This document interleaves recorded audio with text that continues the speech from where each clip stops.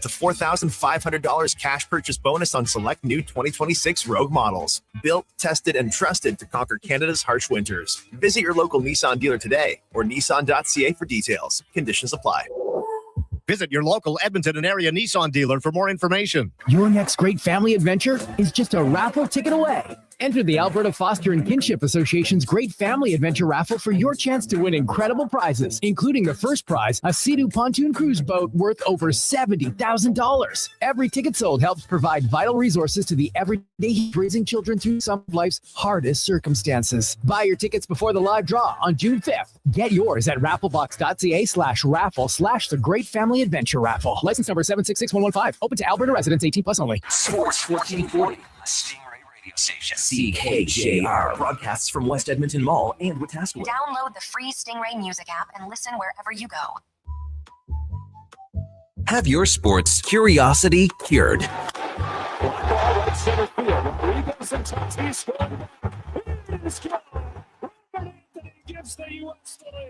veteran of the sports reporting game for over 25 years. They gotta get it off. Throw it. Throw it. Throw it. Did he get it off? Yeah, he did. Oh my gosh. Couple seconds left. So John feeling the pressure of whether or not this rock is shot. So looking to tick it.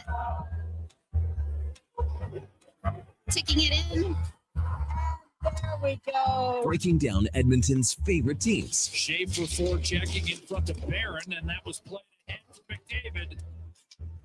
Backus off goal. McDavid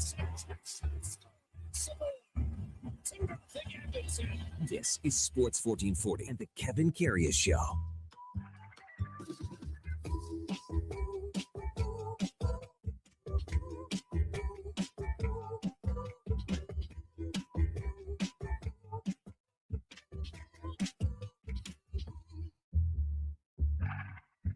All right, here we go for Saul 626, Tuesday, March the 17th, and that means one thing and one thing only. Happy St. Patrick's Day to everybody out there celebrating St. Paddy's Day, the luck of the Irish, the whole bit, the Blarney Stone, a Guinness, green beer if you like, but happy St. Patrick's Day to everyone who's celebrating it today, even if you aren't Irish. It's a great day to have some fellowship and meet some people and maybe have a pint or two.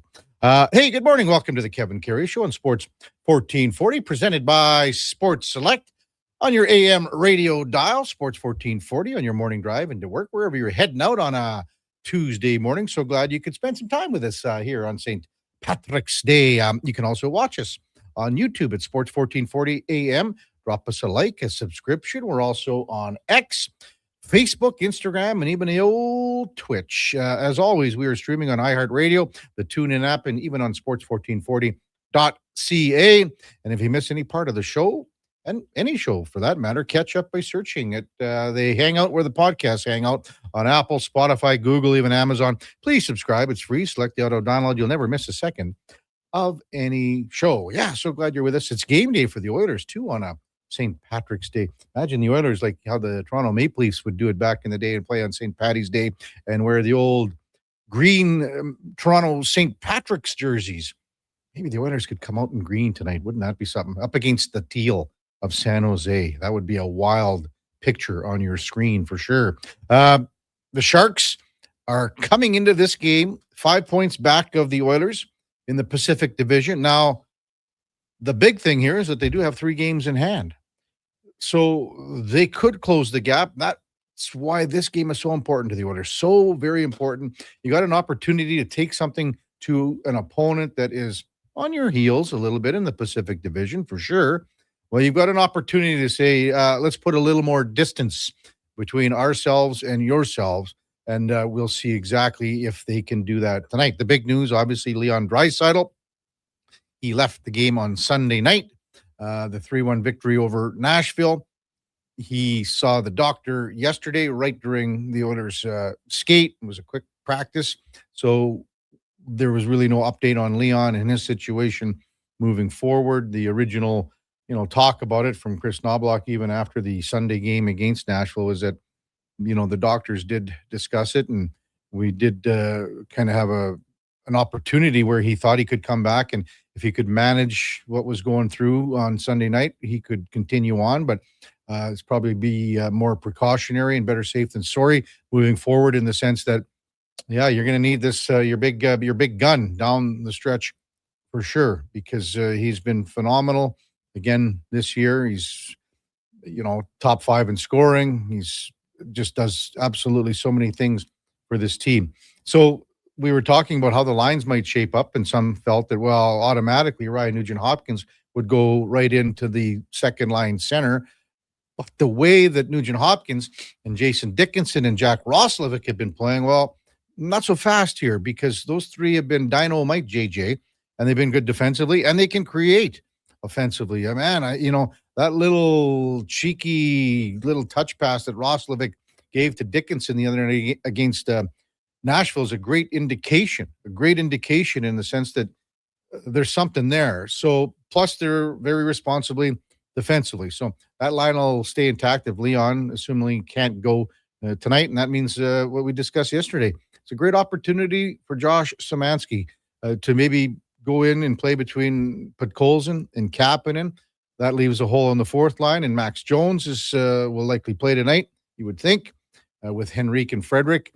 So there's a lot of meat on the bottom 6 here. I mean, everyone knows about Podkolzin and Kapanen, and they can get in on the forecheck.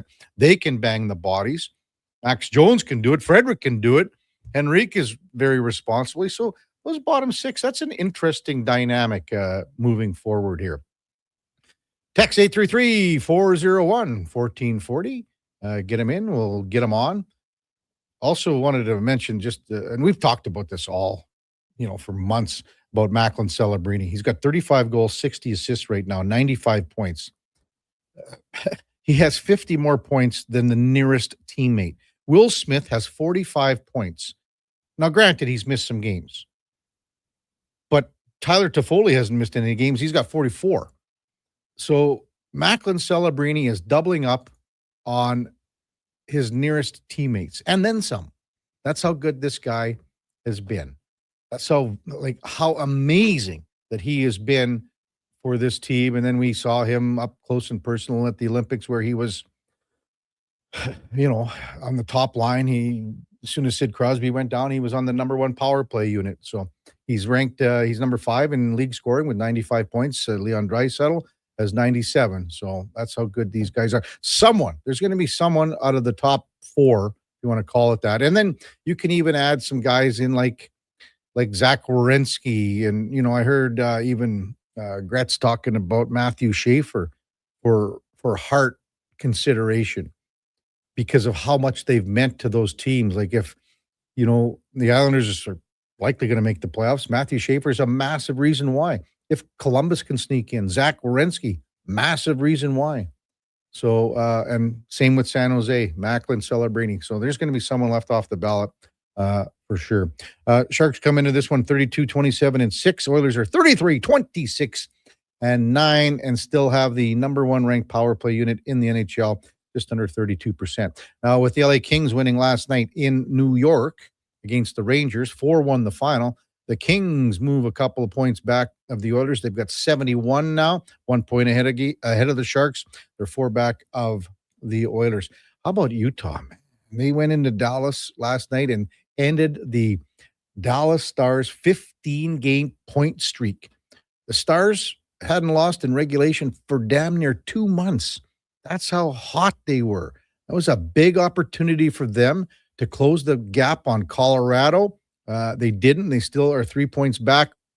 And the Avs also lost last night to the Pittsburgh Penguins in a rout, 7-2 the final. So that gap, still 3 points. Colorado does have a game in hand. A couple of other games. Detroit beats Calgary 5-2, and the New Jersey Devils win 4-3 against Boston in overtime. Hey, it's 7:09 in Edmonton. Let's welcome in the Duke of Delburne on a St. Patrick's Day morning. Now, Duke, are you going to be celebrating? Like, I know you had a hard weekend. Let's pretend you didn't have a hard weekend. Let's just pretend I didn't. And let's pretend St. Patrick's Day was on a Friday. Okay.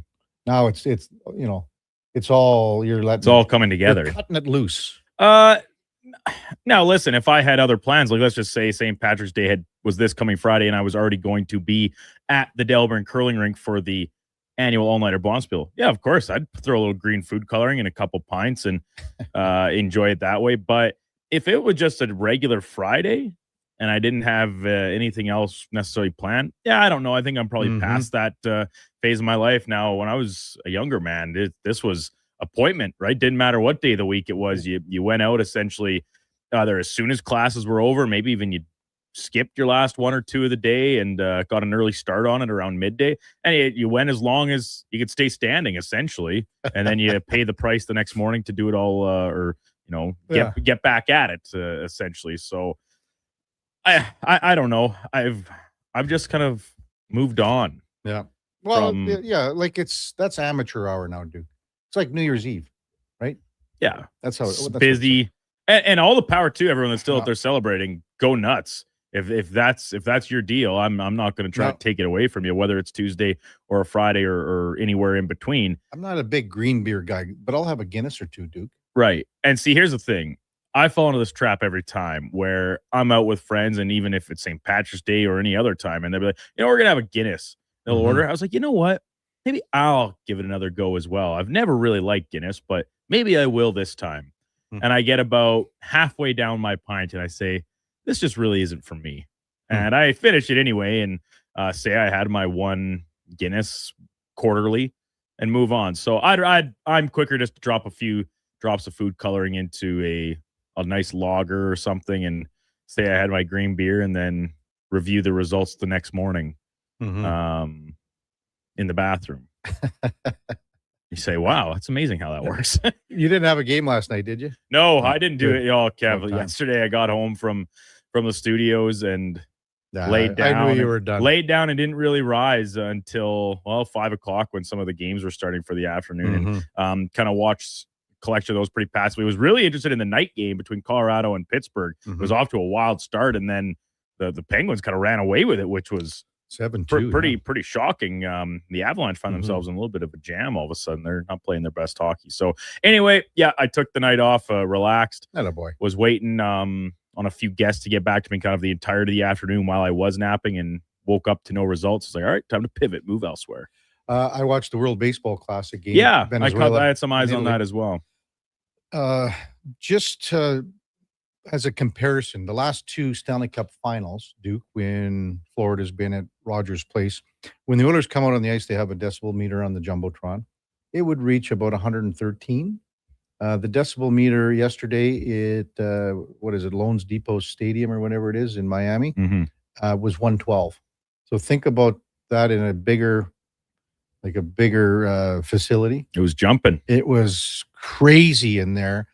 And these are the Venezuelan fans for the most part. So it's going to be wild in there for the World Baseball Classic final tonight. It's a 6 o'clock first pitch. It's the United States and it's Venezuela, and they got a really good team. I mean, they got Ronald Acuna Jr.'s there, a guy that most people are thinking is on the verge of becoming a superstar in the league. Miguel Garcia plays third and everywhere else for the Kansas City Royals. There's so many Kansas City Royals on this team. It's at the World Baseball Classic. I mean, it's pretty neat to see for sure. So I wanted to ask you, Duke, if you knew much about Ireland. I got a couple questions for you. I know the capital city. Well, of course you do that. I know the general story of St. Patrick. Beyond that, you know which holiday? And I don't know. It's sort of a loose term. Which holiday originated in ancient Ireland? Christmas, Halloween, Easter, or the Lighthouse Festival? This is your morning trivia calendar question. We did this for the bakers on Sunday. Okay, for our St. Patrick's Day. I'll go with the Lighthouse Festival. No, it's Halloween. Oh darn! Ireland's national symbol: harp, clover, orange tree, or the rain cloud? Harp, clover, Duke. You got to no. What was the third orange option? Tree or the rain cloud? I'll go with the rain cloud. Harp.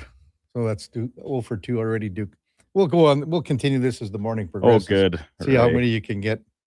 Can't wait. I think I was 12 out of 17, Duke. Oh, you're a real Irish expert. Well, it's my Carry, mother. carry It's with my, an Irish it's my name. motherland, that's what it is, right? Okay. So, not really.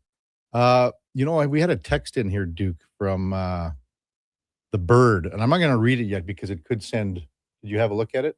This text from the Bird. That could send Oilers Nation off the deep end here this morning. So we're going to wait. I've got. I sent a text back to the Bird and see if we can get a little more information on it. I don't know. This Ranting Rob says, "Hey Kevin, have you seen Irish people try Irish whiskey versus Canadian whiskey?" No, I haven't. But I can tell you that we are going to be talking Irish whiskey a little bit later, Ranting Rob, because for the third straight year, we've got Sean Kincaid from Two Stacks Dark Cloud Brewing coming in to talk a little Irish whiskey on St. Patrick's Day. That'll be in the 10 o'clock hour. So looking forward to that. He's just salt of the earth. He sent me a big thing. I did not know this, Duke. He is out of the last 3 years, the most influential whiskey person in Canada.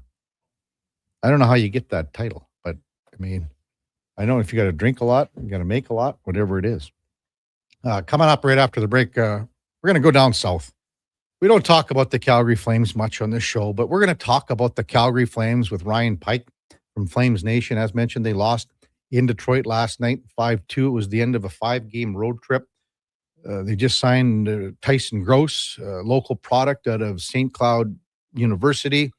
The rebuild is underway. They got a new rink coming. It's got to turn around here in Calgary. Because since 2022, when the Oilers walloped them 4-1 in the Stanley Cup playoffs, it hasn't been a pleasant scene. Mark Spector, Frank Saravalli, our double-barrel shotgun hockey insiders at 8 and 8:20. Lorianne Munzer, Olympic gold medalist at 8:40. Dan Rozanowski, long-time San Jose Sharks play-by-play man, one of the salt of the earth, just a great guy, will be with us at 9:20. As mentioned, Sean Kincaid, the Ulsterman from Dark Cloud Brewing, and Two Stacks.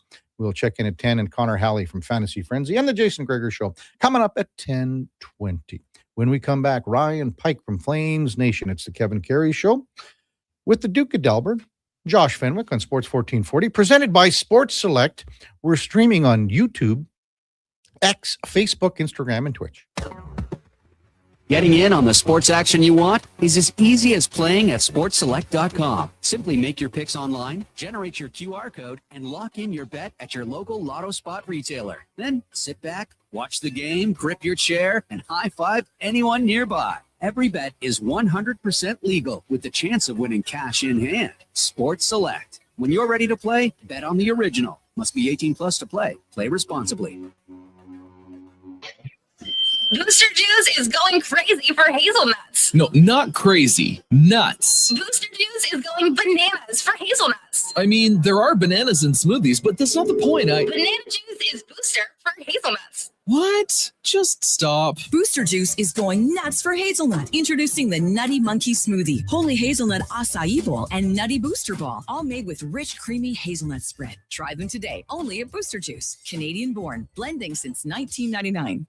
Oil Kings Hockey takes to the ice at Rogers Place for the final regular season game this Sunday. It's the Team Awards game. See who scores the hardware pregame for Rookie of the Year, Most Improved, MVP, and more. With all the family fun Sunday face painting, bouncy castles, and Calmont Kids food combos for $10 or less. Plus a post-game autograph session. Edmonton Oil Kings, Calgary Hitmen. Team Awards game, 4 p.m. Sunday. The final home game this season at Rogers Place before playoff action kicks off, starting at $20 a seat. Save on day of game pricing now at oilkings.ca. Business owners, if rising electricity costs are cutting into your profits, there's a smarter way forward. Right now, federal clean technology tax credits can cover 30 to over 50% of the cost of a commercial solar system, delivering an immediate return on your investment. And in Edmonton and Sturgeon County, the Commercial Clean Energy Improvement Program offers long-term financing for up to 20 years, making solar more affordable than ever.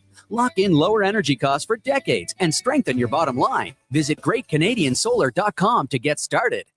Don't let equipment failure stop you cold. At AWS Welding in Nisku, our factory-trained service techs are on hand for all welding equipment repairs. We're a fully warranted center for Miller, Lincoln, and ESAB. And we service all makes and models. Proper, regular service extends the life of your gear and keeps it running at peak capacity. Don't wait for a breakdown. Book your service appointment today at 780-979-0470. AWS Welding. We make it happen. It's summer. It's coming. An unstoppable force that will turn your home into the sweat box. Don't live in a summer blockbuster. Pro Solutions is your one-call solves-it-all expert for AC repairs, tune-ups, and new installations. With fast appointments and flexible financing, we'll make sure your home story has a comfortable ending. AC season is coming soon, so book today. Lock in pre-season pricing today. Visit prosolutionsinc.ca to schedule your service today.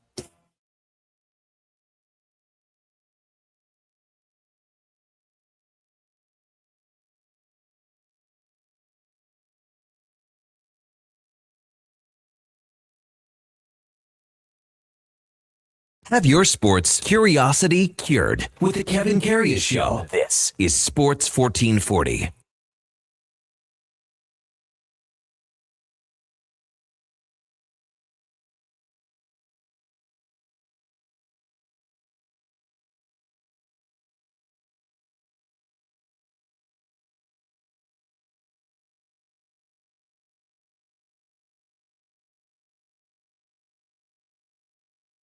All right, welcome back to the big program, 721 in Edmonton. Is that considered an Irish song, Duke? Is that under the Irish I don't umbrella? think so. I thought it was going to be all like St. Patrick's Day songs. Like Sure, we can go more of that We direction. got to I mean, get like The Departed going. do- and, you know, Can you name me like 16 St. Patrick's Day songs? well, just what's the main I've one? I've got a couple on that was planning on mixing. Irish in, Eyes Are to Smiling? to go at every break, I'll be pushed to my limits. I'm going to need some help from the internet. I Does think. your buddy Brian Adams have any Irish? Well, I think he does a cover of Whiskey in a Jar. There you go. You got That's one pretty for s- next pretty one. slow You got to track. get that one from The Departed. All right. Time now for the Puck Report, brought to you by Fountain Tire. At Fountain Tire, we can meet all your car needs and even more. With our digital vehicle report, we just don't tell you what your car needs. We show you. Book your appointment at fountaintire.com today as we welcome back Ryan Pike from Flames Nation. Good morning, Ryan. You're with Kevin Karius. Thanks for jumping on Sports 1440 this morning. Really appreciate it. You're welcome. Thanks for having me. And happy St. Patrick's Day. I don't know, is Pike, is that any Irish in you or what? I think on one side of my family, on that side, it's actually like Irish nobility, and the other side is English pirates. So it balances out nicely. Oh, hey, and everyone wants to be a pirate, don't they? I mean, so they don't have to pay for stuff, sure, but the scrutiny from law enforcement probably less so.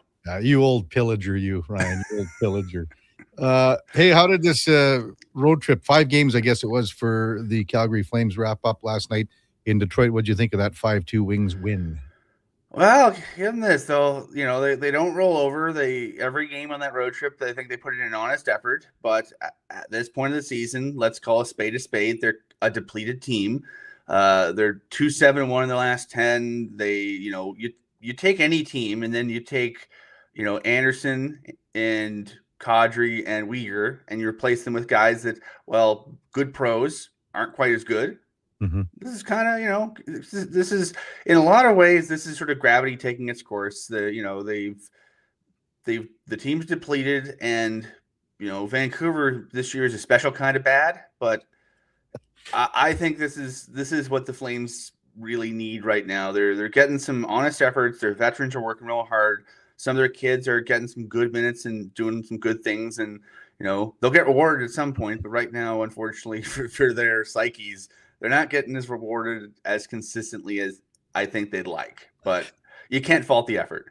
Yeah. Is that one of those things what Craig Connery was doing, you think, at the deadline, Ryan, in the sense of trying to have that balance and walk that line? You mentioned all the guys shipped out, but you still have to have some guys there to still establish and create that identity and what you want to have moving forward. 100%. I mean, if you look at the trades they made, you lose Rasmus Anderson. That's a big blow. You gain Zach Whitecloud, who's, well, not quite as good as Anderson offensively, I don't think. very good pro. Really has found a great fit in the community and in the locker room very quickly. Same kind of thing. You lose Mackenzie Weegar, you get back Oli Mata. Oli Mata, he's been occasionally a healthy scratch this year, but he's also an Olympian and a good pro. You lose Nazem Kadri, and then in another trade, you gain Ryan Strome. Again, Ryan Strome, is he quite the offensive player that Kadri is?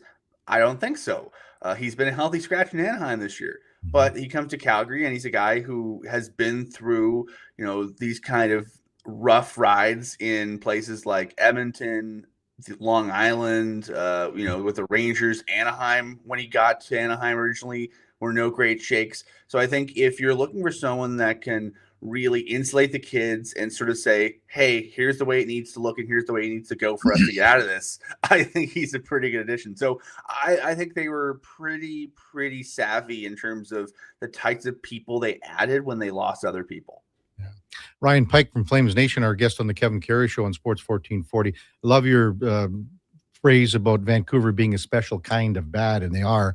But with the NHL draft lottery, as everyone knows, Calgary's going to be in 2 or 3, depending what happens between them and Chicago. What's the pressing need, do you think? Because, they would obviously like that number 1 pick, and most people think it's going to be Gavin McKenna. What are your thoughts there, Ryan? Well, they need elite skill. If you look at the roster right now and you look down the prospect list, I mean, Dustin Wolf's a special goaltender, so I think they feel very comfortable in that. They're really big fans of Zane Parekh. I know he hasn't had the type of rookie year that a lot of players have had, but he's also, 19 years old and he's learning. And I think this year you're, potentially going to look back at it in 3, 4, 5 years and go, okay, that was a good year because you figured out a lot of things about him. You learned some things and then you fixed the things that needed fixing. So it's not exactly a banner year, but I think it's a productive year.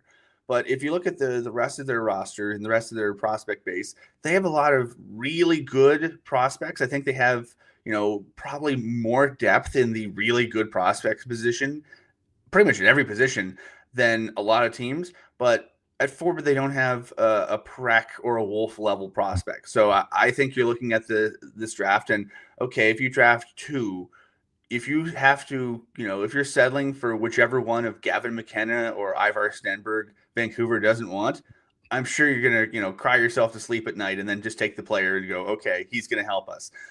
So I think they'd love to have one of those 2 forwards. I also think Keaton Verhoff from North Dakota, they have his roommate at the World Juniors and one of his teammates in North Dakota is Flames prospect Cole Regini.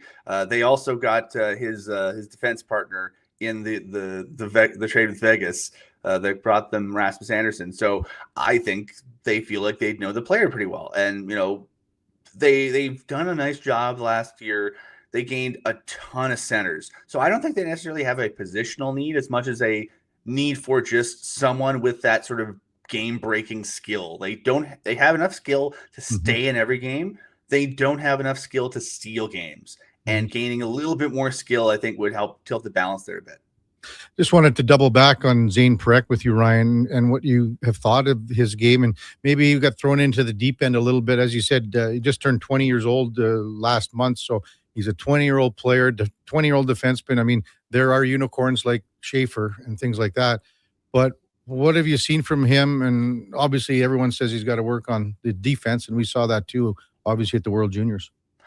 Yeah, and I'd say in terms of the big comparable that sticks out to my mind, in terms of physical stature, I'd sort of point to someone like Johnny Gaudreau, where Gaudreau is a skinny kid. Like, he was small and he was skinny, but he had sort of like one of his great elite attributes was his awareness and ability just to never get hit.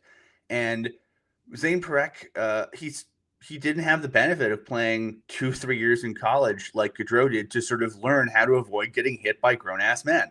And so as a result, there's been some nights like he missed some time off a hit from Nick Foligno against Chicago back in November. Wasn't a dirty hit. It was just a solid hit. And I think he learned in that moment, okay, don't do that again.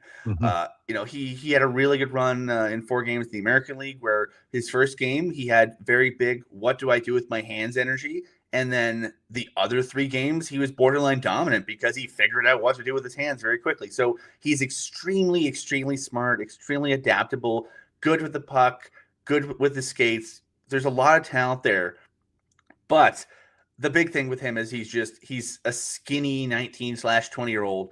And so it feels like a kid that he's going to go off.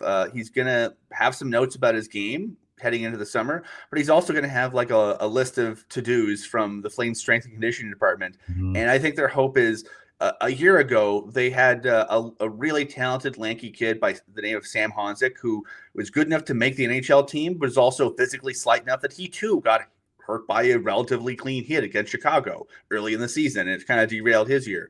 But he also went off in the offseason and gained 15 pounds of muscle and made the team again. And before he got hurt in November on kind of a fluke hit with Michael Backlund in the middle of the ice, pay attention on the ice, everyone involved, because fluke things happen and hockey's weird. Honzik was one of their better players, and he was on track. He basically had carved out a spot for him as an NHL regular as a 21-year-old. So I don't think there's a lot of precedence if you look at how they handle things with Honzik in terms of both physically and in terms of game details, going, okay, we don't need to change everything about you. We just need to send you to the gym and a buffet for a few weeks and add a little bit of bulk to you so that if you get hit, you can take the physical contact a bit more. Ryan Pike from Flames Nation, our guest on the Kevin Karius Show on Sports 1440. What do you make of the signing of local product Tyson Grossa to St. Cloud? This is a guy that plays both ends of the rink, and he's a 23-year-old player. So, what do you think his future here is with the Flames moving forward? Oh my goodness! I think first of all, it's kind of fun just because kid who grew up, cheering for the team. His dad works in marketing and partnerships for the team. It's such a fun story. But also, if you look at kind of his attributes, he exploded this year offensively. He had good details before, but the puck just started going in for him a ton this year. He just got named yesterday his conference's defensive forward of the year. He was the runner-up for forward of the year, first team all-star candidate for his conference's player of the year, top 15 in NCAA scoring nationwide. He's just a really good player. And, he's sometimes things click for you as a pro and sometimes they don't. But if you look on paper, if you're going to roll the dice on a college player, this is the guy to roll the dice on in terms of his familiarity with the city, with the team, with what the Flames want to do. And, I think he really fits a lot of things they want to go do moving forward. He fills an age group gap. And I think he potentially could be a really nice compliment, giving his 200-foot bona fides to guys like Rezhny, guys like Cullen Potter, things like that. So I think, you look at him and you go, okay, if you spend a training camp or two or a season or two with Michael Backlund sort of teaching this guy the ropes of two-way hockey, maybe there's something good there. So I think there's a lot of potential in him, and I think it's kind of a slam dunk of a signing. It's funny because he's captain at St. Cloud too, and you look at his defensive, and he gets the Defensive Player of the Year award. He's putting up decent points. I'm almost thinking, are they wondering, hey, we might have our Michael Backlund in the future here? Oh goodness, they would love to have as many Backlunds as possible. I mean, he's gonna hit, he's gonna surpass Jerome McGinley's games played record for the franchise next year. But he's also a guy who's much like Ryan Nugent-Hopkins up where you guys are. There's a few players that just can cover up a lot of holes in your team's game just by being so good defensively that allows your team to do a lot of other things and not have to worry about their end of the ice when they're on the ice. And Backlund's one of them, and he's been so good for the better part of the last decade or so. And if they could clone him, they would. I've imagined that Saddle No Way, they're banging their heads against the wall trying to perfect cloning technology because Backlund's coincidentally today's his birthday. He's 37 today.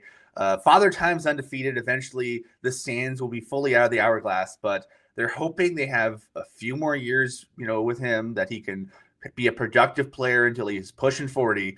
And then by that point, they have another person to sort of take the mantle because he's been so good for them, and he helps them in so many different ways. Ryan Pike with us on Sports 1440.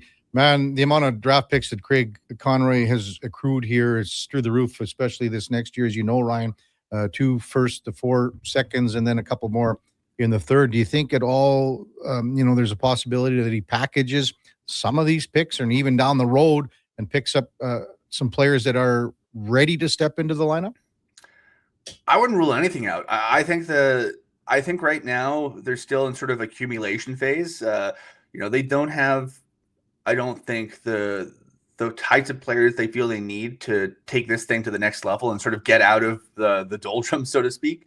Mm-hmm. And I think for their perspective, 8 picks in the first 3 rounds with the number of picks they've made might be too many. Like can you develop that many? You expect to hit home runs with your early picks. Can you develop in your system that many good players in that kind of a cohort? Probably not.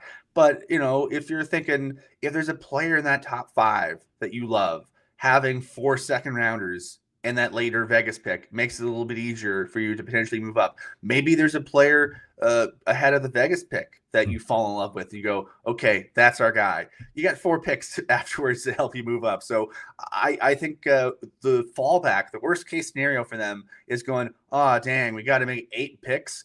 Okay, I guess we'll settle for 8 picks then. But I think they also look at the things they could be doing, and you could use it to upgrade one of your roster spots. You could use it to move up in the draft. There's a lot of things they could do, and I think they really are excited for the flexibility it gives them. How excited was Calgary yesterday with the joint announcement with Edmonton and Calgary going to be hosting the World Cup in 28? What was the feeling down there, Ryan?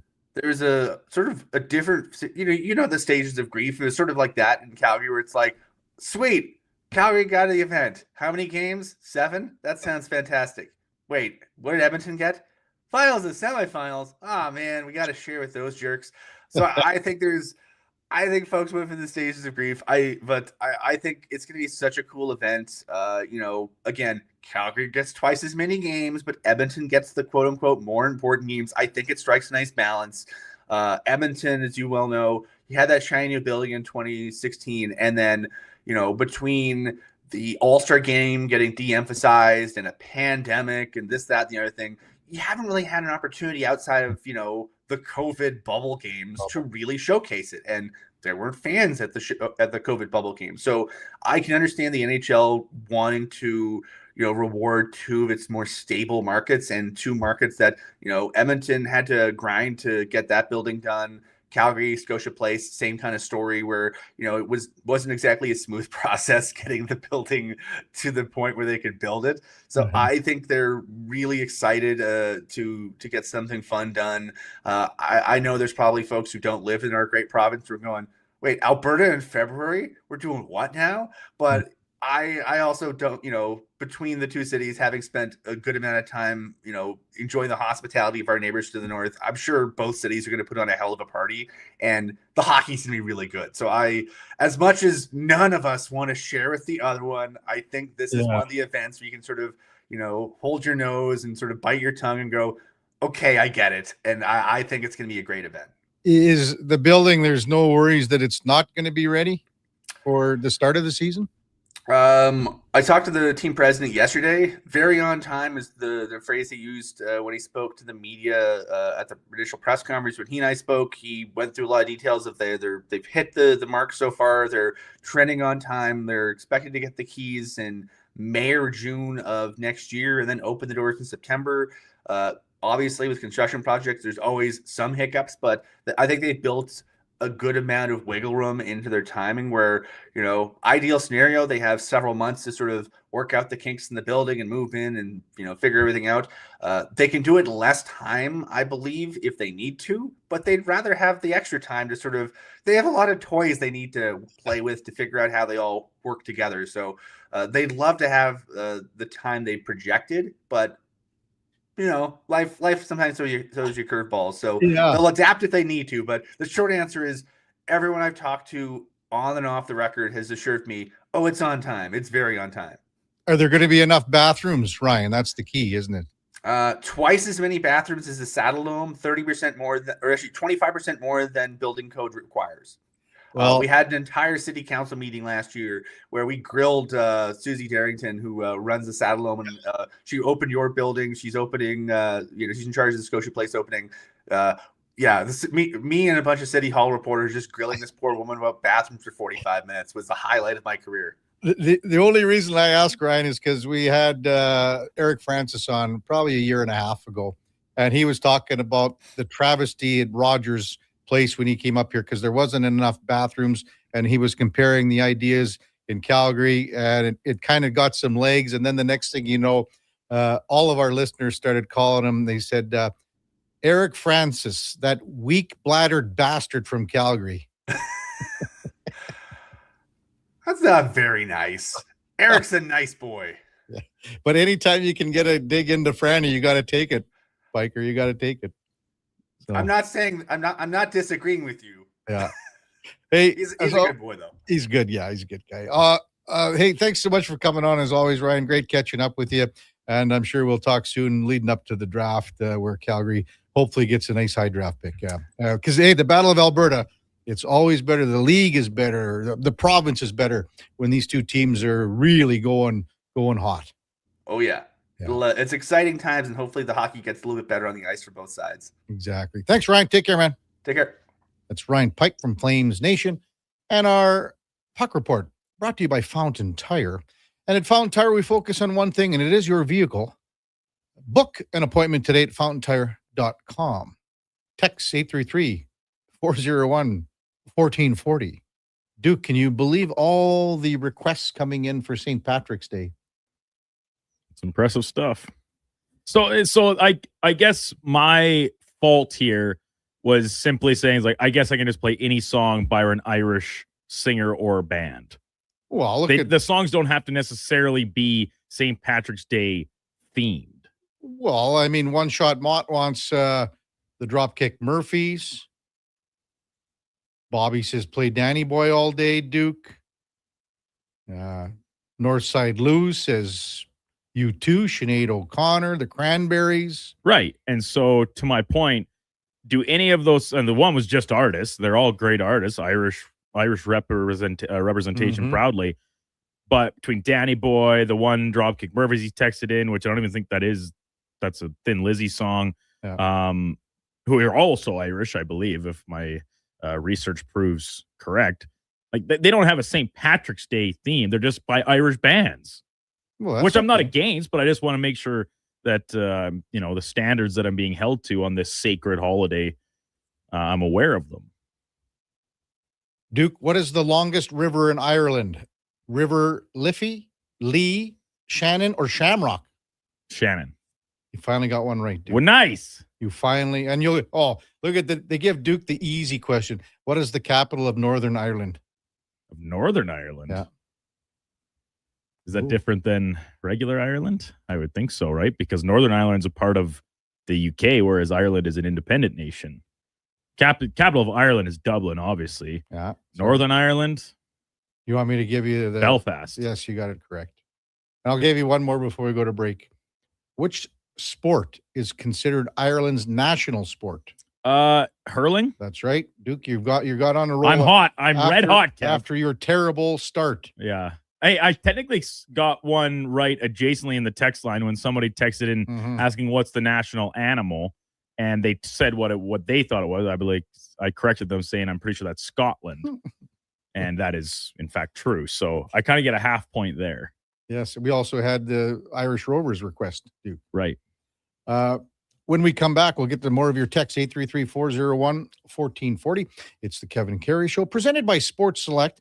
On Sports 1440 AM radio, we are streaming on YouTube, X, Facebook, Instagram, and Twitch. At GS Construction, every winter plan becomes a spring project. Every repaired line and every improved system is how we build the next chapter of Edmonton's infrastructure. And we can't do that without the best and the brightest in the field. That's why right now, GS Construction is looking to hire experienced top men, pipe layers, and operators who can step in and hit the ground running. With a people-first mentality, career growth, and comprehensive benefits, why would you want to work anywhere else? To apply, visit gsconstruction.ca.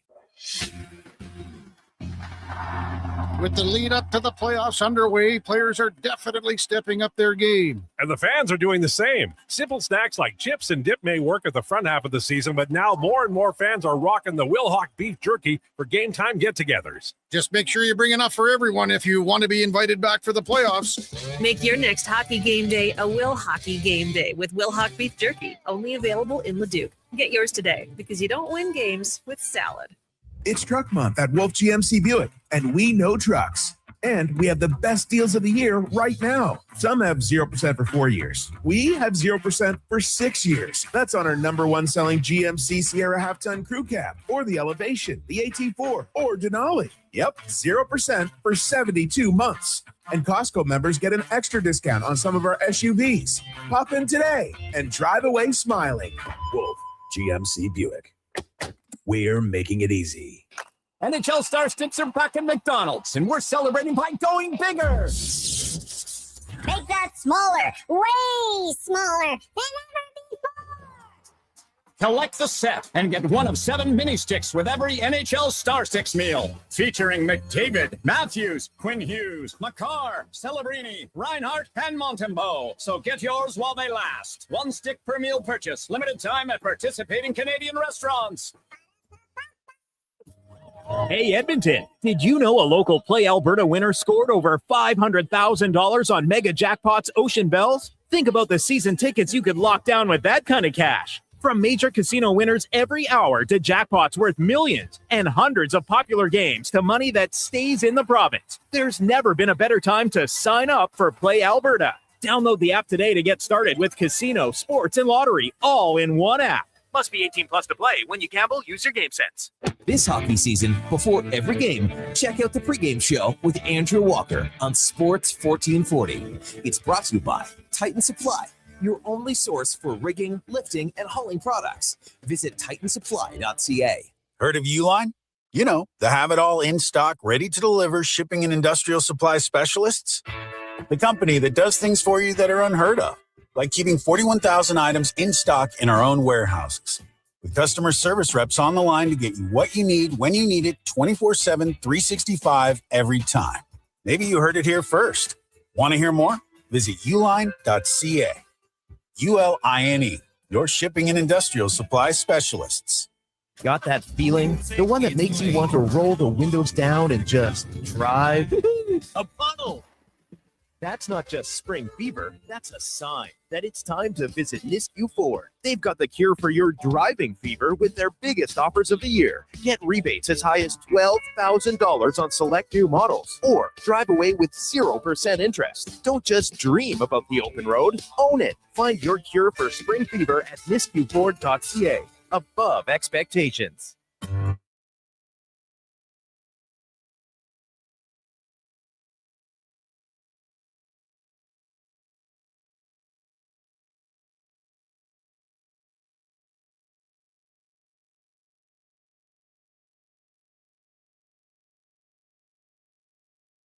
You're listening to Sports 1440 and watch us on YouTube, Facebook, and X. Sports 24/7. We are Sports 1440.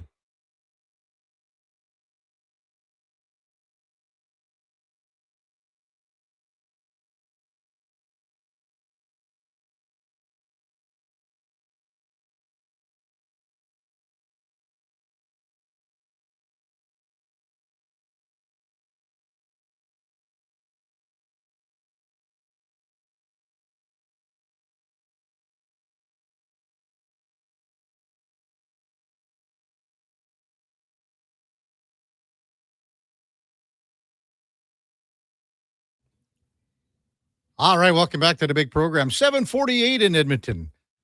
Look at this. Duke just on the fly, taking care of business. Finds his Bryan Adams 7-second break song. It's got a little Irish kick to it, Duke. Sure it does. Every list I looked up had Whiskey in the Jar as an Irish song. That's just Bryan Adams' cover of it, obviously, as opposed to an Irish singer. You never cease to impress me, Duke, with your just never endless love for Bryan Adams. Well, got to respect one of the GOATs. Captain Tractor. IMAC wants Captain Tractor, baby. Why wouldn't we? Husks text in, KK, I've got a bass that was bought from the bass player in the Irish Rovers many years ago. Won't hear their name much anymore. Great tunes. Well, I mean, their most famous song is probably the Green Alligators, Long Neck Geese. Maybe Grandma got run over by a reindeer. Christmas, for sure. Have to give Jay and Victoria a massive shout out. Jay was served our country for 28 or 29 years, I think. Jay is correct. Yes, it's St. Paddy's Day, but it's also the PPCLI Regimental Day. The one day the Irish drink like the Patricius. Happy Regimental Days, boys, from Jay and Victoria.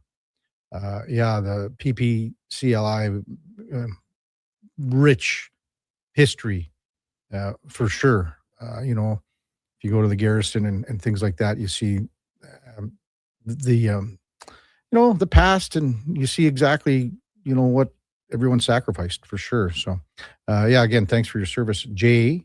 And we're working on getting Jay to be one of the warriors down at Rogers when they introduce a member of the military halfway through the first period. So hopefully that can happen, and Jay will come out for that. Text 833-401-1440. Now, normally we never ever talk about texts like this or air them. But sometimes, you go, and I did a few texts back with the Bird here, and Bird was saying that his wife's best friend was getting imaging done yesterday, and said she held the door open for a guy hobbling in, and it was Leon Draisaitl. So he said, kind of worried the whole bit, and he said, didn't know it was a private health clinic. The friend was adamant that it was him, and they even named their boy after Leon. So that was done right around the Oilers practice, so kind of like 10, 11 in the morning, probably.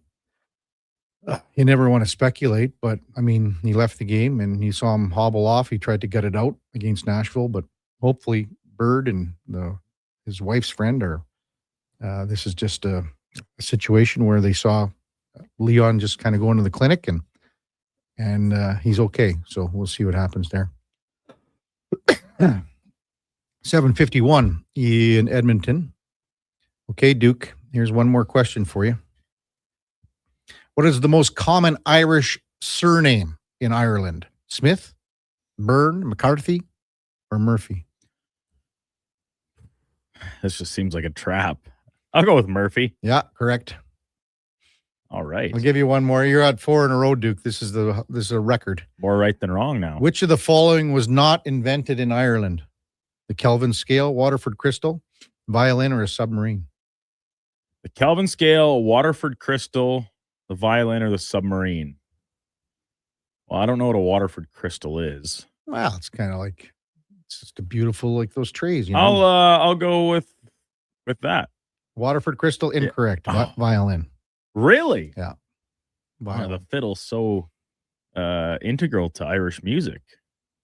Yeah. To the folk.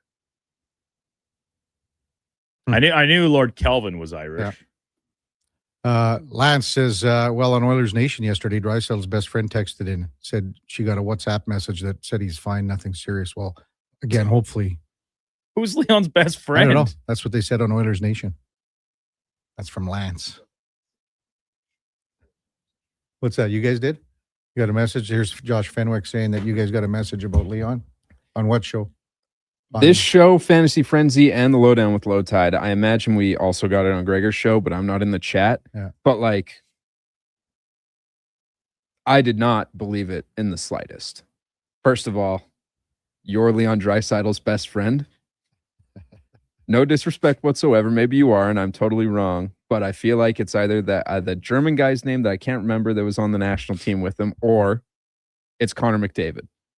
Connor texted in, eh? Oh, wow. Oh, wow. All right. Connor McDavid, avid listener to the program. But I was like, no, I don't believe this in the slightest. So there's no point in talking about it. I was hemming and hawing about reading the Birds text because, again, you can speculate and man, oh man, we're going to get into Draeger conversation here and doctors looking at this and then looking at that, then that's the last thing that we want to do on this show and speculate. It should be factual and things like that. But I sent quite a few back to the Birdman here, and again, hopefully it's just a short time that Leon is out. I'm sure we'll hear more today, but they're going to be very ambiguous with it no matter what, because they will be not saying too much.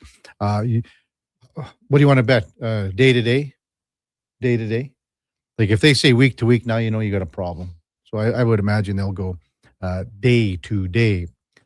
Coming up on the big program, we got a busy, as always on Tuesdays, it's a busy 8 o'clock hour. Mark Spector from Rogers Sportsnet, Frank Saravalli from Frankly Hockey and Victory Plus TV, and then Lori-Ann Munzer, Olympic gold medalist at 8:40. Dan Rozanowski, the great San Jose Sharks play-by-play man at 9:20. Sean Kincaid from Dark Cloud Brewing. The Ulsterman will be in at 10 o'clock. We'll do a little sampling on St. Patrick's Day. And Connor Halley from Fantasy Frenzy. And the Jason Greger Show coming up at 10:20. Before all of that, time now for a Sports 1440 update brought to you by Sean Cunningham of Remax Real Estate. Get the home team advantage for your next move in the Edmonton area. If you are thinking about buying or selling a home, call or text Sean directly at 780-265-0165. Here is the Duke. This is a Sports 1440 update.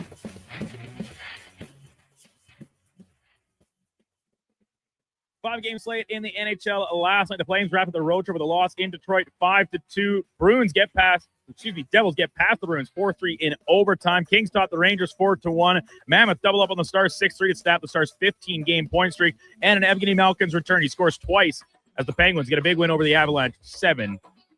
In the association, 8 games total, including Canadian Nikhil Alexander-Walker put up 41 points, and the Hawks 124-112 win over Orlando. Golden State gets past Washington 125-117. The Celtics beat Phoenix 120-112.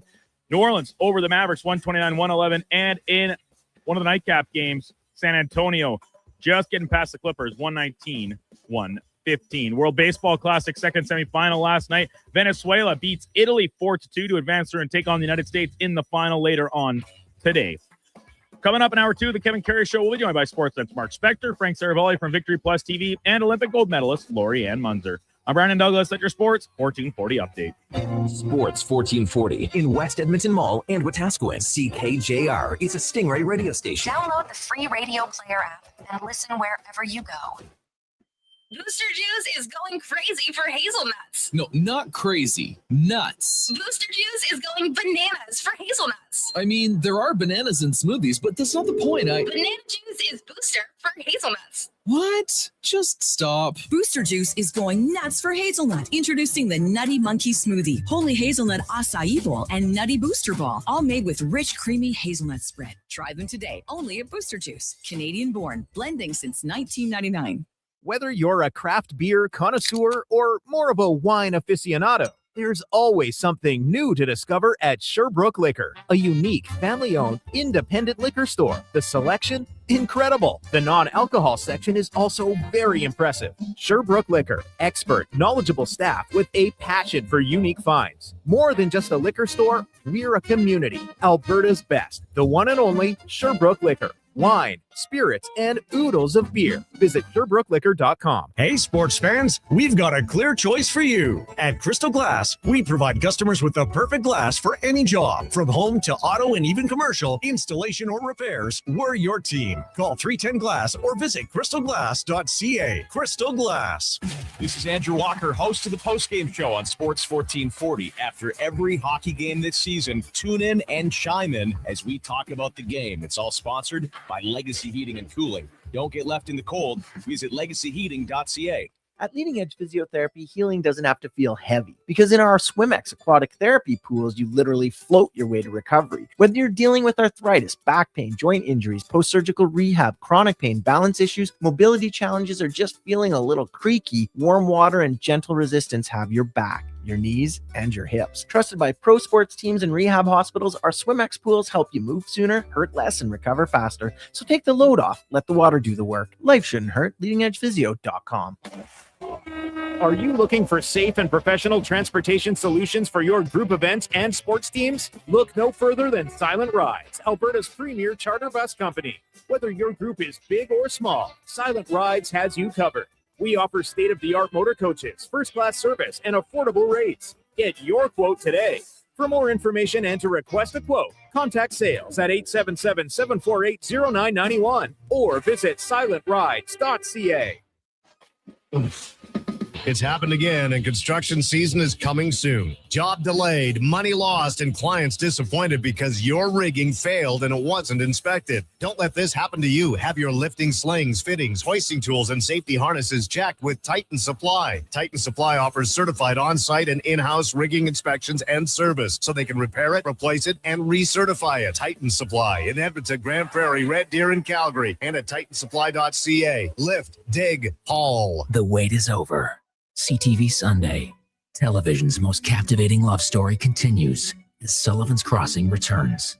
And as a new season begins, the road ahead takes an unexpected turn. Would have thought you'd have mentioned being married before. A lot's changed since then. Morgan Cohan and Chad Michael Murray in the drama that asks, is true love enough? A new season of Sullivan's Crossing starts Sunday at 8 exclusively on CTV. Stream next day on Crave.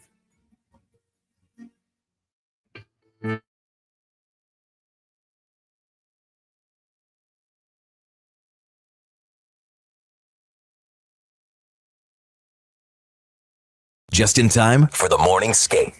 This is the Kevin Karius Show on Sports 1440.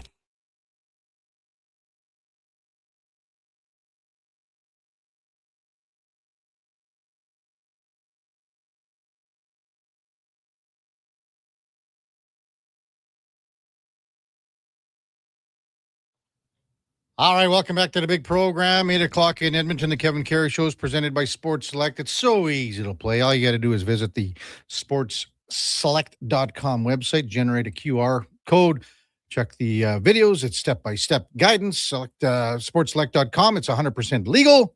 You got to be 18 plus. Please play responsibly. Time now for On the Mark. Brought to you by Northgate Chevrolet Buick GMC. Spring is coming and so are the Corvettes. Come see the vets inside Northgate's showroom and get 0% financing. See more at northgategm.com. As we welcome in Mark Spector from Rogers Sportsnet. Good morning, Spec. What's going on, man? How are you? Happy St. Paddy's Day. Now, are you do you celebrate St. Paddy's Day, Spec, or are those days long gone? I know. I kind of live by your line, Kev, that there's just too many amateurs out there in a day like today. Too many amateurs. Well, you know what? If you go out early and pack it in early, I think you're okay. Yeah, you know, I am. I'll celebrate with a pint, especially if it's often it's a nice spring day. Yeah, so it's gonna be nice today. You know, for instance, like I got a little dog park near me here, and right near that little dog park is a nice little craft joint called Arcadia. You know, that Manchester. You went there, Spec. Don't you remember? Yeah, you went there. That's right. Yeah, in fact, who paid the tab? Well, I can't remember that. Yeah, well, I do. Anyhow, like I'll stop in for a pint, not a green pint, just a pint. Yeah. I don't need it doesn't need to be green. No, for sure. It doesn't We need got a game tonight, so I'm not gonna have like 3. 10. But yeah, 10. 10. I don't do 10 beer anymore. I switched to something else by then, buddy. Well, but okay, after what, 3 or 4 you switched to wine or what? That's something. Yeah, I don't know. I don't have 8 draft in me the way a guy once did. But I got to read you something that the Ulsterman, Sean Kincaid, sent me yesterday. Oh, the Ulsterman, okay. Because he's coming in at 10 o'clock. He said he's just talking about, what things we're going to talk about, blah, blah, blah. He goes, I'm also bringing in a writer's tears just for Spec to get him jealous. There you go. See? Fine Irish whiskey right there. There you go. Hey, before we talk about World Cup and all that, because that's something I wanted to discuss. Now, so Leon Draisaitl, you heard what Knobloch said yesterday. What are you thinking here? I mean, they're not going to say anything at all again at this time of the year. Well, they never do anyway. I mean, I think today after his examination, you might get, on one hand, you might get an actual, we think he'll miss a week. But on the other hand, when they say that, is it worth anything? Yeah. Does a week not often turn into 2 or 3? So I'm with you. I'm the most skeptical guy around when it comes to injuries, but I think he did get examined yesterday. Knobloch will have to give us some version of a story today. I'm not calling him a liar, don't get me wrong, but it's usually above the coach's head in these organizations. People should know that. This is a precedent set generally by general managers who tell their coach, here's our approach to injuries. Either we'll let the people in a little bit or we won't let them in at all, or some organizations will say we'll outright lie. So it's usually the coach is just delivering the message more than, formulating it. And I like the fact, and we discussed it yesterday, to keep, Dickinson and Nugent Hopkins and Roslovic together. Throw Szymanski in between those two brutes and Kapanen and Podkolzin. And that it's got a great opportunity here for Szymanski. Exactly. Like this is the old hockey cliche about everybody having one guy doesn't fill Leon's minutes and it takes everybody and all that. But the offshoot of any injury, and the better the player, the more this is true. The offshoot is there's always some guy that gets a little more opportunity, and we learn about him. Szymanski's going to play more. Okay, let's see how he does. Right, let's figure it out. Maybe he impresses us all, and when Leon comes back, you're like, man, I don't want to move Szymanski out of that spot. Let's see how Dickinson does if he's asked to. He said yesterday, I'm not going to abandon my defensive game, but we're going to need a goal here and there, and if I can help, I'll help. So, let's see if Savoy can. There's a little more pressure now on Savoy, right? So let's see how he handles it on that line. And sometimes you come out of these injuries and I'm not saying you're happy they happened, but you're happy with what you're left with when Leon comes back. Well, here's the other thing too, Spec, and we were discussing the bottom six now. And, Max Jones, when he's come in here, he's banged some bodies. He's gotten in on the forecheck and he's taken care of what he needs to do to be successful.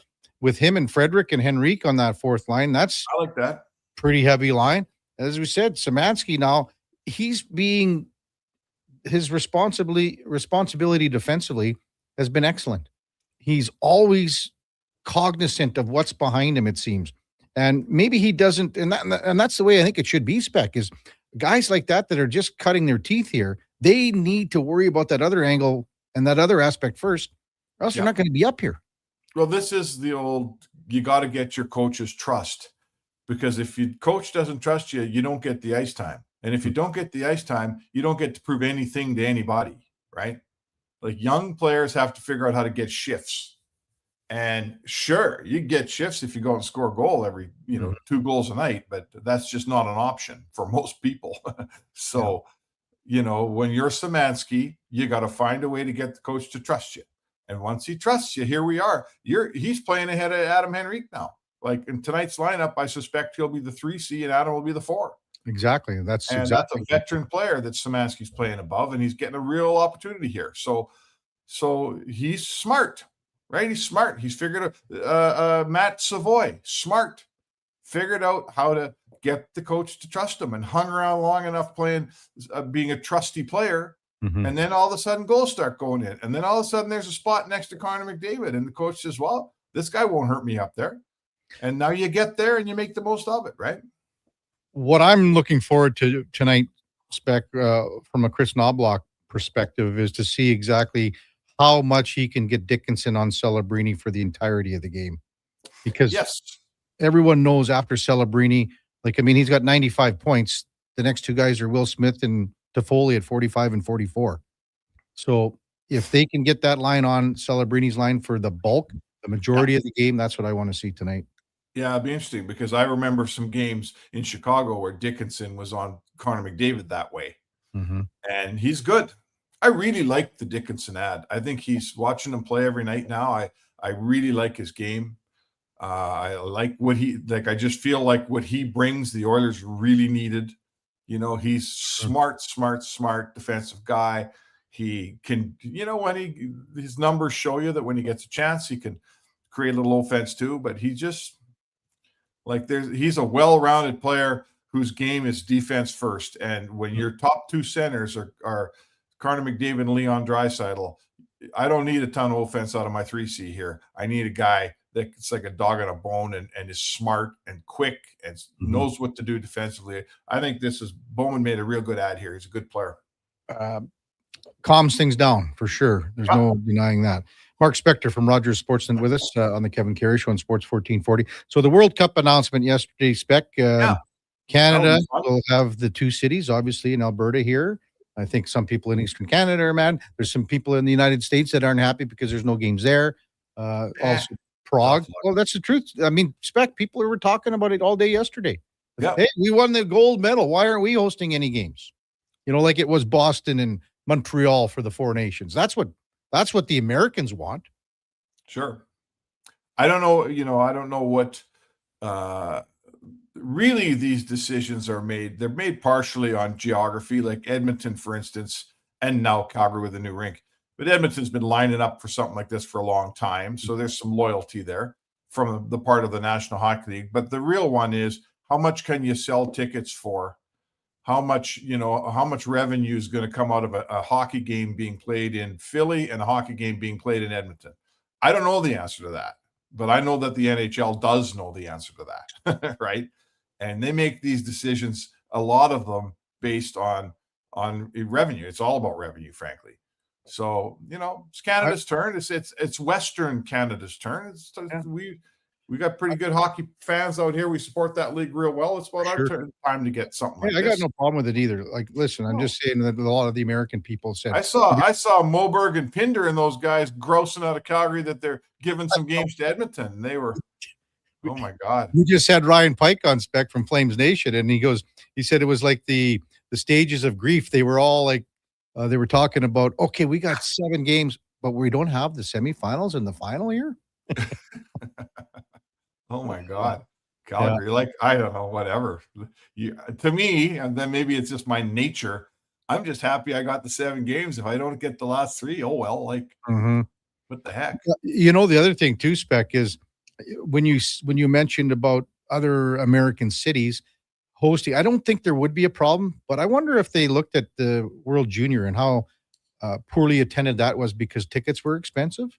Yeah, I don't think it would come into play here, but that just kind of crept into my mind about that. So, hey, what's a more sure thing that you're going to pay top dollar and sell out?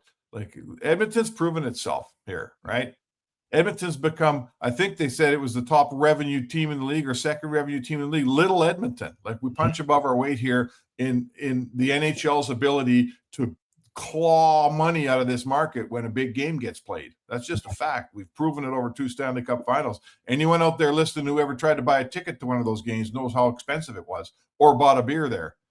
And the take those nights is massively, massively giant, bigger than in most cities. So Edmonton deserves this thing. And so does Calgary. Gets a new rink. Let's break that new rink into the World Cup. I think it's going to be awesome. There's going to be 4 countries that go to Prague to start this off that are going to have a whole bunch more travel than the teams that are staying in Calgary. Yeah, that's true. Sure it is. It's going to be massive. So I'm expecting, would you not expect that Canada and US would be in the same pool over here? Yes. Well, certainly Canada is. Yeah, I would. There's no way they're sending Americans over all the way to Czechia and back. They'll want European teams there because they'll want European fans there. Yes. So obviously the Czechs are there. I'll bet you the Swedes and Finns are there, right? I'll tell you who won't be there. I'd be darn surprised if they put Russia there. Well, what if something happens here in the next year and a half or so? Well, I mean, if the war stops in Ukraine and they include Russia, that's a separate topic. But if you do, I guess if I'm running it and I have Russia in my tournament, I think the security issues would be a lot less if Russia's playing in Canada than if they're playing in the States. There will be people there who will not be happy to see Russia in an international competition. I'm not telling you they're right or they're wrong. I'm just telling you what the facts are. And if I'm running a huge event and I have a choice to place my Russian team in Europe, which isn't far from Ukraine, or in Canada, which is, I know where I'm putting them. That's fair. So you're saying Russia isn't going to be in this then if this war continues? Obviously, that's where the stance is. Well, my understanding that what I heard yesterday was the 8th spot is being tentatively held for either Slovakia or Russia. And I feel it sounds to me like, listen, there's people out there, and I'm not sure the NHL isn't putting them up to it, who are already saying, hey, get Russia in this thing. We need the Russian players. And I know some of our listeners agree with that, but I guess I'd just say to you, to me, you got to show respect for the rest of the hockey world. Like, Europeans are under constant threat by Russia. That's how they feel. If you live in Latvia, right? If you live in Latvia, the people in Latvia, which is a solid, honest hockey nation that served us well, and they're one of our hockey brothers, so is Finland. They're telling you right now that if the world just lets Russia do what they're doing, they're going to be next. They live under a cloak of fear that this Russian regime is going to, Ukraine's first, and Latvia's second, and Finland's third, and Poland's fourth. So my point is, I think you got to show respect to your European hockey brothers and say, hey, if you guys don't want them in, then we won't have them in. We've already heard, Kev, that Sweden, Finland, and the Czechs have told the NHL they're not coming if Russia's in this thing. Now, I'd like to see that backed up. I'd like to hear the federation say that, not just hockey reporters. Mm-hmm. But that, I think that's pretty meaningful, don't you think? Well, Spec, we get texts here as soon as this was brought up yesterday. Tons of texts came in, and they're coming in already this morning. What about the United States here? What they're doing right now? Absolutely. I have no answer. There's, in my mind, you can't kick Russia out and say, but the States is fine. I agree with that. If we're punishing aggressive countries that are taking over other countries, and I think that's fair. It's hard to, obviously the war in Ukraine has been more costly than the stuff the U.S. has done so far, but nonetheless, that's a fair argument, Kevin. It is a fair argument, and I remember what old Trumper said, like the day that he got in, I'll end this war tomorrow in Ukraine. Yeah, well, that's that's what a buffoon he is. Well, and I think, Kev, that like us, we're so lucky in the West. Mm-hmm. All of these wars, First World War, Second World War, being near Russia, they all happen so far away from us. We see them on television and on film. Our grandparents came home and told us the story, the horrible stories, and we honor them on November 11th, and we damn well should. Mm-hmm. But we never had our buildings bombed, and we never had our streets bombed. I sometimes feel like the people in Europe who have lived through this for generations here, they have a little bit different take on these things than we do. Sometimes, especially as we get into the 2000s here, sometimes war just becomes something you watch on TV for us, and it's not for them. Like, it's awfully real if you live over there. It's changed so much, Spec. It's changed because of the immediacy of TV. Like, remember in Iraq in the 90s, like, holy smokes, everyone would see those missiles go live on TV. Yeah. We were like, this is, and now everyone, because you see it all the time for the last 3 decades. So right, and your child at home who doesn't even have to watch that on TV if they don't want, is not affected by that. But your child, if you live in one of those countries where they're flying over your roof, you're never the same after you live through one of those. When you got the sirens going and everything. Oh my God, I couldn't imagine, because I'm a privileged Edmontonian and Canadian who's never had to do it. Right, our guys so privileged here. Yeah, our guys, gals just go over there. That's right. Yeah. Hey, Spec, great stuff. I gotta read this, and I can't believe that this is modern technology. My buddy, the J Dog, Jason Beulah, he says he just jumped into the dentist chair. Now, at this dentist, it's my buddy Ushko, who's a great dentist. He does the Oilers guys too. Okay. He's got the hearing stuff instead of the TV that you watch in the chair. Yeah. He's got the hearing, the buds in the ear tuned into 1440 Spec. Oh, that's so. Let's have a poll question. What's worse, the root canal, or listening to you and I? You. Oh, that is great. Good stuff. Hey, Spec, we'll see you down at the rink later tonight, pal. All right, thanks, Kev. Mark Spector from Rogers Sportsnet on the mark, powered by Northgate Chevrolet Buick GMC. This truck's for you. When we come back, Frank Saravalli from Victory Plus TV. It's the Kevin Karius Show on Sports 1440 AM radio, presented by Sports Select. We're streaming on YouTube, X, Facebook, Instagram, and Twitch. Getting in on the sports action you want is as easy as playing at sportselect.com. Simply make your picks online, generate your QR code, and lock in your bet at your local Lotto Spot retailer. Then sit back, watch the game, grip your chair, and high-five anyone nearby. Every bet is 100% legal with the chance of winning cash in hand. Sports Select. When you're ready to play, bet on the original. Must be 18 plus to play. Play responsibly. Oil Kings Hockey takes to the ice at Rogers Place for the final regular season game this Sunday. It's the Team Awards game. See who scores the hardware pregame for Rookie of the Year, Most Improved, MVP, and more. With all the family fun Sunday face painting, bouncy castles, and Calmont Kids food combos for $10 or less. Plus a post-game autograph session. Edmonton Oil Kings, Calgary Hitmen. Team Awards game, 4 p.m. Sunday. The final home game this season at Rogers Place before playoff action kicks off, starting at $20 a seat. Save on day of game pricing now at oilkings.ca. Need a new ride for road trips, errands, or just life on the go? Go Auto offers a massive selection with over 15,000 new and used vehicles to choose from. With over 70 locations across Western Canada, finding your next ride has never been easier. Whether it's a roomy SUV for the family, a sleek car for the open road, or a rugged truck for your weekend adventures, you'll find it here at a price you'll love. Explore thousands of vehicles today at goauto.ca. You wanted local sports on weekends. Saturday mornings at 9, check out the Saturday Sports Setup, where we'll tee up what's happening on the weekend sports scene. Tune in Saturday morning at 9 on Sports 1440.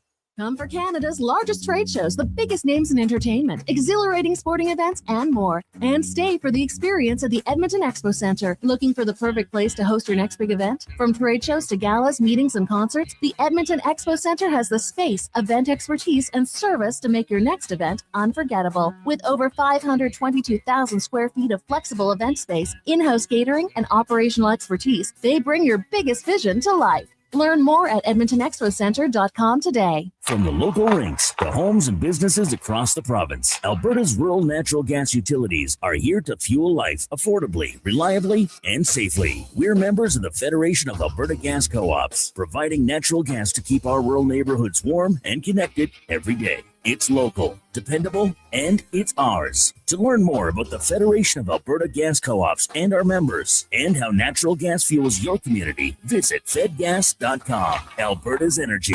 Game on. Start thinking spring road trips and off-road trips in your new Subaru Crosstrek. Stylish, rugged, and so many features. Standard on every Crosstrek. Subaru's symmetrical all-wheel drive, EyeSight driver assist technology, heated seats, and LED steering responsive headlights. Plus, with interest rates from 0.99%, you'll love the affordable weekly payments. No waiting, immediate delivery available. Subaru Crosstrek. Visit Subaru.ca. Welcome to Uncommon. Welcome to Subaru.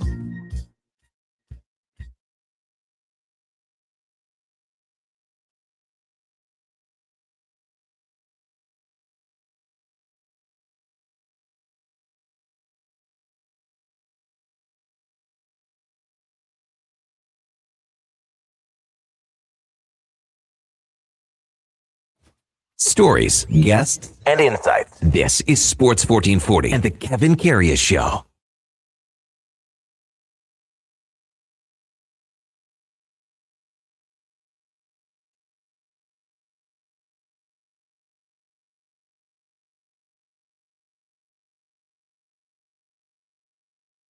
All right, welcome back to the big program, 8:22 in Edmonton, and time now for the headliner of the day, brought to you by Mr. Rooter Plumbing, getting snakes deep and giving 110% day in and day out. For all your plumbing needs, go to mrrooter.ca as we welcome in Frank Saravalli from Victory Plus TV. Good morning, Frank. How you doing, Kevin? Great this morning. Happy St. Patrick's Day to you. To you as well. I got to see you got your green shirt on. It's better than what you had on last week. Come on now, Frank. A lot of great comments on that shirt. Really? From who? Ladislav Schmid came in as our co-host on Thursdays. You didn't blind him when he walked in? What he said was, you look incredible. It's very European. Not many people could pull it off, but you're one of them. I think that was his way of saying you should burn it. I don't know, Frank. I just felt so good to wear that shirt. Hey, I gotta read a text. We just read it to Spec moments ago from a listener.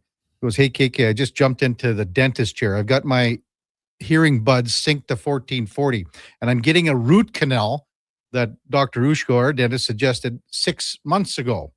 To which Spec commented, "Frank, what's more painful, listening to Karius and Spectre on 1440 or the root canal?" That's exactly what I was thinking when you started saying it.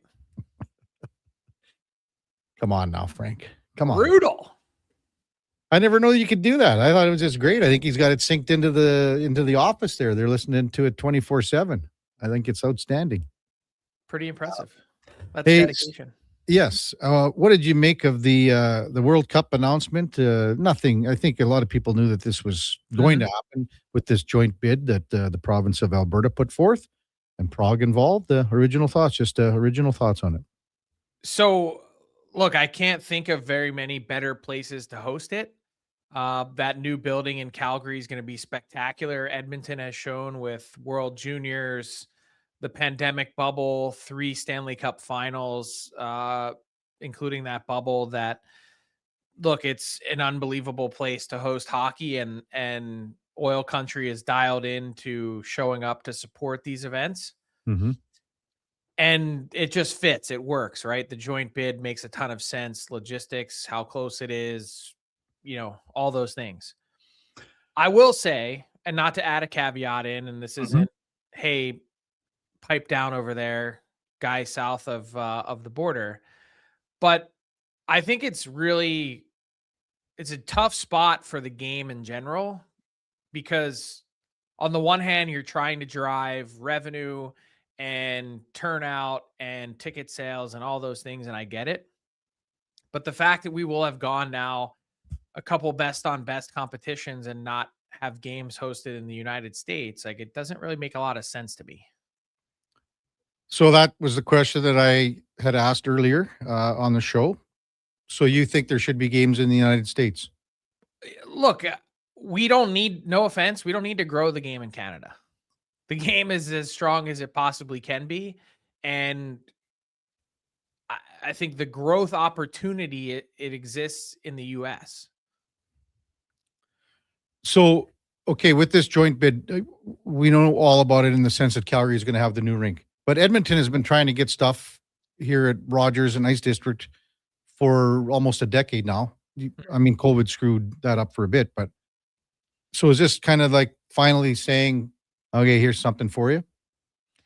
Well, yeah, I think this is a big feather in the cap for Edmontonians. I mean, Ice District has become one of the premier destinations in the game for fans, for players, in terms of the amenities and everything, how everything's situated, that I think this is a lot better than hosting a draft or hosting an all-star game or something of that variety. There's going to be so much more eyeballs. And not only that, but the hockey and content is way better, best on best, than getting a week all-star weekend.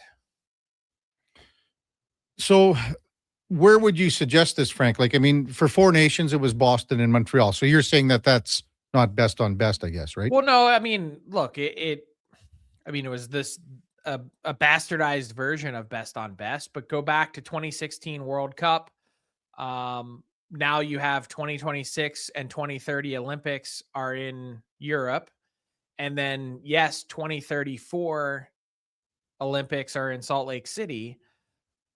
But that, to me, further highlights the reason and need why this tournament should have been played in 2028 in the U.S. So what, you're going to go back to the U.S. for 2032 World Cup? Mm-hmm.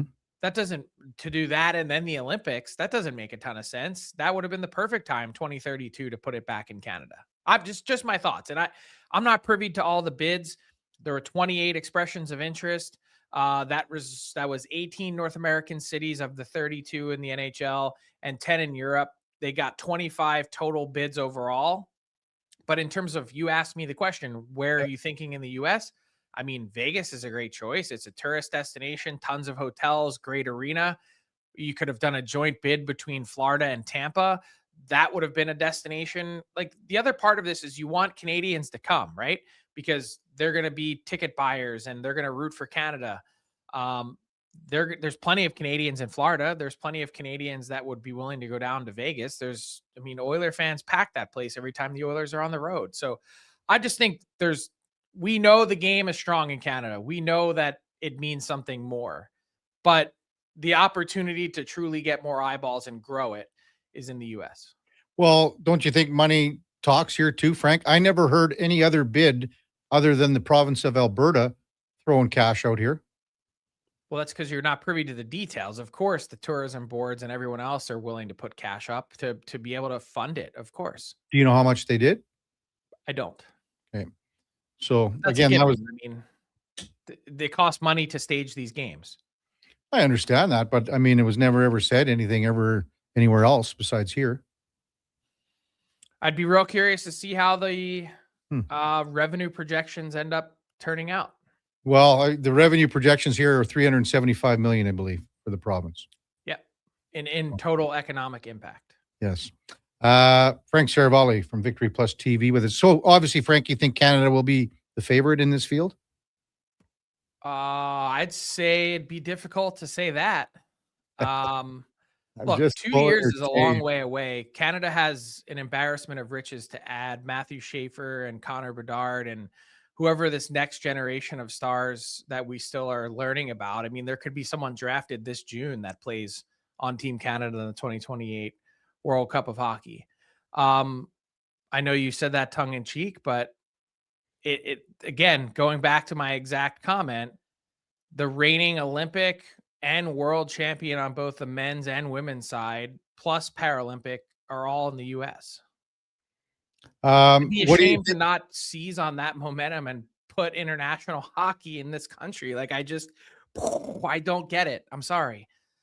What do you think? One moment in time. What do you think of the field? What it's going to be? So I believe they're going to bring back, and I know Speck had a real strong opinion on this last night. I believe the NHL and NHLPA will bring Russia back into the fold. I think they'll put a stake in the ground and say, now's the time. Again, hard to really comment with any authority because of the unknowns about the geopolitical sphere. And we can say whether or not we agree with it. And please, I hope anyone listening doesn't mistake what I'm saying as any sort of endorsement for Russia's unprovoked attack on Ukraine, which is abhorrent behavior. But there are union dues paying members and some of the biggest stars in this league that have a right to earn a living and to play in a tournament such as this one.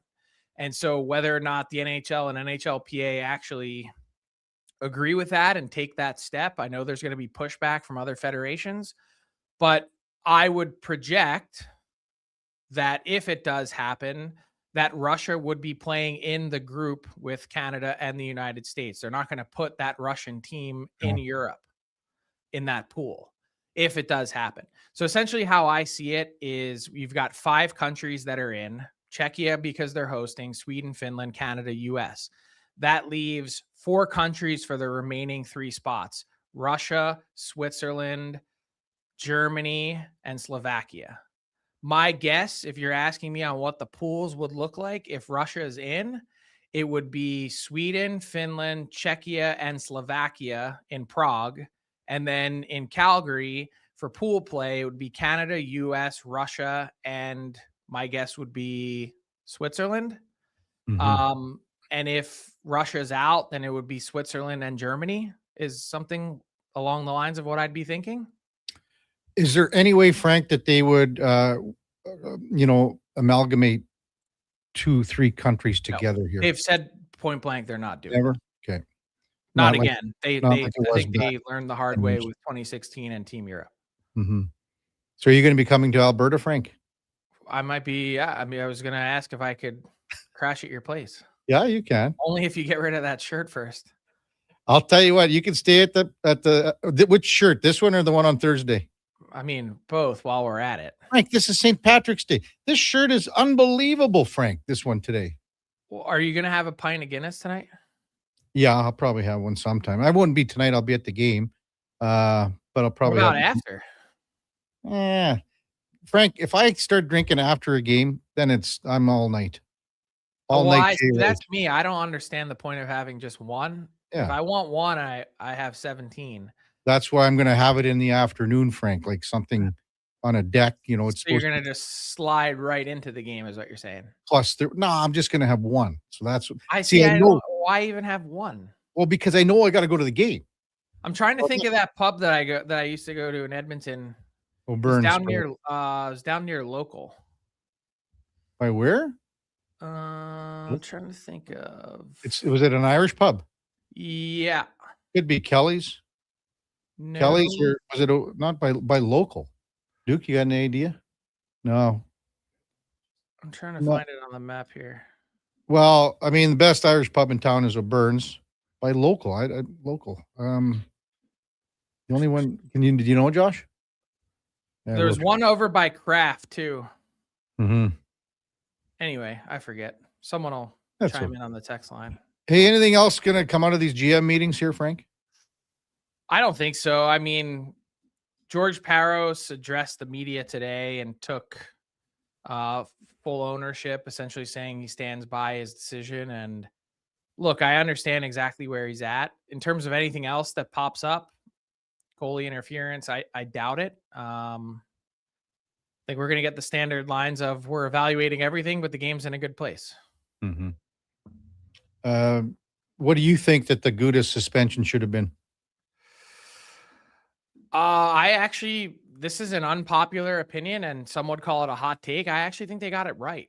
If you look at the history of suspensions for kneeing, the vast majority of them are 1, 2, or 3 games. This was on the high side of that.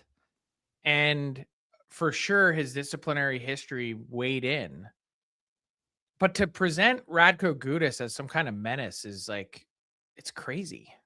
He's gone 7 calendar years of 0 suspensions. 7. But it's just because it's Matthews, no?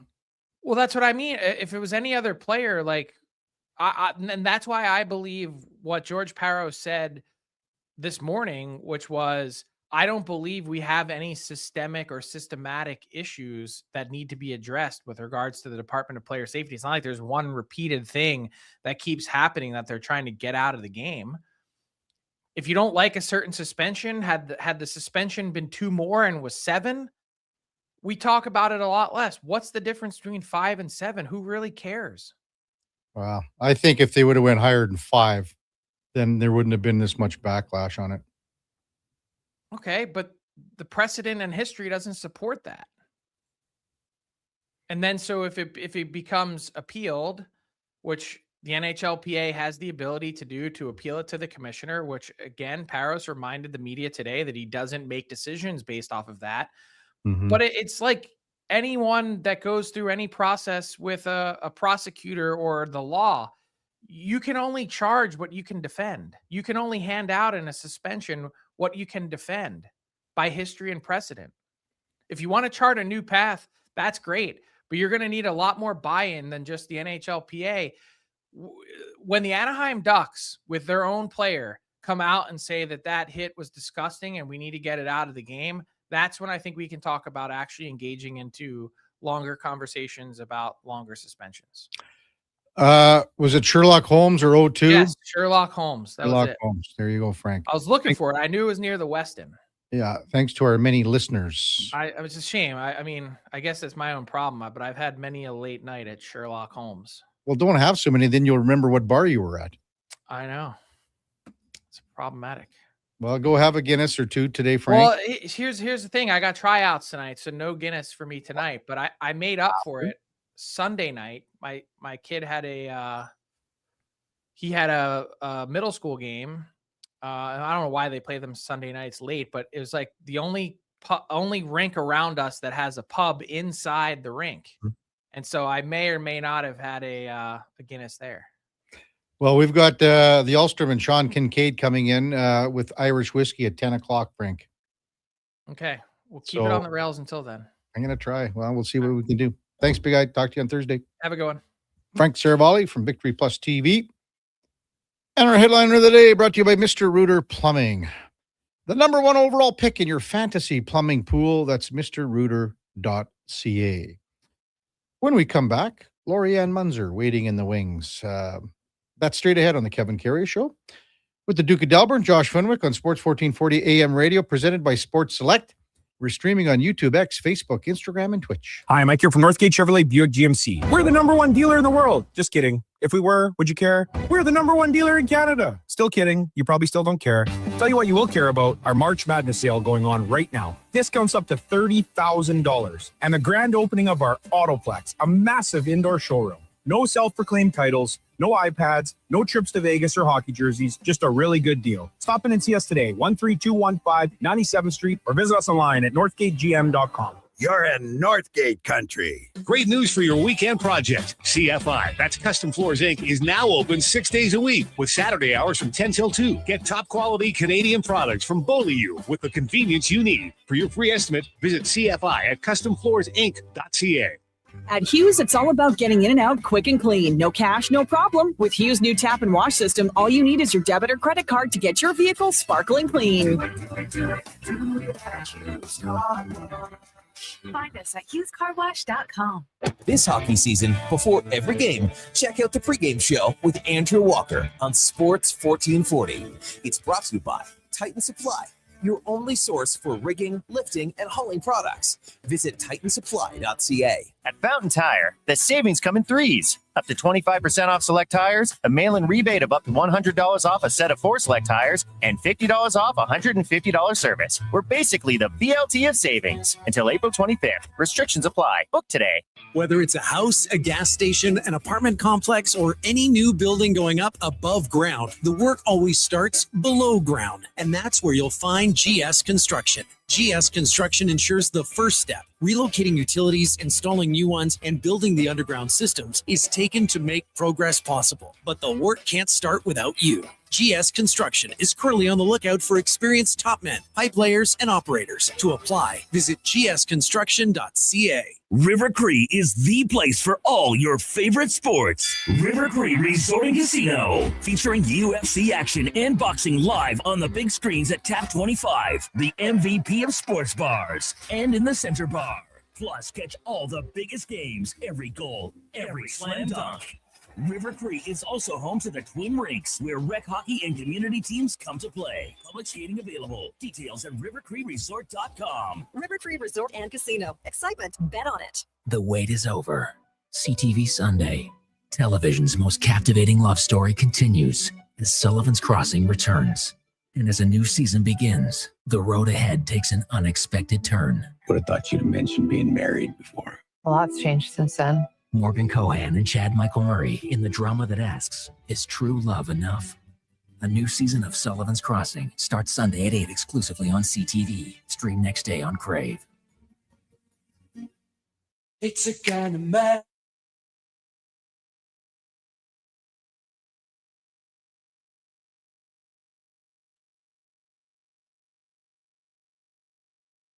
Your game, your station. Sports 1440. And watch us on YouTube, Facebook, and X.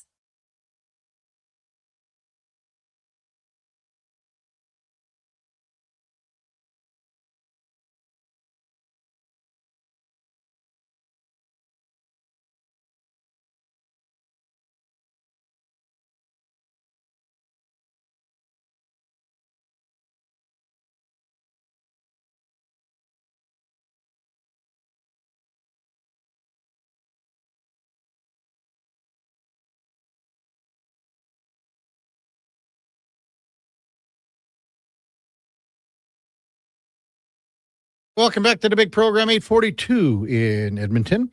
Kevin Karius Show is presented by Sports Select. And, you know, we talked about the QR code, but if you can't handle that, you just go down to every lotto spot retailer, fire up the old paper selection slips. They go into the computer, the terminal. It's 100% legal. You got to be 18 plus. Please play responsibly as we welcome in Lorianne Munzer, Olympic gold medalist from 2004. Good morning, Lorianne. Good morning, Kevin. I love your shirt. See, Frank didn't like it. Frank didn't like it.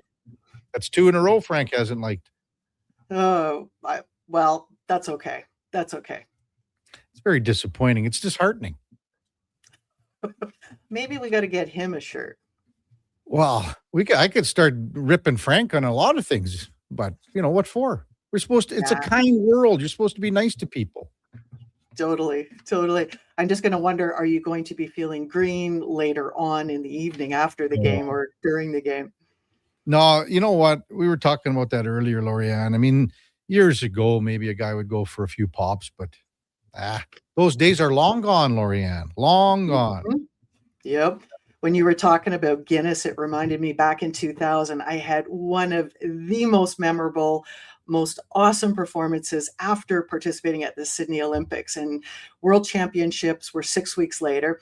So they were in Manchester, England. And I was one ride away, Kevin, from becoming world champion. I was so close. And it was just that moment of hesitation where I lost the race in the 3 laps. We went to celebrate. And the beautiful part about England is there is a pub on just about every corner. And where the hotel was on corner number 1. There was a pub across the street at corner number 2. There was a pub across that corner on corner number 3, and there was another one on number 4. So we went out to pub number 1. And then after a couple of Guinnesses, we stumbled across the street to pub number 2. We finished at pub number 3, or so we thought. And then we returned back to the hotel. So then everybody's piling in after the bars close, because eventually they do close, right? Last day of racing. And so we just continued on at the hotel. That's a big time pub crawl, LA. Yeah, that was just 4 corners. So it was pretty good. And it was also Halloween. Oh. But the Brits don't celebrate Halloween. Well, did you know where the holiday Halloween, if you want to call it, where it originally was, where it originated in ancient Ireland? You know which holiday did, and that was Halloween. Well, I heard you talking with the Duke, testing him about that, and the harp and Halloween. So yeah, pretty cool. Duke was pretty rough on a few questions. I'll ask you this one. What famous Irish stout is brewed at St. James Gate in Dublin? Stout. Is it Smithwick's? Is it Beamish? Is it Guinness or Murphy's? I think it's the first one. Smithwick's? Yes. Incorrect. It's Guinness. Oh, it is Guinness. I thought you would get that one. I thought you would get that. Okay. Well, that's too bad, because Duke he was wrong on the first 2, then he rolled off about 4 in a row. And he got the Capitals right, of course. So Okay. I'm gonna pick Duke on my team. Ask him for a tag team here. Hey, what'd you make of the finale of the Paralympics on the weekend as things came to a close? And it's such a long event when you think about it, when you add on the Olympics as well, for people that are out there doing stuff. But I mean, there were some great performances by Canada here. There were, and to see these athletes shine and be showcased, Kevin, was amazing. I was biting my fingers and fingernails as the curling was going with the last shot, and it was, I was just going with the voice coming in from behind, come on, like, make the shot, like, because the countdown timer is going, and there was just the precision in his eyes, and I knew that he was going to have like the shot of his life, and he just nailed it. Waiting for the sledge hockey on Sunday. Sometimes you win a game, sometimes you don't. Yeah, it was close. I mean, the sledge hockey, and then all the Americans saying that, they won all the hockey events. I kind of got sick of that. I'm sure you did too. Well, sometimes you open the can and away it goes, and it is what it is. So, yeah.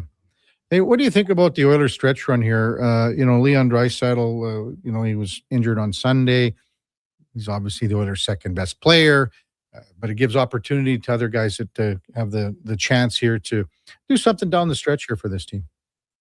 I think this is a fantastic opportunity for all of the other athletes to come together to bring their A game up. And, we're rolling into how many games are left, Kevin, before 14, playoff? 14 for the Oilers. Some teams have 15. Even the Sharks have 17. So you could just say comfortably 15 games average per team, plus or minus. Yeah. And this is really a time for just everybody, like I was saying, to bring their game up. This is the mental aspect of, okay, we are down a player for however long. I liked how Spec was talking about it. Could be a week, could be longer than that. Who knows? But in the interim is focusing on what can you control as a player. And that is the number one thing always is what can I control? I can control my game. I can control my practices, my performances. So how could I help the other players shine by elevating the game, not just for me, but for everybody? And this is where playing together cohesively as a team, as a unit on each shift that you're out is going to be the number one priority. Yeah, I think we've seen that too. What about as a goaltender, Connor Ingram was basically told by the head coach here that, you're going to be the guy that we're going to go to in the crease for the most part.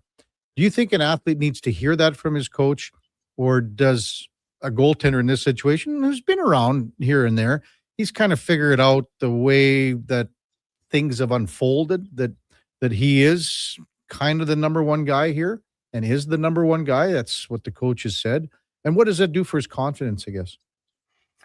I think number one, for his confidence, it goes up. But number two, I think he's playing his own game. We talked about him coming into the game as, the third goalie, and then it's moved where he's now the starting goalie.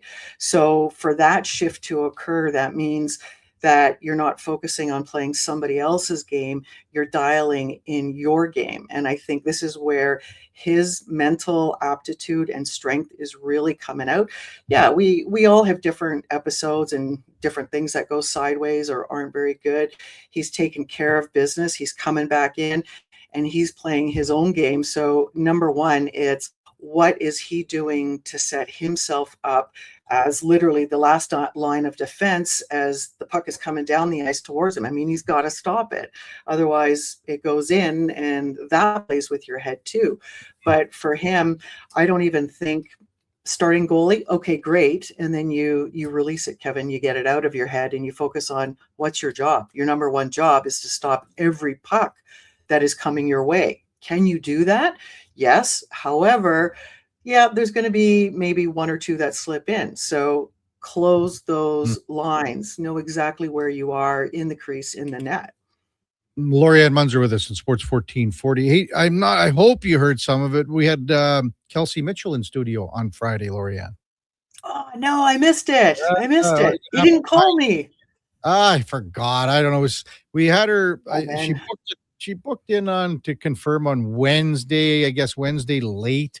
So she came in studio from 10 till 10:40. She brought her boyfriend in to the studio as well from Germany. He's a cyclist as well. Right on. Stefan Bitrich is his name. I think I pronounced his last name correctly. But no, he was in town. He hasn't been here. He's only been here in the wintertime to Edmonton. Kind of hard to. Okay. So he's going to come in the summer. But anyway, she was going to the velodrome for the first time since they were under construction. She went on Saturday for the first time. So nice. We have a junior national championship coming up 27th to the 29th of March here. So anybody who is interested at watching and seeing what track cycling and track racing is all about, I would invite everybody out to the velodrome. Number one, check out the facility. Number two, check out the racing and the events that are going on. So that's going to be one of the first showcases, Kevin, of the high performance, high level events. Mm-hmm. So how many athletes are coming in and ages and things like that? Junior is between 16 and 18 years old. So 18 and above is considered senior. So this is junior national championships. So this will be all provinces across the country. So selection races, building for what is going to be coming up, also closing off, the last season too, the 2025 season. Everybody across Canada. Yeah. So, we were talking a lot with Kelsey about now, obviously Milton, as you know, is, the headquarters and for training, across our country for velodrome and cycling. But now it's a little different. And with this facility here, how long do you think it's going to take for maybe down the road when you're talking elite athletes? How long is it going to take for that to grow where athletes and cyclists are, following in the paths of a Lorianne Munzer or a Kelsey Mitchell here? I don't think it's going to take as long as what we may be thinking right at this moment here, Kevin.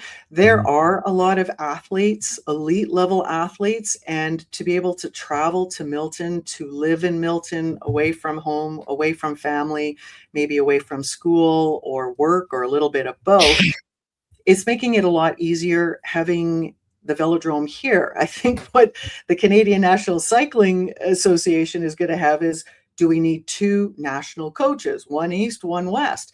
Because with having two world-class facilities, you're going to have athletes from the west preferring and wanting to come to Edmonton, which I think is the center of the cycling universe and the universe too. But it just gives you another option of maybe not traveling as far. If you're in Saskatchewan, is coming west to Edmonton, BC coming east to Edmonton, versus, okay, everybody's got to get together in Milton. So number one, it's going to open training times. Number two, it's going to open opportunities of leveling up and raising the exposure of track cycling, as well as performances, and getting ready and prepped for Grand Prix, international races, World Cups, World Championships. And next year will be, we're an odd year, so World Championships will be the high major event. Then it'll be Commonwealth Games, Pan Am Games, and then Olympics over the next 4 years. So it really opens the door and segue for athletes. Is it possible, Lorianne, to have two national coaches, one based here and one based in Milton? Sure, but it's going to take a new idea of the federation accepting that, and then for the coaches to accept, oh, there is two national coaches. Who knows? Maybe they'll have to have three. Number one, to oversee the East and the West locations, and then the national coach for each, or working together, is to have an East and a West. Because I think if you have only one, you're limiting one. It's going to be too much travel for the coach to go East, West, Edmonton, Milton, Edmonton, Milton. And if you open it up, you're going to get different perspectives. You're going to get different ideas on the training, but very similar, like what the end goal is, to win medals, to move up and through the performances. But number one, it's going to be doing what we call a paradigm shift or an idea shift of going, what if we have two national coaches? What about Lorianne Munzer for coach of the Western Canadian branch? Cool. I think that would be amazing. I would love that opportunity. I think, Kevin, my heart is at the grassroots level. I love the kids in the LAMP program, the Lorianne Munzer program. It was started in 2005. So we're 2026. It turns 21 this year. I also love talking with the juniors, which are, 16 to 18. I love talking with the cadets. The cadets are 14 to 16 years old. Those that have those budding dreams that they want to get on the track, they want to represent Canada, and they're really starting to work through the process.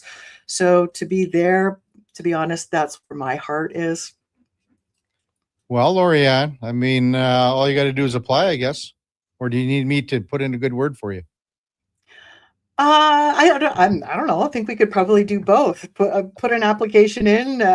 Maybe I could get you as my assistant coach every once in a while, coming out. And I may need a holder, because every once in a while you have to hold a cyclist.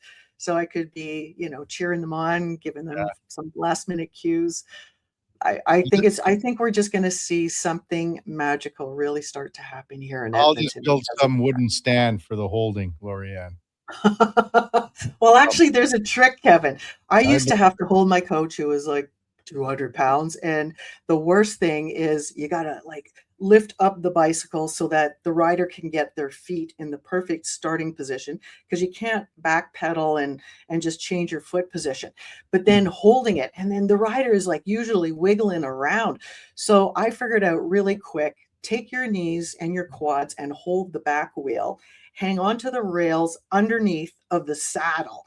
And you got to set your core so strong that you are unmovable, because you've got this wiggling athlete here trying to get into position, getting psyched up. They go into the bars, And then you get the countdown of 10, 5, 4, 3, 2, 1, and then you release, and you hope you time it that they explode out of your release. So we're trying to simulate the holding. Well, we'll block. see what we can do. Maybe you could be in charge of this Western Canadian team here. I think that's a pretty cool idea. I like it. I like it a lot. Thanks, Yeah. Laura. Well, have a great week and a great weekend. We'll talk to you on next Tuesday. You bet. Take care, Kevin. Lorianne Munzer, Olympic gold medalist from 2004, Greece cycling. Top of the hour, we might hear from Connor McDavid. He was talking about the World Cup and, this coming after the Olympics in 2 more years, to play here in Canada and Calgary and Edmonton, you would think. So we'll talk to Connor about that and get his thoughts. Dan Rozanowski from the San Jose Sharks play-by-play team. He will check in with us at 9:20. Before that time now, for a Sports 1440 update brought to you by AWS Welding Supplies in Nisku. Product sales, servicing, calibrating, and free same-day delivery of in-stock items to Leduc, Nisku, and South Edmonton. Your one-stop shop for all things welding, awswelding.ca. Here is the Duke. This is a Sports 1440 update.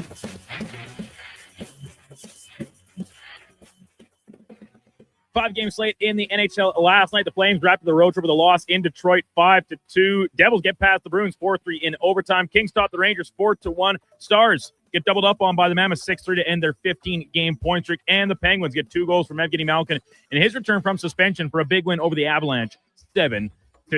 8 games in the association. Nikhil Alexander-Walker, the Canadian, with 41 points, and Atlanta's 124-112 win over Orlando. Boston gets past Phoenix, 120-112. The Clippers losing to San Antonio, 119-115, and the Lakers beat Houston 100-92. From the World Baseball Classic, second semifinal game, saw Venezuela beat Italy 4-2 to advance. They'll take on the United States in today's championship game. Coming up in hour 3 of the Kevin Karius Show, we'll be joined by San Jose Sharks play-by-play man Dan Rozanowski, and we'll check in with a new edition of In or Out. I'm Brandon Douglas at your Sports 1440 update. This is Sports 1440, A Stingray radio station. broadcasting on Treaty 6 territory. Download the free iHeartRadio app and listen to CKJR wherever you go. Craving a dining experience that rises above the rest? Head to Summit Restaurant in the Silent Ice Center, just minutes from South Edmonton Common. Savor exceptional house-made pizza, delectable entrees, and expertly crafted cocktails in a stylish, modern atmosphere. Perfect for a casual meal or a special night out. Summit offers a refined experience where every bite and sip reflects our dedication to quality. Elevate your dining experience. Make Summit Restaurant your destination tonight. Getting in on the sports action you want is as easy as playing at sportselect.com. Simply make your picks online, generate your QR code, and lock in your bet at your local Lotto Spot retailer. Then sit back, watch the game, grip your chair, and high-five anyone nearby. Every bet is 100% legal with the chance of winning cash in hand. Sports Select. When you're ready to play, bet on the original. Must be 18 plus to play. Play responsibly. At Fountain Tire, the savings come in threes. Up to 25% off select tires, a mail-in rebate of up to $100 off a set of 4 select tires, and $50 off a $150 service. We're basically the BLT of savings until April 25th. Restrictions apply. Book today. Summer, it's coming. An unstoppable force that will turn your home into the Sweatbox. Don't live in a summer blockbuster. Pro Solutions is your one-call solves-it-all expert for AC repairs, tune-ups, and new installations. With fast appointments and flexible financing, we'll make sure your home story has a comfortable ending. AC season is coming soon, so book today. Lock in pre-season pricing today. Visit prosolutionsinc.ca to schedule your service today.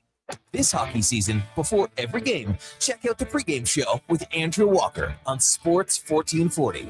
It's brought to you by Titan Supply, your only source for rigging, lifting, and hauling products. Visit titansupply.ca. Does your bank do local? We do. When you bank with Vision Credit Union, you're banking with a rural Albertan cooperative that cares about the community where you live. There's no question. We actively support our rural communities at the local level through charitable donations, volunteerism, local team and event sponsorships, and by returning millions in profit shares to our members every year. Does your bank do that? We do local. Bank with Vision Credit Union. VisionCU.ca. If we win the $46,000 early bird, I'll be nicer. Really? Well, mostly. All right, I'll take it. You know what's nice? Tickets are only $30, and every ticket helps support kids through free mentorship and after-school programs. Don't miss out. The early bird deadline is March 19th at bigbrothersdreamhome.org. Lottery license 745563 and 745562. Please play responsibly.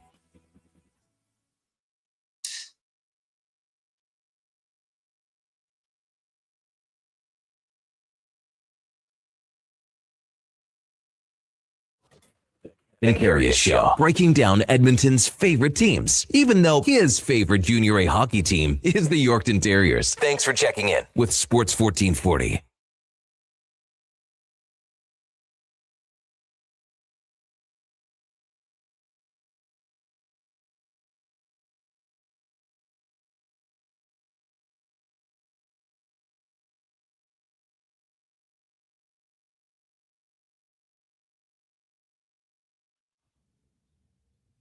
All right, welcome back to the big program. 9:04 in Edmonton. Sinead O'Connor, Duke. Yeah, as our St. Patrick's Day song selection continues.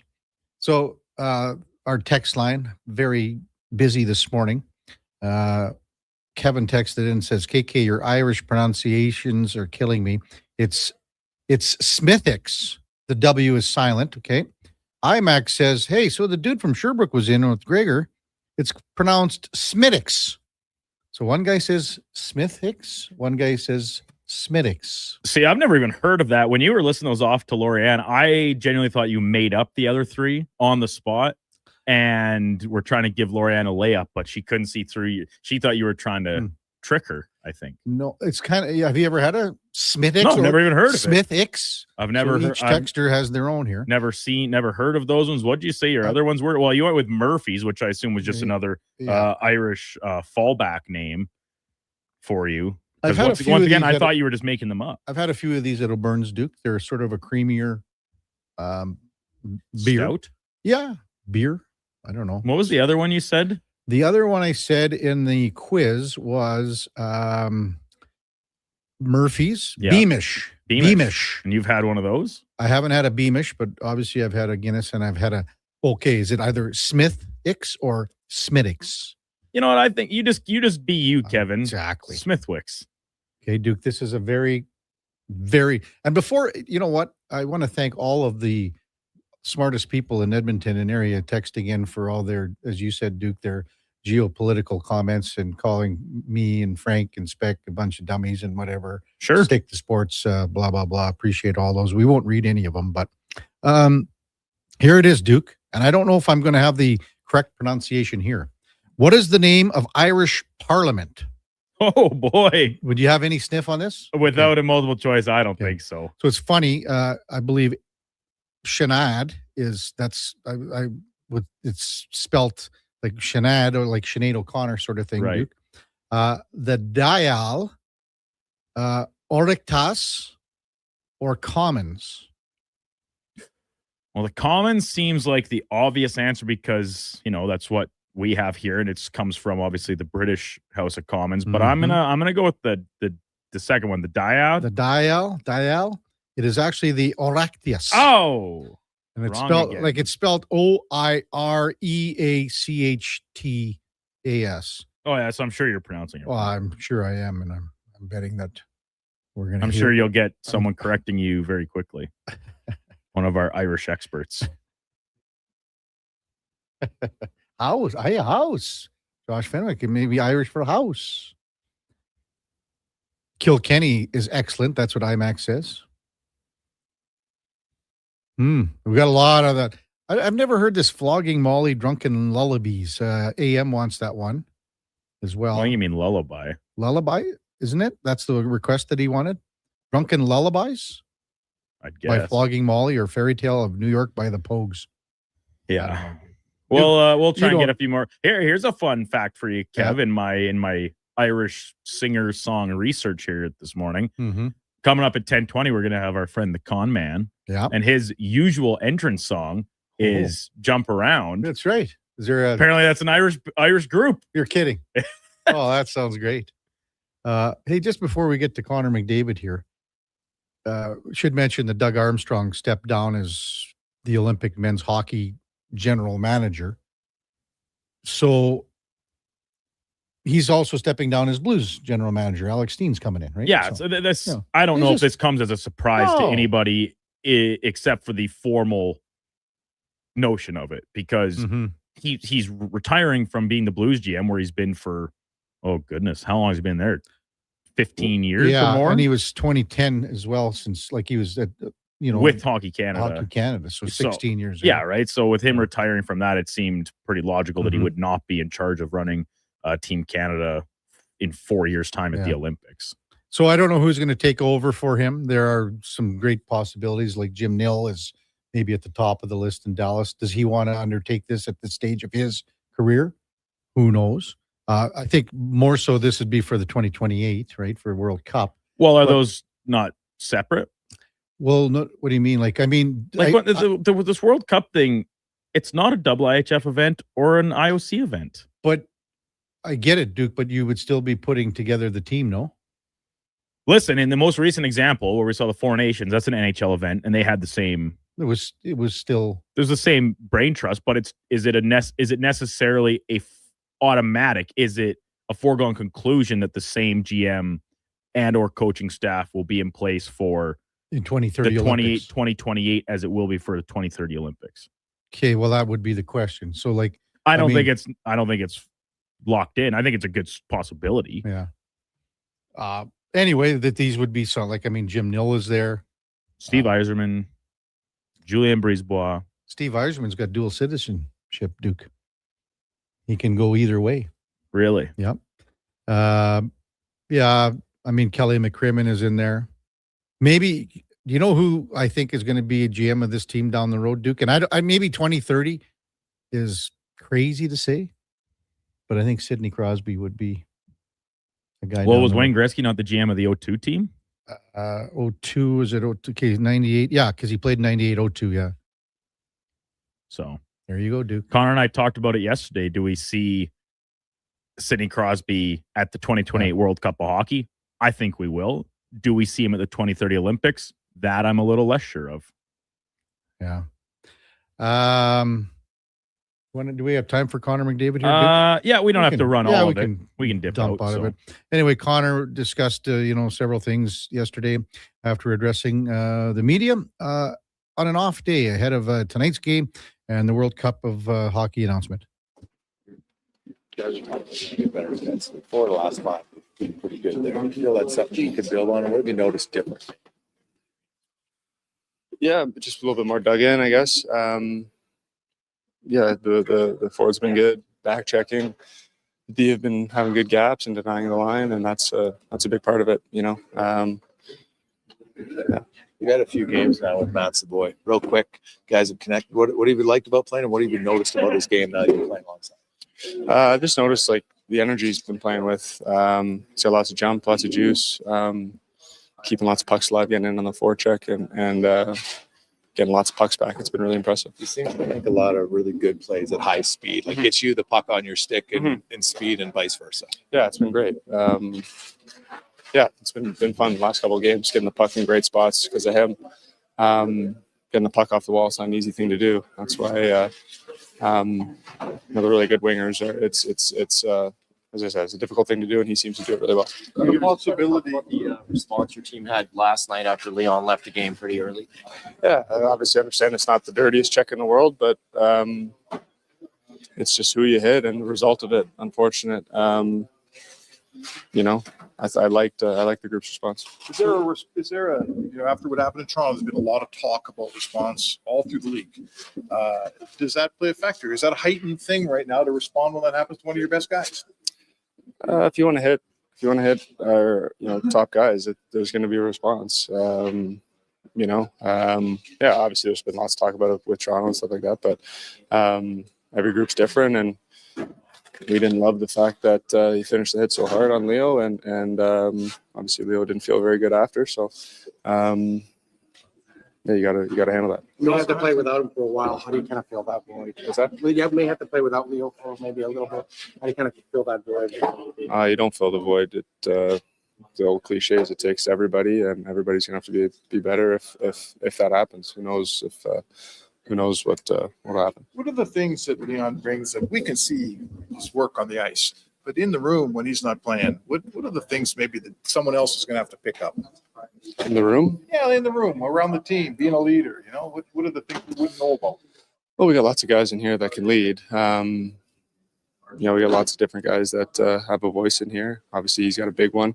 If he's not playing for a little bit, or if he is, it doesn't matter. We need leaders this time of year, and we need our group to be lively and energetic, and that's with or without him in the lineup. About the World Cup game 2028 coming here. That's exciting. Be nice to play here in Canada, here in Edmonton, Calgary.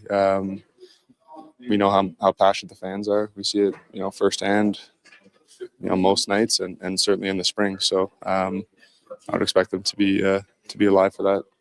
So the San Jose team, I mean, obviously it's an important game for you guys, but just being able to put some distance in there with a good, solid effort, that's a big opportunity. Big opportunity, obviously. We didn't disappointed with what happened when last time we were in there. Felt like we, played well enough and kind of gave it away and found a way to lose a game. They're a really dangerous team, though. With that being said, they score lots of goals. It's a high event game. We got to do a good job of limiting that. So that when you say high event with a team like that, it sort of reminds me of your team 5 years ago, trying to play high event hockey all the time. And the nights that you lost or you couldn't beat a good team is when it was a low event game quite frequently. Are you now the team that would rather play a lower event game against them? For sure. We want to play a solid low event game, and that's obviously what we want to do. Just go back to the World Cup. That's Connor McDavid yesterday, following practice, a quick one, and talking about, Leon, World Cup, et cetera, getting ready for tonight's game against the San Jose Sharks. That's where we're going to go next with Dan Rozanowski, San Jose Sharks play-by-play man, been doing it a long time, and a good time for a long time, man. He's been around the Sharks for forever. They've had so many great broadcasters there for the entirety of the organization. It seems almost, between Randy Hahn, who used to be here. Randy Hahn used to work in Edmonton. Man, he used to cover. He used to do play-by-play of the old Edmonton Drillers games like a million years ago. So Randy's been there a long time. Dan's been there a long time, and that's who we're going to check in right after the break. Dan Rozanowski, San Jose Sharks play-by-play man. It's the Kevin Karius Show with the Duke of Delburne. Josh Fenwick on Sports 1440 AM radio, and presented by Sports Select. We're streaming on YouTube, X, Facebook, Instagram, and Twitch. Remember 2025? That's so last year. But seriously, St. Albert Dodge needs to clear some 2025 models off the lot to make room for new inventory. So they're having a huge clear out of all the remaining new 2025 Jeep Wrangler Saharas. The Sahara package is the best seller, so they have a great selection to choose from and priced from as low as $59.9. I don't have to tell you, these are going to go fast. So get there before they are gone. Just head up the trail and see how easy it is to do business at St. Albert Dodge. Do you sit around at work listening to sports radio all day? That's right, my friend. There's no shame in it. It's the good life. And we're not here to snitch. Say, if your company advertised on Sports 1440, you could be the one listening for your company's ad every day. Now you've got an excuse to listen to Sports 1440 all day. It's part of the job. Sounds like someone's getting a promotion. Email Gregor at sports1440.ca and let's get to work for you. Legacy Heating and Cooling offers no payments and no interest for 1 year on your new furnace. So, when you wake up to no heat, Call Legacy. Call Legacy. if you need it immediately with no overtime rates, Call Legacy. Call Legacy. if you need it immediately and want to combo it with AC, Call Legacy. Call Legacy. no payments and no interest for 1 year on your new furnace. It could only be Legacy Heating and Cooling. Today on Hey Culligan, how smart is your water? Here's Tracy. Hey, Culligan. I think my water might be dumb. Good news, Tracy. Your water's not dumb. It's just not talking to you. You can make my water talk. No, but the new Culligan Smart Drinking Water System can talk to your phone to tell you when your water filters need changing and help you meet drinking water goals. Now that's some brilliant H2O. You said it, Tracy, and we're already on the way. Let us help you out with a free in-home water test from a local Culligan water expert at culligan.ca. The Price is Right, live at the Brick. Come on down to any Brick location for your chance to win over $300,000 in prizes. They're giving away shopping sprees, mattresses, appliance packages, big screen TVs, and so much more. Plus, this Saturday, play for up to $1,000 off your purchase. Everyone who makes a purchase is a winner. The price is always right at the Brick. The Brick, saving you more. Some conditions apply. See in store for details. The longest running basketball show in Canada airs every Saturday morning at 10 on Sports 1440. Hoop City with Paul Sir introduces a new generation of basketball talk, and it's right here on Edmonton's home for sports, Sports 1440. Got that feeling? The one that makes you want to roll the windows down and just drive? A puddle! That's not just spring fever, that's a sign that it's time to visit Nisku Ford. They've got the cure for your driving fever with their biggest offers of the year. Get rebates as high as $12,000 on select new models, or drive away with 0% interest. Don't just dream about the open road, own it. Find your cure for spring fever at niskuford.ca. Above expectations.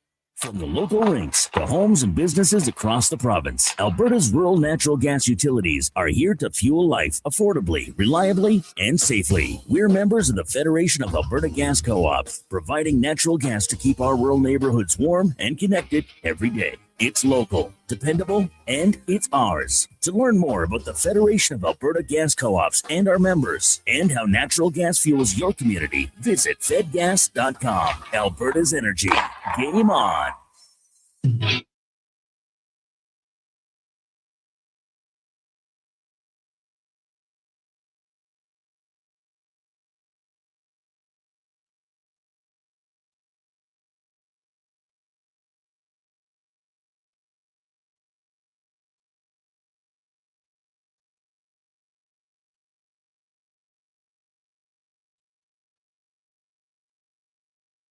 Have your sports curiosity cured with the Kevin Karius Show. This is Sports 1440.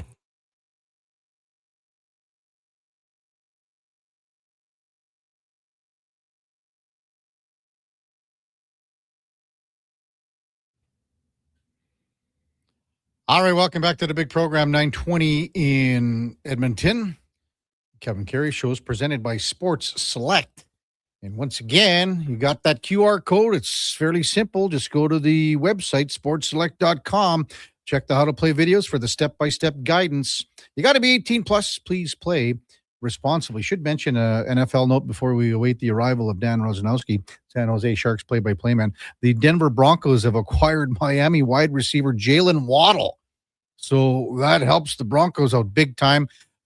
Denver picks up a fourth-round draft pick as well in this year's draft. I can't see what's going the other. I got to do a little more update on this because it just busted down here, Duke. Denver receives Waddle and the Dolphins' fourth-round draft pick, 11th in the round in this year's draft.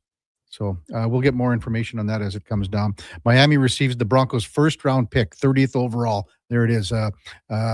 With their late third and fourth round picks as well. So that's a big, big trade for the Denver Broncos. Hey, time now for the game of the day, brought to you by St. Albert Dodge, where clear out on the remaining new 2025 Jeep Wrangler Saharas continues. The Sahara package, it's our bestseller. Great, great selection. Starts at $59.9. Expecting them to sell fast, but get them before they're gone at stalbertdodge.com. As we welcome back Dan Rosanowski, long time play-by-play man for the San Jose Sharks. Morning, Dan. You're with Kevin Karius. Thanks for jumping on Sports 1440. Really appreciate it. Always good to be with you, Kevin. How's things going? Going well. We're looking forward to tonight, man. I was just thinking 35 years for you, Dan, now behind the mic here. 35 big ones. Man, time flies, doesn't it? It sure does. The time flies, and I'm very, very proud about being part of the Sharks organization since the very beginning. As they say, I know where the bodies are buried, so it's a great history to fall back on. Yeah, and Hall of Fame. We discussed that, I think, last time you were on. That's 3 years ago now. So I mean, you've just been a stalwart within the organization. We were talking about you and Randy and even, Drew, all the guys. And Drew obviously, had some time here in Edmonton. But you guys sure have done, you've been the faces of the franchise broadcast-wise. You got to be pretty proud of that. Absolutely. And of course, all the best is yet to come. That's the way we like to look at it. We're very proud of what's happened, but we're really excited about the present and the future too. For sure. That all leads with Macklin Celebrini. I can't imagine how many times you've been asked about this young guy in the last 2 years, Dan. Well, it's going to happen now in the future, I think, from here on in, because this kid is something we've never seen before. You can talk about the great history of the team, and we've had some Hall of Fame level players like Joe Thornton and Patrick Marleau, Evgeny Nabokov, and Igor Larionov and Sergei Makarov, and so many different players. Brent Burns winning the Norris Trophy, Erik Karlsson doing the same thing. But we have never seen anything quite like this. You go on the road right now, we're seeing a lot more Sharks jerseys, Macklin Celebrini jerseys primarily, but other ones too. And I think that there are so many Sharks fans that are coming out of the woodwork after the last 6 years of being out of the playoffs that they're just celebrating not only this young man, but what he means to the franchise. The fact that he's basically leading them and dragging the whole team into the fight at age 19, which is something we've never seen. He's one of the top scorers in the game at every level, whether it's even strength, whether it's playing in tough situations. He's a 3-zone player, like Sidney Crosby has always been. I know there's a comparison there.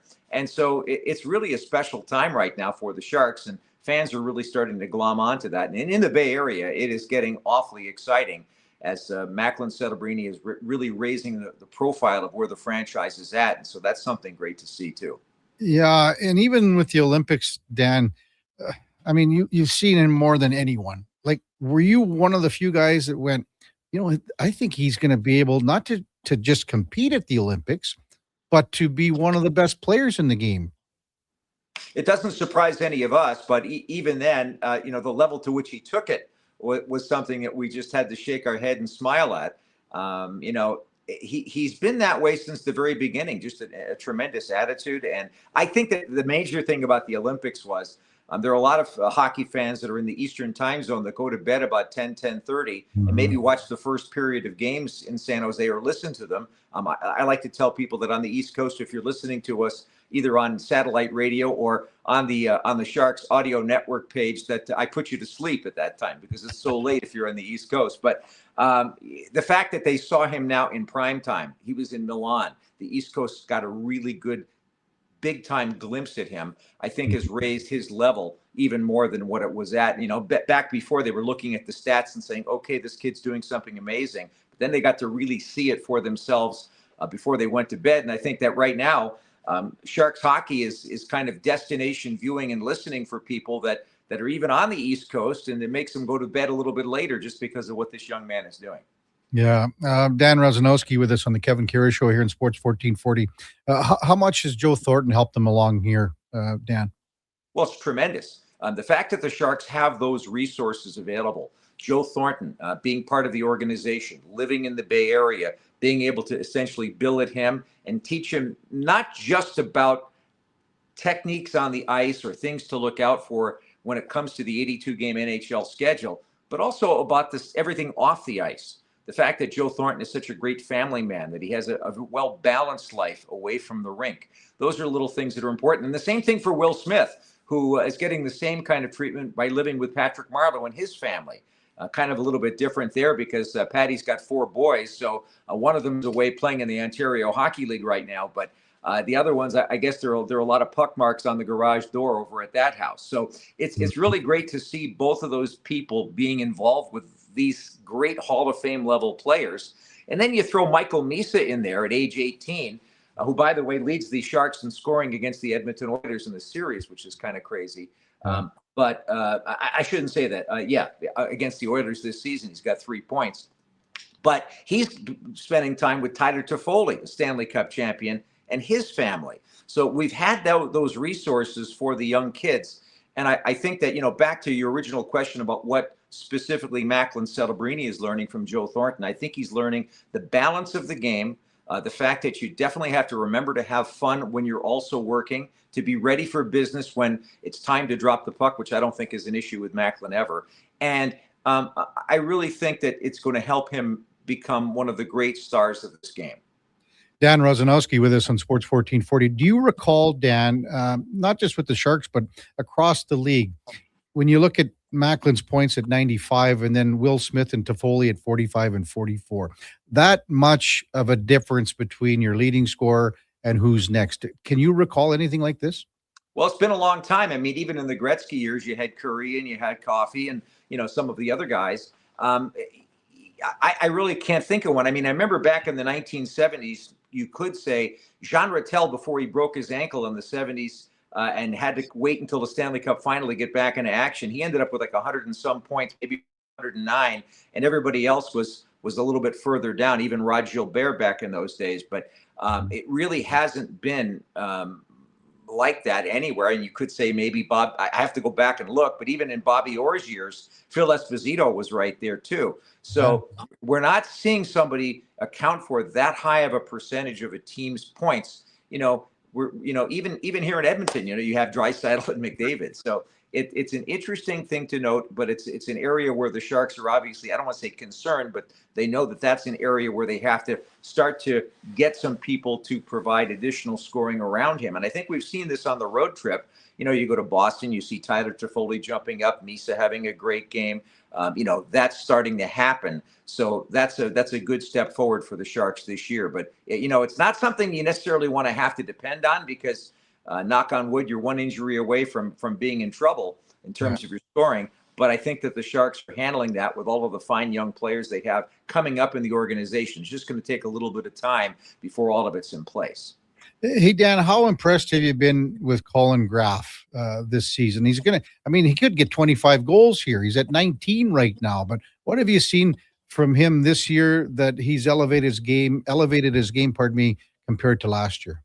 The thing you really want to know about Colin Graff is he's first got the mental engine to want to always be thinking about the game.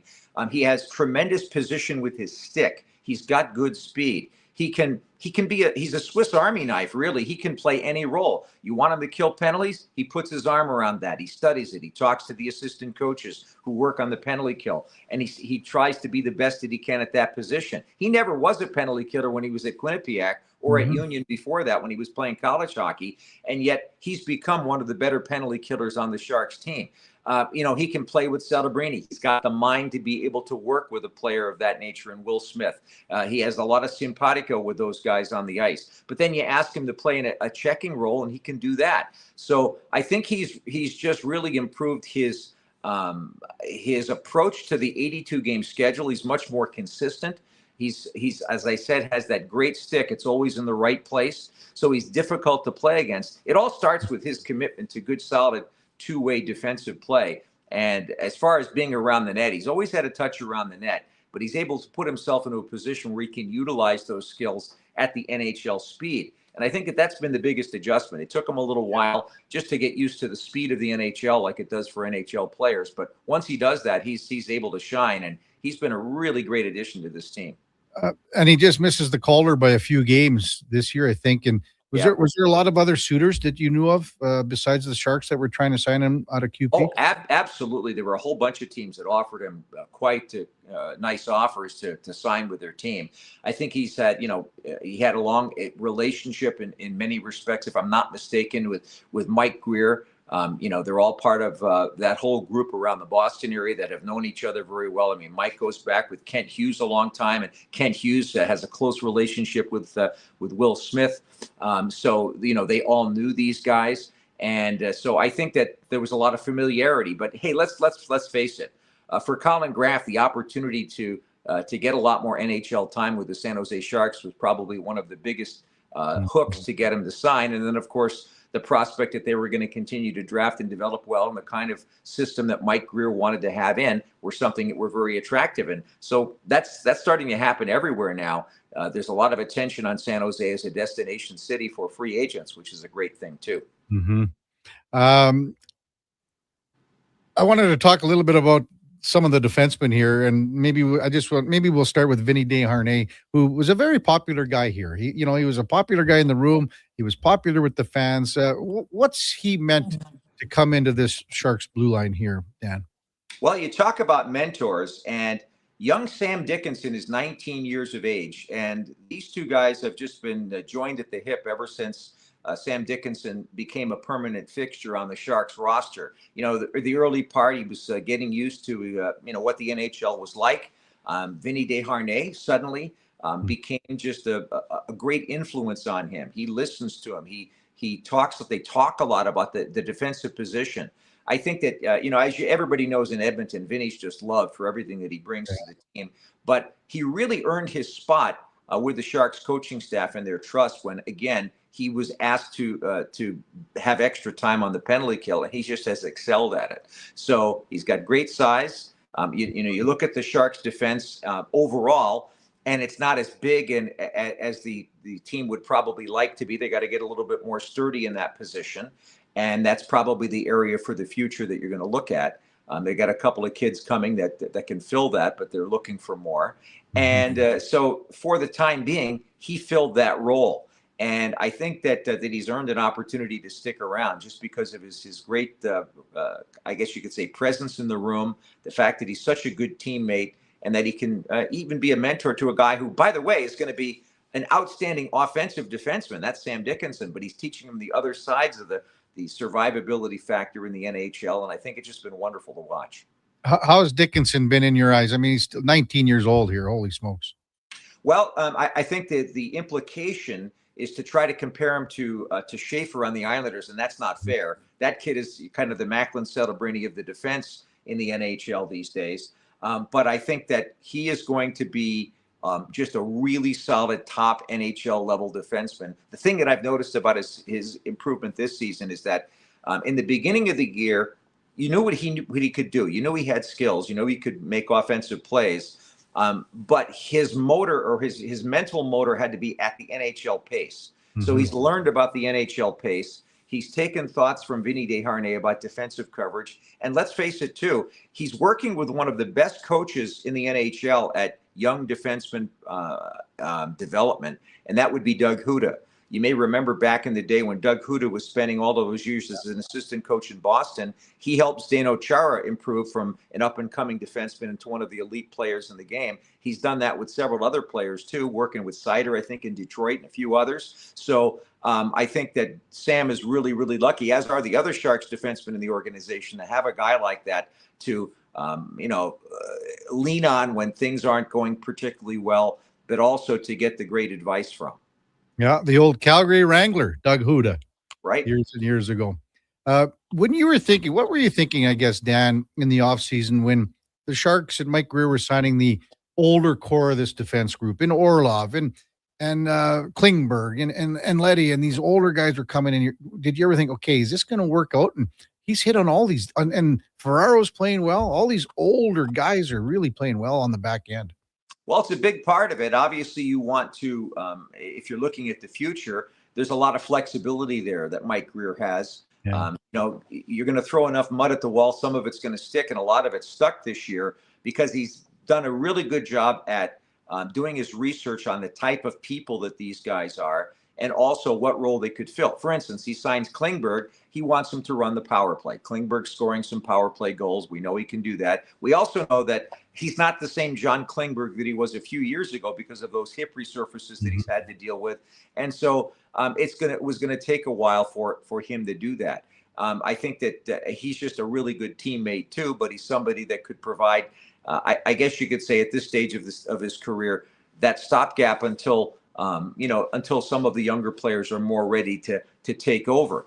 Same thing, Dmitry Orlov, just a solid human being, a good teammate, somebody that they really wanted to be a kind of an anchor. He's played a little bit on the power play, actually. I don't know if that was in the plan, but he's been somebody that's played a physical brand, as an honest player. They're getting honest guys to come fill those roles, and that allows some of the younger players to develop, maybe to marinate at the AHL level for a little longer so they're not thrown to the wolves. And I think it's been a really good plan. It reminds me a lot. I mean, this goes with the forwards too that Mike has signed. 20 years ago, when we had young players on this roster in San Jose like Patrick Marleau and Marco Sturm and Andrei Zuzin, A couple of guys, Jonathan Chichu. That was kind of the next core group that was going to have to grow together. And they surrounded them with veterans like Murray Craven and Ronnie Sutter and Ronnie Stern, players like that, who were good pros that could teach the younger guys exactly how to be a professional. Also to have that balance that I talked about in their life off the ice. And I think that those are things that that these defensemen have provided this team. Obviously, that's an area probably if you're going to look at where the Sharks want to improve, they want to do it there a little bbit quicker. But you have to tip your hockey helmet to these guys for having done a good job and also been a group that works together really well. And that goes to the whole team, the whole culture. They work together, they like each other, they care about each other, and it shows on the ice. How cool is it, Dan, to work with Rosie, Mike Greer, on a daily basis there? He's He's one of the best. And, I remember when he played for this team, he just always had a great attitude. Not the most talkative guy all the time because he's always thinking about what's next. And I just think he's a very intelligent man. He delegates to the people that he hires and says, I want you to do the job and I totally trust you. And he just is a very good mentor for people in management. One last one. Did your eyes tell you, and did you believe what you saw when you had the call on Will Eklund's goal, 4 or 5 days ago here? Boy, I'll tell you what, that was one of the most spectacular goals we've seen here in many a year. The fact that he was able to do that, to have that hand-eye coordination is incredible. That's the amazing part. But in terms of the grittiness and the determination, I think William Eklund has always had that. That's what's gotten him into the NHL. He's not the biggest guy, as you know. And I think the funniest part was when his father, Christian, decided to try to replicate it online back in Europe and put actually it was Randy Hahn's call that he put behind it. My call was I was just incredulous by it. The fact that he was able to get to the puck and then actually bat it to where he did. It just was such a beautiful goal. Oh, man.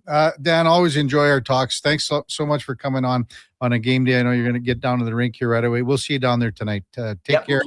Looking forward to it, Kevin. Thanks a lot for your time. It's going to be a great game tonight. You betcha. Thanks very much. That's Dan Rosanowski, San Jose play-by-play man. Long time, 35 years behind the mic with the Sharks. Went into the Hockey Hall of Fame back in 2023. One of the very best at the business for sure. That's the game of the day brought to you by St. Albert Dodge. Where again, clear out on the remaining 2025 Jeep Wrangler Saharas continues. You can get behind the wheel for under $60,000. Check them out at stalbertdodge.com. When we come back, we'll get to some of your texts, 833-401-1440. We'll bust down this Dolphins-Broncos trade a bit more. I was sort of rushing to get through the draft picks when we were having Dan ready to go here. So maybe we'll clarify that a little bit more when we come back on the Kevin Karius Show. With the Duke of Delburne, Josh Fenwick on Sports 1440 AM radio, presented by Sports Select. We're also streaming on YouTube, X, Facebook, Instagram, and Twitch. Hi, Mike here from Northgate Chevrolet Buick GMC. We're the #1 dealer in the world. Just kidding. If we were, would you care? We're the #1 dealer in Canada. Still kidding. You probably still don't care. Tell you what you will care about, our March Madness sale going on right now. Discounts up to $30,000. And the grand opening of our Autoplex, a massive indoor showroom. No self-proclaimed titles, no iPads, no trips to Vegas or hockey jerseys, just a really good deal. Stop in and see us today, 13215 97th Street, or visit us online at northgategm.com. You're in Northgate country. Getting in on the sports action you want is as easy as playing at sportselect.com. Simply make your picks online, generate your QR code, and lock in your bet at your local Lotto Spot retailer. Then sit back, watch the game, grip your chair, and high-five anyone nearby. Every bet is 100% legal with the chance of winning cash in hand. Sports Select. When you're ready to play, bet on the original. Must be 18 plus to play. Play responsibly.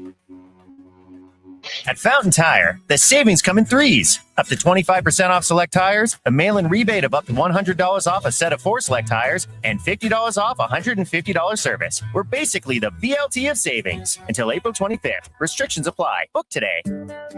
Who's that working on the underground utilities over there? All-Star Construction, that's who. What about the street lighting?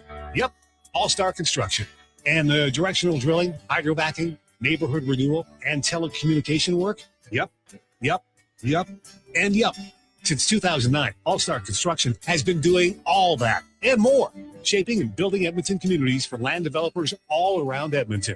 That's what All-Star Construction is all about.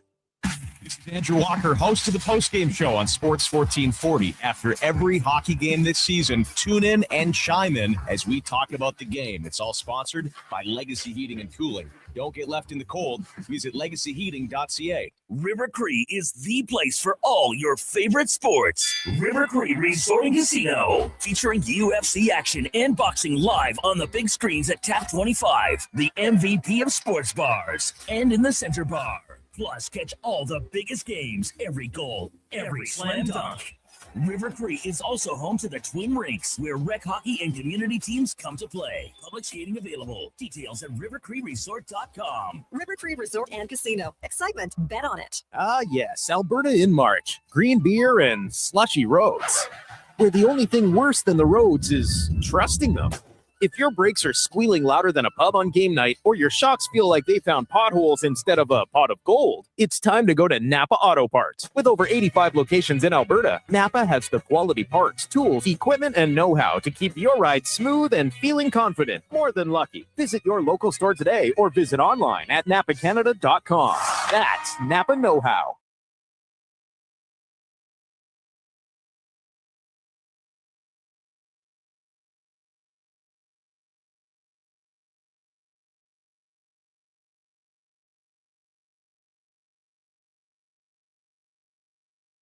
Have your sports curiosity cured with the Kevin Karius Show. This is Sports 1440.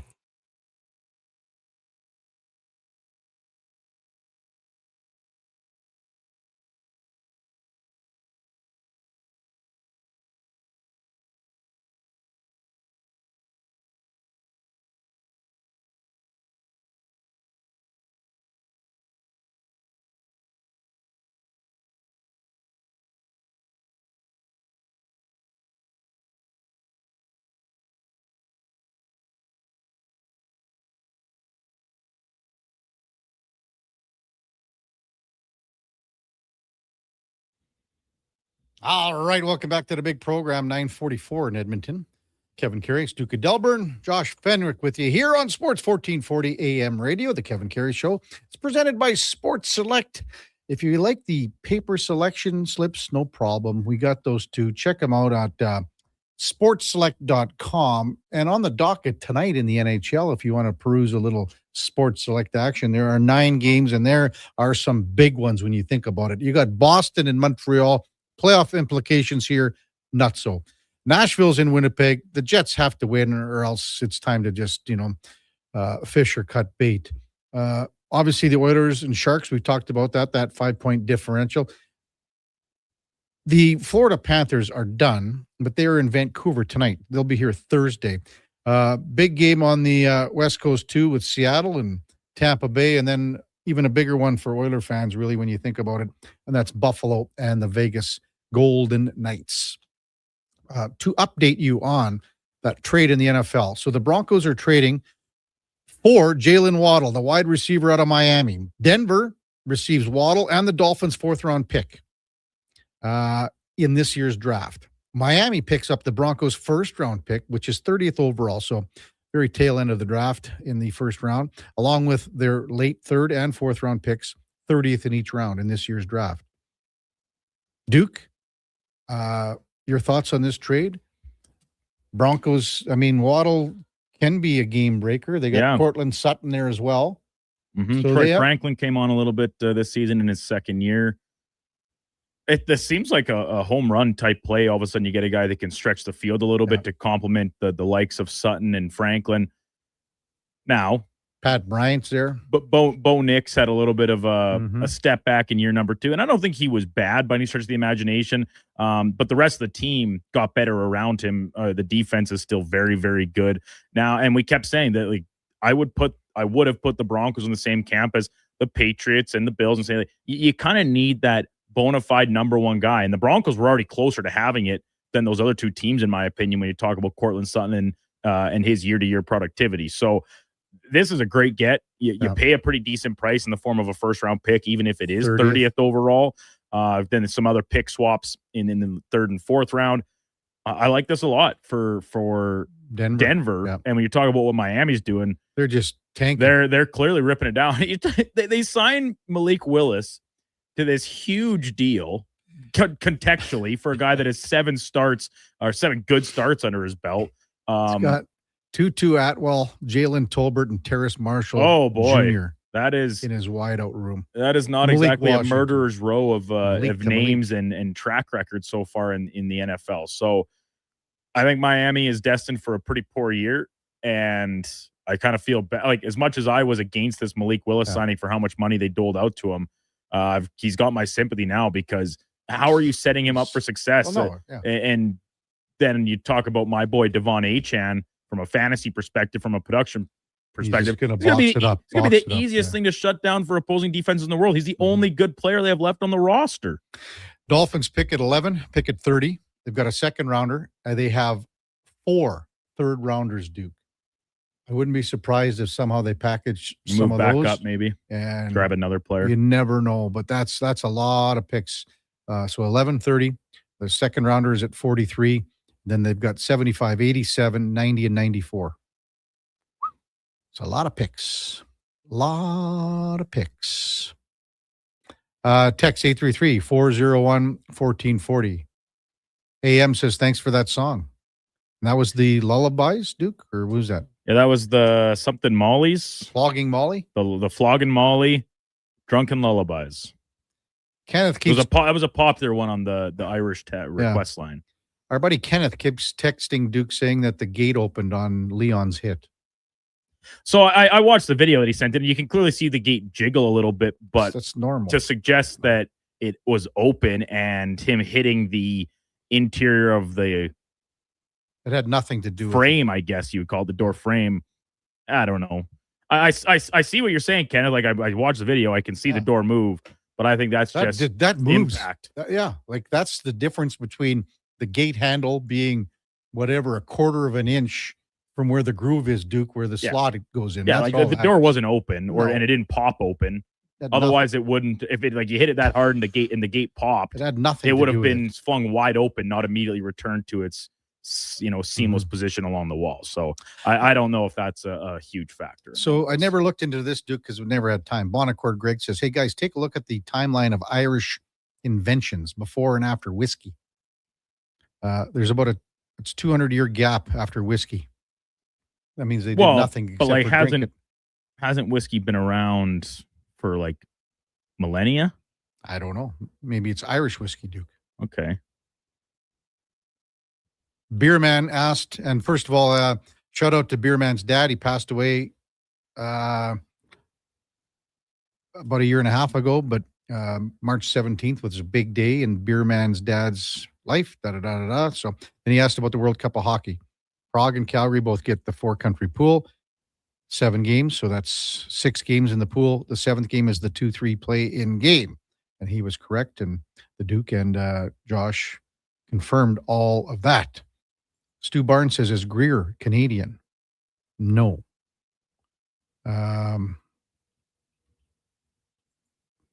Boston. I got to think on that one too now. He played at Boston College or Boston U. I can't remember, Duke. I always get him confused. Yeah, good to... He's Detroit. That's where he's from. Yeah, but he played at Boston U. The Terriers. Yeah, Boston U. Drafted by the Blues. Came to the Oilers. You know who else he was traded for, Duke? I do not. Or with, or whatever you want to call it. Traded from the Blues with Cujo. Oh, really? Yeah, for a first-round draft pick. Well, actually 2, I guess it was. 96 and 97. And then he was traded to Washington for 2 players. One of them ended up to be Zach Stortini, Duke. But he played, what do we got? About 4 years with the Sharks. Yeah. 1,060 games. Had 162 goals. And he had almost 400 points. There's our mean man coming in for our 10 o'clock hit. Sean Kincaid, the Ulster man. Man, the box isn't big enough for all the stuff that he had to bring in here, man. We're looking forward to that coming up here as we do maybe not a lot of tasting, but some explaining because it's pretty early. And the last time we brought in Duke, what do you laugh? Last time we brought in some of the high test stuff, what happened? I don't know. Well, it was my dad's hooch. Remember? Oh, last time you brought in some. Yeah, the last time I brought it in, you and Connor had you and Josh had some. No. It was who was it? Well, I had some. Josh, were you not? Who? The con man had a Connor little. take Connor a had pull. one. Yeah, he had a little pull. I had a couple pulls, I think. Yeah, exactly. Morning, gentlemen. It's Johnny Turnover. I've been a Dolphins fan since 1983. Rest assured, this franchise will continue to be bad at being bad. Can't even get it right. Happy St. Paddy's Day. Well, Johnny Turnover's 10 years a Dolphins fan appears to be quite a bit shorter than our own Donovan Paulson's, but I think the frustration and level of pain is pretty continuous across the entire of the fan base, regardless What do you of think? tenure. What do you think Donnie P would say about this trade? Well, he probably likes it because it makes them worse. They want to tank. They need a quarterback in 2027. It's just so they can cut Malik Willis next year and pay him some more dead money to go along with all the money they're paying Tua when they go ahead and draft Arch Manning first overall. Yeah. Anything I'm missing on the text line, Duke? Kenneth had chimed in when you were talking with Dan about players who had the biggest clearance between them and second place on their team. And he said Pavel Bure in 01, 45 goals, 55 points ahead of second on his team. And Kenneth said he wasn't sure if someone else had got traded away in that season or not. And I also don't know the Panthers' record from that season, but that's what's really exceptional about Celebrini doing this on a team that is appointed of a playoff spot, right? So it's very, very impressive. But it's kind of funny. Listen, we know the Oilers have Bouchard and Draisaitl kind of sniffing around the second place of their scoring race. Between Draisaitl and Nugent Hopkins is 47 points. All right, Duke, we got time for one more, maybe two more questions. What color was originally associated with St. Patrick before green? I'm going to say orange. I'll give you no. Oh, so that's the other color of the Irish flag. Blue, red, gold, or purple? Blue, red, gold, or purple? I'll take gold. No. Oh, blue. Darn. And this is an easy one. Which Irish writer created the character Dracula? Bram Stoker. You got it, Duke. You got it. James Joyce, W.B. Yeats, Oscar Wilde were the other choice options. Possibilities. What is the population of the entire island of Ireland, Duke? You should know this. That is a good question. The entire island, 5 million people. 7 million. That's pretty close. Not bad. How many people around the world claim Irish ancestry? 70 million, 10 million, 100 million, 40 million. There's a lot of people on Earth. 7 billion. What was the fourth option? 40 million, 100 million, 10 million, 70 million. I'll take 40 million. Okay. I don't have the answer of that one off the top of my head. It could be 40. Yeah. Oh, even Sean says, 40. I'll go with 40. Yeah. Yeah. There you go. Hey, well, okay, but one last one then. What is the Irish language called in Ireland, Duke? Gaelic? Irish, Celtic, Gaelic, or English? I was going to say Gaelic. Yeah, I think you're right there. Like, you didn't get this far in your Sunday trivia at the in-laws, or what? No, I mean, I don't have the answers to the quiz here, Duke, but I remember what I had on Sunday night, which is a rarity. That's I'm starting to put into question if I actually got any of these wrong and you just didn't remember what the actual right answers were. No, Duke, not even close. You're just like Kevin. Kevin thinks his brain is his own answer key. Not sure I trust it. Coming up top of the hour, we're going to have some fun in the studio with St. Patrick's Day. Sean Kincaid, Dark Cloud Brewery, Two Stacks. The Ulster Band's brought some stuff into the studio. Even Specs Writers Tears. That's coming up right after the break. We'll also have the con man, Connor Halley, at 10:20. Before that, time now for a Sports 1440 update brought to you by Fusion Promo Marketing. Expand your brand, high-quality promotional products for businesses, sports teams, and corporate events. Get noticed at fusionpromomarketing.ca. That's Fusion with a Z. Here is the Duke. This is the Sports 1440 update.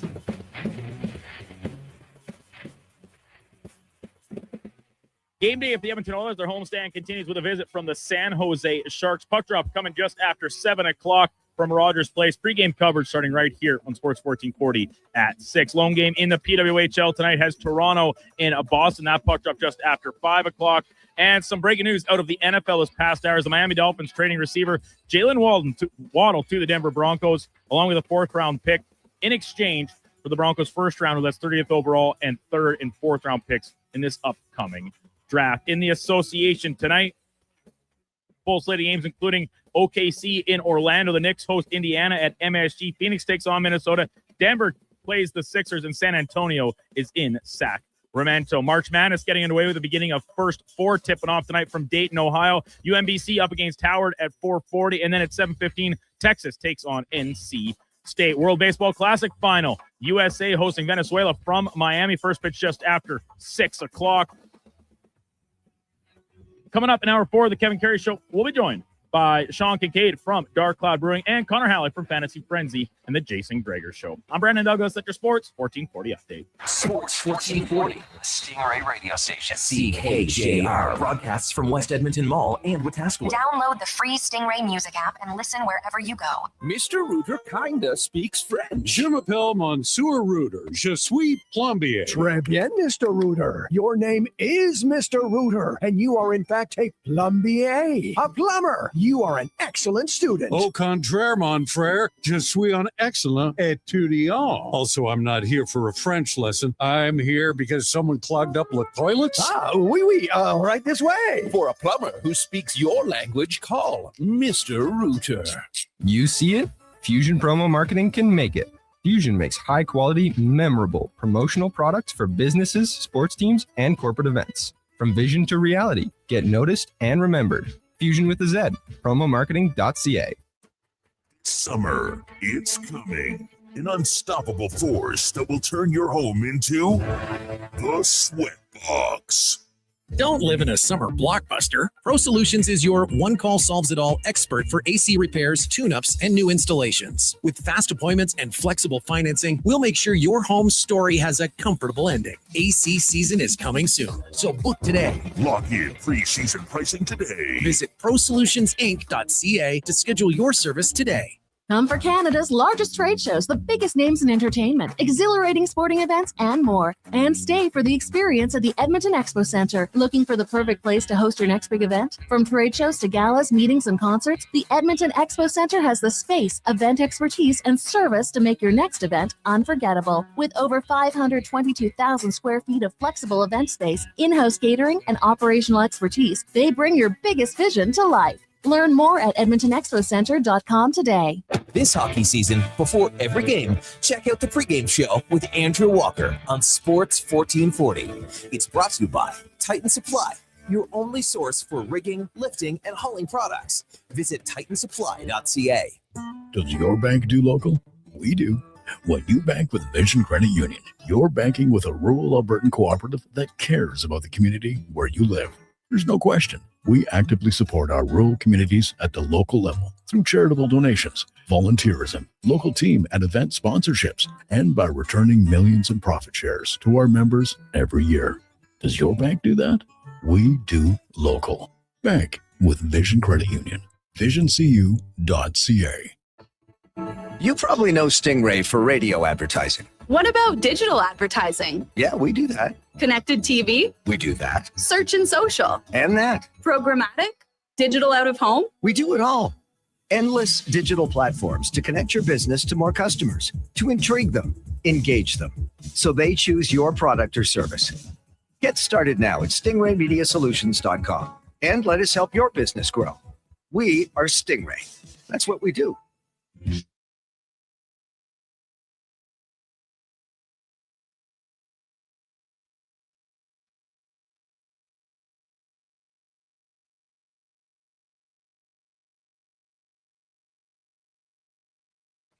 Stories, guests, and insights. This is Sports 1440 and the Kevin Karius Show.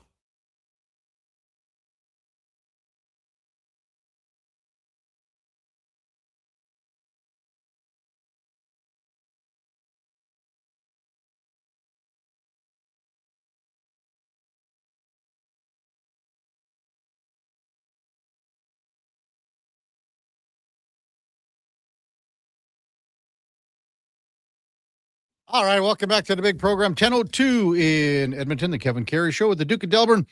Josh Fenwick here on Sports 1440 AM radio. We're streaming on YouTube, X, Facebook, Instagram, and Twitch. It is St. Paddy's Day. We've had the St. Paddy's Day quiz. I think out of the 17 questions, I think, Duke, you're about 11 or 12. It's very respectable. I believe the old PB's sister had 14 out of 17 to take top spot, but that's pretty darn good on your end. And we're going to talk a little Irish whiskey right now. We got Sean Kincaid from Dark Cloud Brewery in the studio. This is the third year that we've done this on St. Patrick's Day, or in and about St. Patrick's Day. Just maybe slide up to the mic a little bit closer there, Sean. And so, I mean, you're bringing all this great Irish whiskey. It's such a passion of yours. And I mean, some of these questions are going to be similar to what we talked about over the years, but where did you get that passion, like to get involved in making Irish whiskey? It's funny. I tell a story all the time. I didn't really drink all that much. My wife, she managed the Druid in Burns for almost a decade. So we met at karaoke at the Druid, and she would bartend on the weekends, and I would always drive. So all my friends got the benefit of having bartender behind the bar. I won a trip on the other sports radio station that doesn't exist anymore. Yeah. In 2016, we went on the trip in 2018 and did 5 days in Scotland, 10 in Ireland. That basically kickstarted my love of whiskey. Brought about a dozen bottles back with me, and I was like, yeah, this is a perfect collection. Yeah. And now there's almost 1,500 in my den. So yeah, a little bit bigger collection now. 1,500. Yeah. And I'm sure they range from like Everything. types, price, how you guys call it, like with between 1 and 2, and the caskets and everything like that. So maybe just touch on that. Yeah. I probably own more unique Irish whiskeys than anybody else in Canada. I have over 260 bottles, last I counted, of different brands. Obviously, I have triples and quadruples of some of them. And then Scotch whiskey, a ton of that. A lot of Canadian whiskey as well. Really trying to promote that in the last year or so. Obvious reasons. And I fell in love with whiskey, jumped in both feet, and haven't looked back. So when you got Dark Cloud going, then just maybe tell about that transition, because you sort of went along with Two Stacks here as well. So how did that work? So a good friend, I started a podcast with a buddy of mine during COVID. We were bored, didn't have anything to do. So we started a whiskey podcast. He also decided to start PWS Imports, just was bored, and he had a day job, but he's like, I want to import whiskey. He asked me what kind of Irish whiskeys to look at. And first thing I said was Two Stacks. They were pretty new at the time. They had just launched that dram in a can, so small can of 100 mil whiskey. I just said, you should check these guys out. And they had a meeting, and they brought them on board, and they've been importing them ever since. And then Travis Watt, he founded the Edmonton Scotch Club, our whiskey club. And he came on board with PWS Imports, and a really, really good friend of mine. And now we started a new podcast about 8 months ago. A buddy of mine, Jeremy, in Vancouver, and Travis and I, and we release an episode once a month on the first of every month. It's cool. Our original goal is to keep it to an hour, and I think our shortest episode is 2 hours and 45 minutes. Really? So you have a whole month to listen to it or watch it on YouTube. But I just kind of fell in love with whiskey. I take every chance I can to learn more about it. I've had some really, really cool experiences through whiskey as well. So, also a big sports guy. We're going to get to that momentarily. Sean Kincaid with us in the Sports 1440 studios here at West Edmonton Mall. I'll tell you, like we're on season 6 of Peaky Blinders.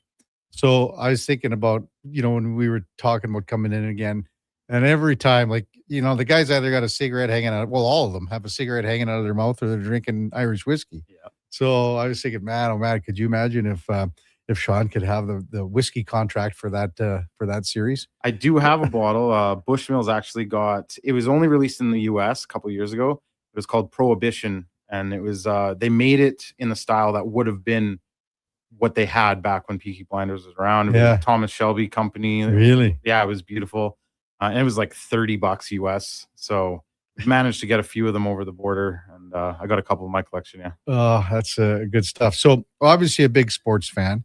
Maybe tell, and the last time, and I don't know if we talked about it in the sense that because of the Blue Jays angle was still yet to come. The story hadn't come yet. But Sean is a massive LA Dodgers fan. So you can imagine how this World Series was for you, being a big Dodger fan, and you've been a Dodger fan forever. Yep. So he's actually got a tattoo of the Dodgers logo on the inside of his lip, which is nuts. Like when you see this thing, you go, you got to be kidding me. But it's on the inside, so it's quite unreal. But you said you lost a lot of friends over that couple of weeks there against the Jays. For a couple of weeks, I was pretty lonely. Half of the World Series, I was at work, and all through the playoffs, we were cheering for the Blue Jays, and I love the Blue Jays, but Dodgers are my team, have been since I was a kid. So yeah, it was pretty lonely. Luckily, the Game 7, it was after work, so I was in my room and I just paced back and forth in my room in camp. But yeah, that was easily the best series of baseball I've ever watched. And I mean, it was win-win for me. Either way, I was going to be happy with who won, but yeah, I was very happy when the Dodgers pulled out. Yeah, I mean, what you must have been thinking, like Game 7, the Blue Jays had opportunities. Yeah. The Dodgers had I mean, it could have went either way. Like matter of inches multiple times. Multiple, with IKF at home and everything else that happened. And, there were so many close plays, close calls, and home runs that were hit. And man, it was unreal. So I've been lucky though. All 4 of my major sports teams that I love, well, 3 of them have won a championship in the time that I can remember. Really, what are those? Run down the list for us. The Boston Celtics in NBA, Dodgers obviously, Seahawks are my NFL team, so got lucky this year. Now, if the Oilers could just finally get over that hump, it would be awesome. So you must even again, we've talked about, I guess we would have talked about the first Stanley Cup final for the Oilers, which was heartbreaking. And the second one was just as heartbreaking. I mean, when you lose and get as close as they can and have been, it doesn't make it feel any better. So, I mean, do you have, I think it's safe to say, Sean, that out of all the last 3 years, this is probably the least confident the Oilers fan base is going into the playoffs. Definitely. Yeah. I feel that. I mean, I have a big hockey chat group that I'm in. It's definitely a different feeling this year than it has in the past. I mean, I think that if they pull their act together and, signs are starting to turn that way, and if they get the goaltending they need, then that's the big issue, I think. I mean, this is, you think about it, where this team has come from at the beginning of the year, where, Connor Ingram, no one even thought if he would be where he's at right now, never mind a possibility. And now, I mean, this is his team moving forward. So we'll see exactly what happens. So Sean Kincaid from Dark Cloud Brewery. Can you explain Dark Cloud and again with how Two Stacks, how the association is? Because Two Stacks is a pretty big. Yeah, they're so Two Stacks is in Ireland. They're not a distillery. They don't make whiskey. What they do is they source it. It's a historical term called bonding. So they source whiskey from all the distilleries across the island. Some of them they just recask into different barrels. Other times they blend stuff together and then they release it. It's kind of a throwback to the history. Dark Cloud, it was a nickname that I was given in my real job. And I actually told the story of it on our podcast, our original podcast. And then as soon as I told that story, it followed me to whiskey and it became my name in whiskey as well. So Two Stacks, like I said, Travis imports them. Right. So we have a really close relationship. They reached out to Jeremy and I, the other host of our podcast. And it's funny, his production company is a big video, audio, pictures. It's White Cloud Productions. So it just worked out, that Dark Cloud, White Cloud. So we released, we've done 2 now in a series of 6, and it's just called Canada Cloud Cask. And they send us some samples right out of the cask. We choose which one we want. And then a couple months later, we have the bottles here to sell. Well, a mutual buddy of mine, and you know him too, Swifty, Davin Swift, great supporter of our golf tournament last year. He was just texting me as well. And, he was saying that he's golfed with you. And the Two Stack, those cans, the small cans on golf courses are just perfect, because a lot of people have the birdie juice thing that they talk about. And they're definitely the perfect. So it's 100 mils. So it's just over 3 ounces. Yeah. So, birdie, split it between 4 people in your group, you're getting less than an ounce. Yeah. I mean, people I usually golf with, we're lucky if we get one. We a good friend of Davin and ours, Darren, he actually termed birdogey. So if you have a birdie putt, you Or- 3 putt it to get a bogey, Then you might then you as well have get a shot one too. as well. Yes. Oh. But Why yeah, don't you just have one every hole? The cans fit perfectly in a golf bag. It's Yeah. not like you're sticking a full bottle in there, and they're durable. And yeah, it's perfect. So maybe just run down. There's like, again, 2 stacks is you've got this. And then, maybe we'll leave Specs little thing there, the writer's tears that he talked about yesterday. And you were listening and you said, well, I got to do that too. But the Irish cream liquor, that's got to be very popular in the sense that people are, they like it in the coffee, or they just like it on the rocks, or just whatever. Yeah, it's literally, you can do anything with it. Yeah. I love it in coffee, but I love sitting, at night in front of the TV, pour a glass of that with a couple ice cubes in it. Yeah. It is by far the best cream liqueur that's on the market. Mhm. We're very lucky to get it here. And actually, on our March podcast, we spoke with the owner of 2 Stacks, one of them, and he said that when they launched the cream, it was kind of a passion project, a novelty. Oh, yeah. And now they cannot keep it in stock. So it comes in the can form, and it also comes in the full bottle size, Mhm. which is awesome. Then I see the one with the fruit drops, but that's just that's a whiskey that's flavored. Yeah, so it's not flavored in the traditional sense of a flavored whiskey. What they Mm-hmm. did is they took some of their distillate and they put it in different brandy casks, fruit brandy casks. So this one's apple brandy. Mhm. They did a blackberry and a couple other ones. We got a limited supply here. They also come in the cans. In Ontario, you could actually get a 4-pack or 3-pack with the cans Right. of the different fruit drops. But yeah, it's not flavored in the sense of super sweet that people think of with flavored whiskey, but Mhm. yeah, it's delicious. Michelle wants to know from our text line, what's the name of the whiskey podcast? It's Last Call Whiskey Podcast. Okay. Gavin texts in, morning, guys. Thoughts on Jameson Crested, formerly Crested 10? Yeah, so it's a kind of upper echelon of the Jameson line. It's funny, the people in the States never got it, and come? I don't know, they just didn't distribute it there, but we had it here. I love it. It's one of my favorite Jameson products. Yeah, it used to be a 10-year-old, Mhm. and now they got rid of the age statement, but it's just a higher malt content, more sherry cask influence on it. Right. The Canada Cloud Cask 2. Yeah. Can you explain that? And is that distilled here? Or is it? No. It's So not? Okay. it's we did the first one, which when we did the first one, we thought it was just a one-off. Yeah. And so we said, well, single pot still is the style of Irish whiskey that they're known for. Mhm. So we said, we need a single pot still. And they sent us over this crazy one that was matured in 3 different sherry casks. And then the 3 were blended together and put into a Pedro Jimenez barrel. Mhm. So it was rich, 7 years old, really strong fruit flavors. Number 2 is a single grain, so complete opposite end of the spectrum in terms of the style. 13 years old, and they finished it for about 9 months in Mhm. a Pasito de Pantelleria cask. Now, Wow. don't ask me what that is, what it translates to, but it's a tiny island off the coast of Italy. You can only make that. It's a fortified dessert wine. You can only make it on that island. Yeah. And they said, try this. It was one of the 4 samples, and it blew us away. Again, we didn't have any clue what it was. Yeah. Since then, I found that dessert wine on a store shelf here, and I bought 3 of them, and it's delicious. Yeah, it was just very, very cool. And the 2 that have been released so far are complete polar opposites in Mhm. terms of flavor. I just poured them 2 nights ago at Chartier in Beaumont. I do a St. Patty's Day tasting there, and they were the first 2 whiskeys of the night. And yeah, you could see on people's faces that it was total contrast, but they're both delicious. Sean Kincaid from Dark Cloud Brewery with us. How many tastings have you done here prior to St. Patty's Day? So this year I toned it down. Oh. I did it one Saturday night at Whiskey Drop in the West End, and then Chartier I did 2 seatings, so back to back. Years prior, I've done 6 tastings in 5 days in 4 cities. So toured Alberta pouring Irish whiskey. When I only get a week off at a time, it's a little daunting to Yeah. spend the whole week traveling in Alberta pouring whiskey. So yeah, I took it a little easier this year, but yeah, it was so much fun, and people support my tastings.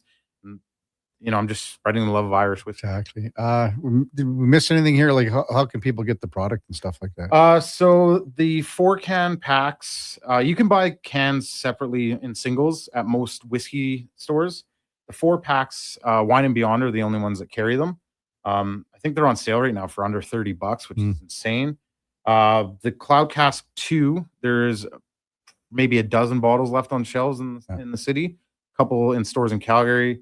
The cream, most whiskey stores carry that as well. So yeah, if you can't find it or you want some help, I'm available on Instagram, Dark Cloud Whiskey. I have my own website, my own, you can email me too. Greg from Donsdale says, what does he think of Redbreast 15 year in the green box? He says, that's what I'll be drinking today. Yeah, Redbreast 15 is probably my favorite out of the age statement Redbreasts. It's different style than the 12 or the 12 cask strength. For me, Redbreast has kind of declined in quality in the last couple of years, but it's still very worthy pour. Sean, this is always great. I always enjoy it. And I love the bottles and how cool. Oh, for the Writer's Tears Specs bottle, because that's his, he was talking about it yesterday. Yeah, I always say that Writer's Tears is probably the best named whiskey in the world. Yeah. Actually, on our trip, we were eating breakfast in the hotel restaurant, and the bar was in the middle, and I looked up and I just saw a box and it said Writer's Tears on that. Yeah. We happened to be in Sligo, which is where Yeats is from. Okay, we call it Yeats country. So I was just like, it's perfect. It's apt. And then obviously got into whiskey and started drinking. It's one of my favorite brands now, but yeah, it's awesome. Well, that's what happens to readers. It should be readers' tears after reading Specs column is what it should be. Possibly, yeah. Sean, thanks for coming in. No this problem. is great. I always enjoy it. And St. Patty's Day, and it's going to be a great day. We still got another about 14 hours to go here before. Are you going anywhere what's your schedule today? No, I took it off. I was potentially going to be pouring whiskey in a store, but yeah, no, I'm just going to go home and have a Guinness or two with dinner and then get into some more whiskey after that. Perfect. Thanks for coming in, Sean. No problem. Appreciate And it. by all means, share. I'm leaving this year. Share it with all the that's hosts through the day. It's so generous. Everybody but Low Tide gets one. Declan doesn't get any. Donnie P doesn't get any. We'll see. Maybe Gregor might want some of that Irish cream. We'll see. Thanks, Sean. Appreciate Not a it, problem. man. Thanks for having me. Sean Kincaid, Dark Cloud Brewery, the Ulster Man when he texts in. When we come back, the con man, Connor Halley, will be with us. We'll talk. We got a lot of fantasy to talk about technically today with the NCAA March Madness bracket, Major League Baseball. I think we're getting ready to go. And our hockey draft at Sports 1440 is winding down. It's Kevin Carey Show with the Duke of Delburne and Josh Fenwick on Sports 1440 AM radio. Brought to you by Sports Select. We're also streaming on YouTube, X, Facebook, Instagram, and Twitch. Want to invest in Alberta's workforce, fill your talent pipeline, and get funding? Careers, the next generation connects employers with motivated, pre-vetted youth through funded internships. Easy, impactful, and risk-free. When you work with a group like Careers who have experience in that area, they can demystify and navigate all the complex steps and stakeholders that have to be involved. Visit careersnextgen.ca today. Exciting news from St. Albert Dodge. The all-new 2026 Jeep Gladiator Sport packages have arrived. They have a great selection and a bunch of colors to choose from. And if you've checked out the Sport, you know it comes in some fun colors. Rugged capability, practical off-road features, and you can get behind the wheel for as low as $49,900. That's right. Put yourself in a brand new Jeep Gladiator Sport for less than $50,000. What more can you ask for? Time to head up the trail and see how easy it is to do business at St. Albert Dodge. Getting your vehicle sparkling clean doesn't have to cost a fortune. Take it into Hughes today and pay just loonies a wash. Find us at hughescarwash.com. You wanted local sports on weekends. Saturday mornings at 9, check out the Saturday Sports Setup, where we'll tee up what's happening on the weekend sports scene. Tune in Saturday morning at 9 on Sports 1440. Hey, Gary, is that your dad? No, this is Evan, the new sales rep I hired. Oh. First impressions matter, but when hair loss takes over, it can feel like you're not being seen for the maverick you truly are. Hi, I'm Dr. Vance Elliott. At Advanced Hair and Skin Surgery, we know that hair loss is more than just a cosmetic issue. It's personal. Let's discuss all the cutting-edge options available so you can make a great impression every time. Book a free consultation today at drvanceelliott.com. Bashaw Concrete Products. From concrete and septic tanks to blocks, precast water pads, Jersey barriers and aggregates. Farmers, contractors, homeowners. Plan your next project at BashawConcrete.com. Family owned. Over 60 years pouring. Bashaw Concrete Products. Once again, start here. BashawConcrete.com.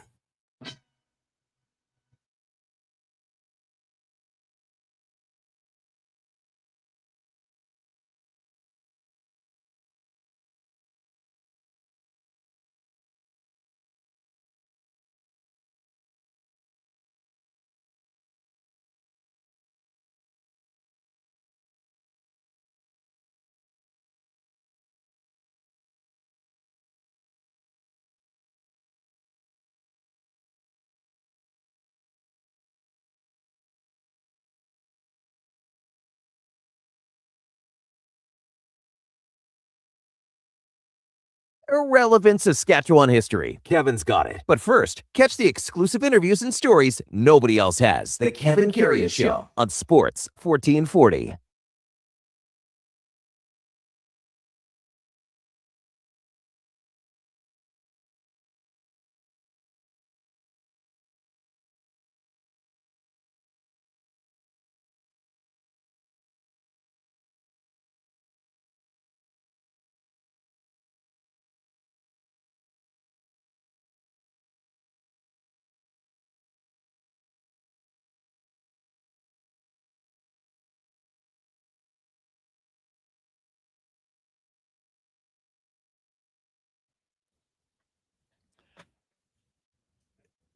All right, welcome back to the big program, 1023 in Edmonton. So, okay, Duke, I don't understand. This is the Irish.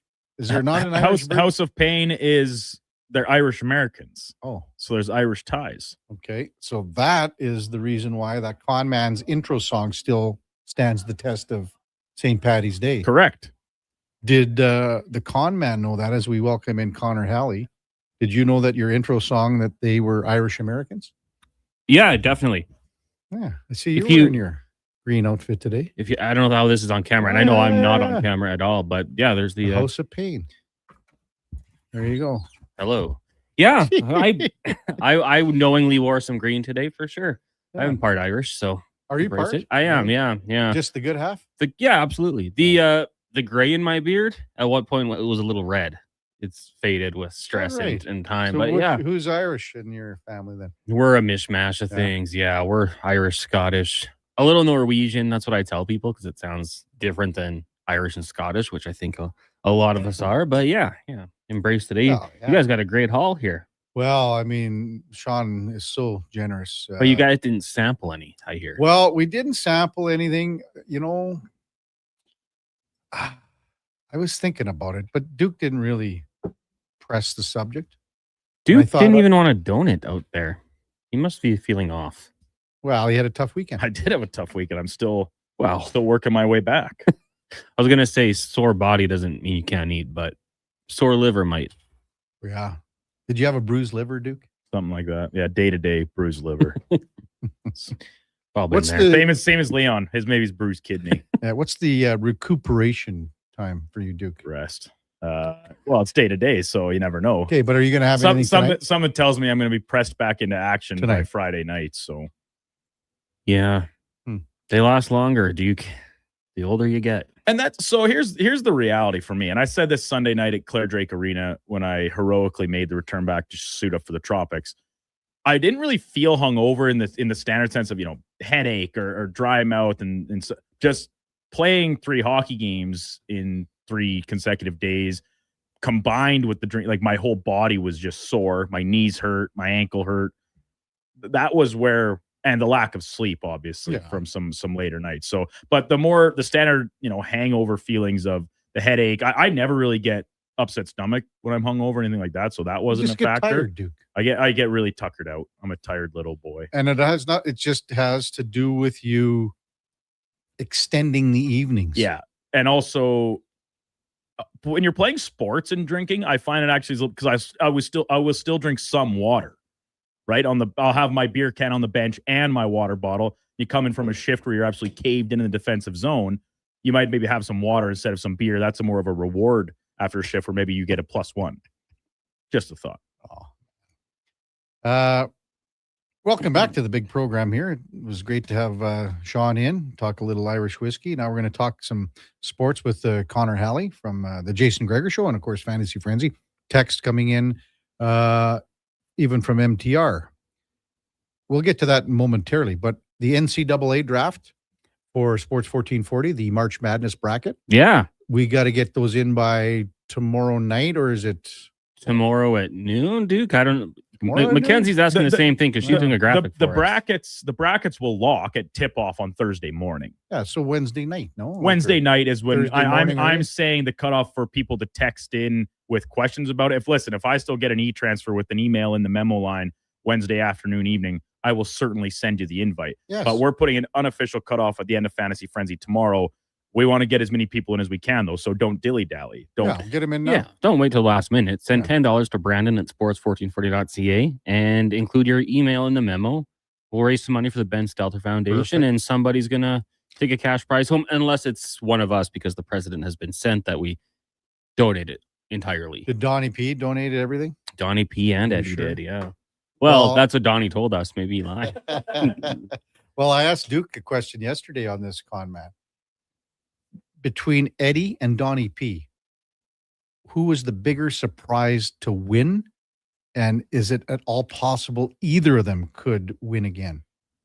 I think it's possible. I think Donnie P's the more surprising one. Eddie's an athlete, right? You know, you can just see things a little bit differently. So he's a winner. It doesn't surprise me. He's won on every level. Of course, he was going to win this bracket challenge. Donnie, and I think Donnie would admit it totally that he probably didn't see it coming.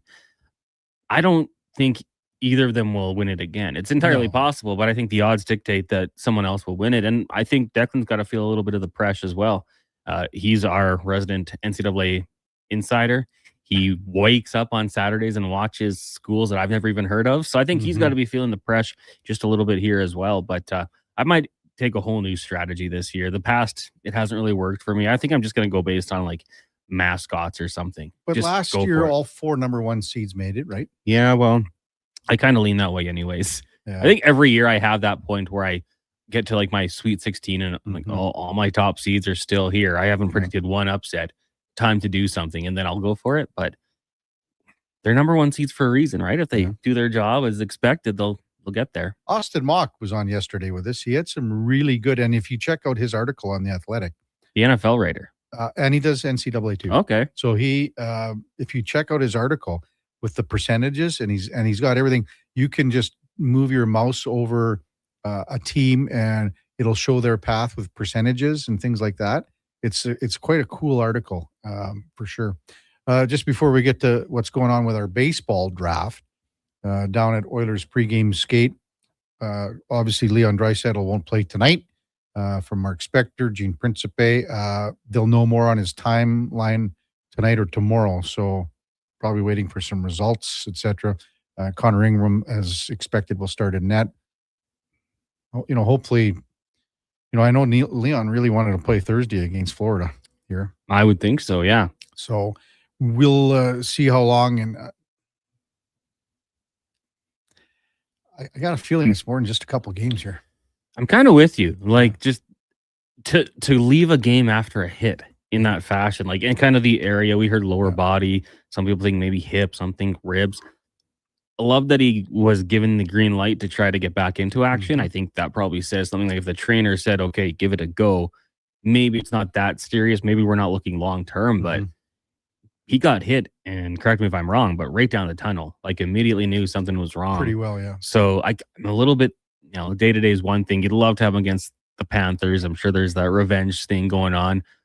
But this team has higher sights than the Florida Panthers. The Panthers aren't a playoff They're team, done. right? So Leon has to be healthy. And, it's unfortunately been a trend. He seems to get hurt in the playoffs right before. And that high ankle sprain, Played through it. we'll talk about that for years, how unbelievable he was. But just imagine having him healthy. So I think there might be a little bit of a emphasis on that. But I guess at the same time, Kev, they're not locked into the playoffs yet. Like, they do need to win hockey They games. gotta So win here, man. yeah, it's kind of a tough spot for They the need Oilers to and win Draisaitl. 9 out of 14, man. Yeah.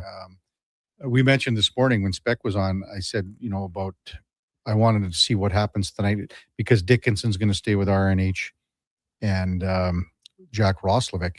And I said to Spec, I want to see how much the line matching goes tonight. I want to see how much Knobloch puts Dickinson against Celebrini. Spec just sent this out a minute ago. Knobloch says with Draisaitl out, they'll become more of a matchup team. I see a hard match with Dickinson and Celebrini tonight, though Knobloch said that responsibility would be shared among two of his lines. What a fun challenge for Dickinson, hey? Because a guy who says he kind of gets up for those opportunities, like a chance to slow down a legit MVP candidate.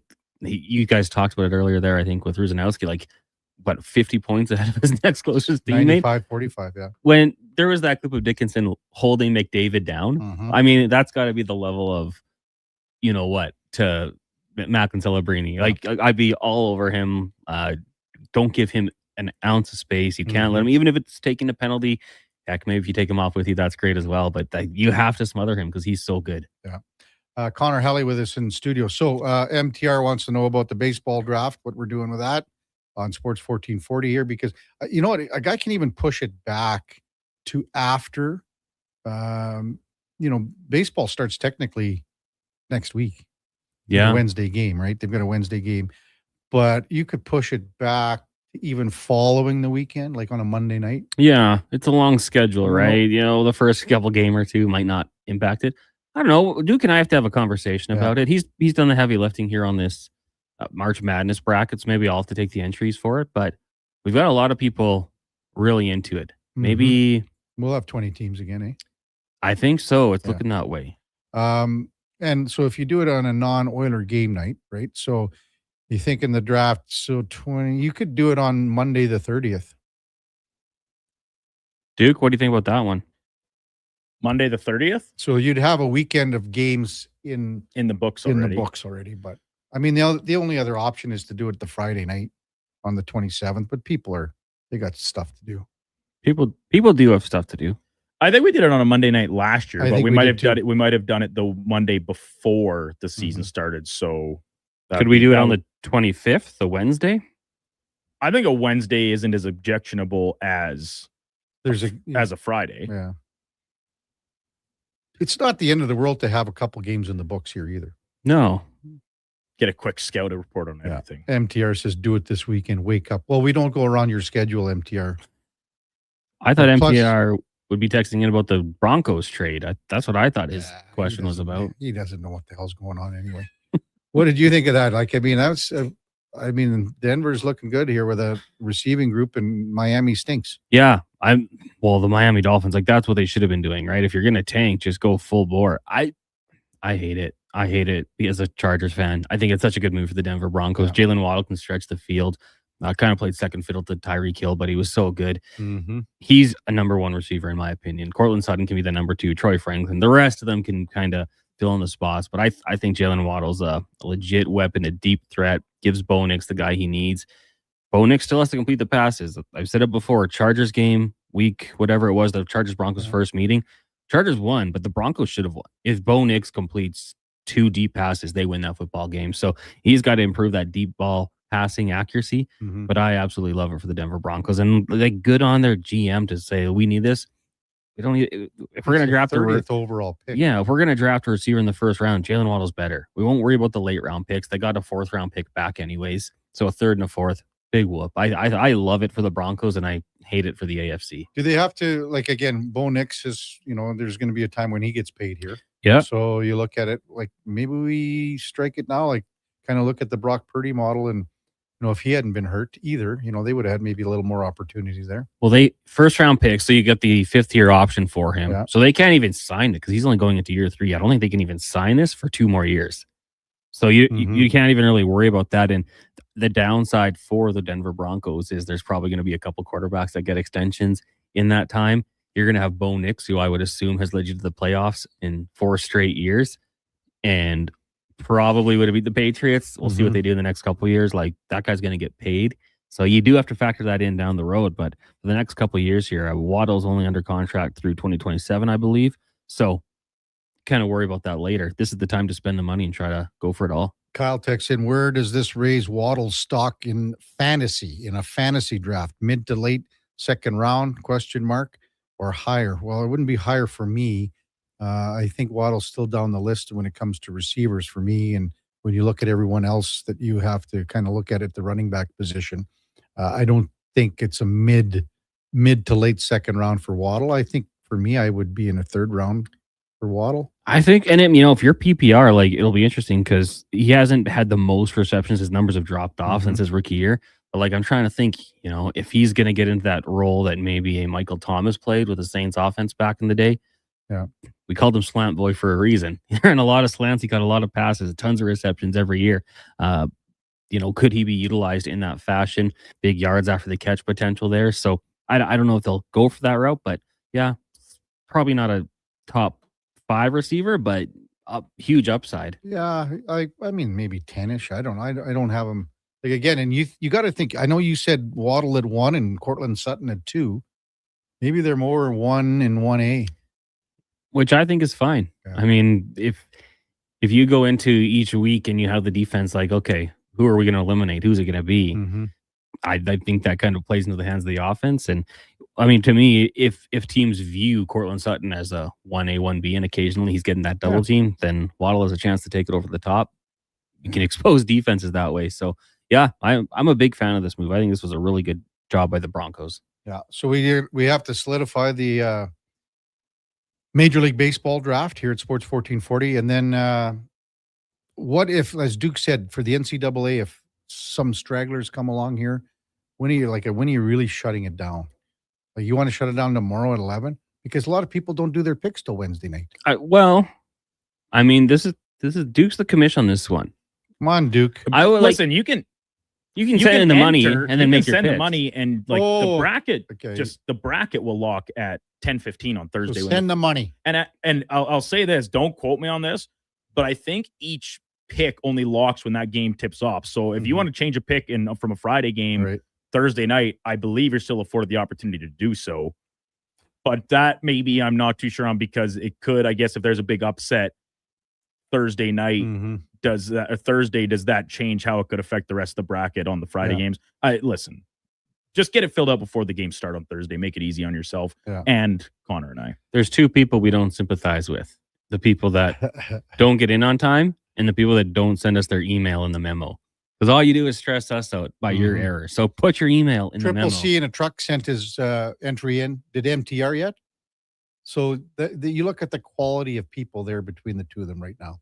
Triple C, dependable, reliable, wants to get it in. MTR, lollygagging. We still might have a hat that Triple C in a truck won like 2 years ago, autographed by Low Tide. So I don't want to, pump him too much because that hat actually might have been thrown out. It took so long. I think it said "Fly Eagles Fly" on it or "Go Eagles" or something. It might be out there still. I'm going to send Duke the money right now just to get ahead of it as well. I better do it too, Duke. You want cash on the barrel? Cash? Oh, I do. Oh, I left my wallet at home. I'll get you, Kevin. And I actually did. No, I'll send Duke something. I don't know. Hey, Kevin, you're probably going to have to cover Eddie again this year. I did pay for Eddie last year too. I think both. Well, I don't know about last year, but the year he won, you definitely fronted the cash for him. I have paid for Eddie.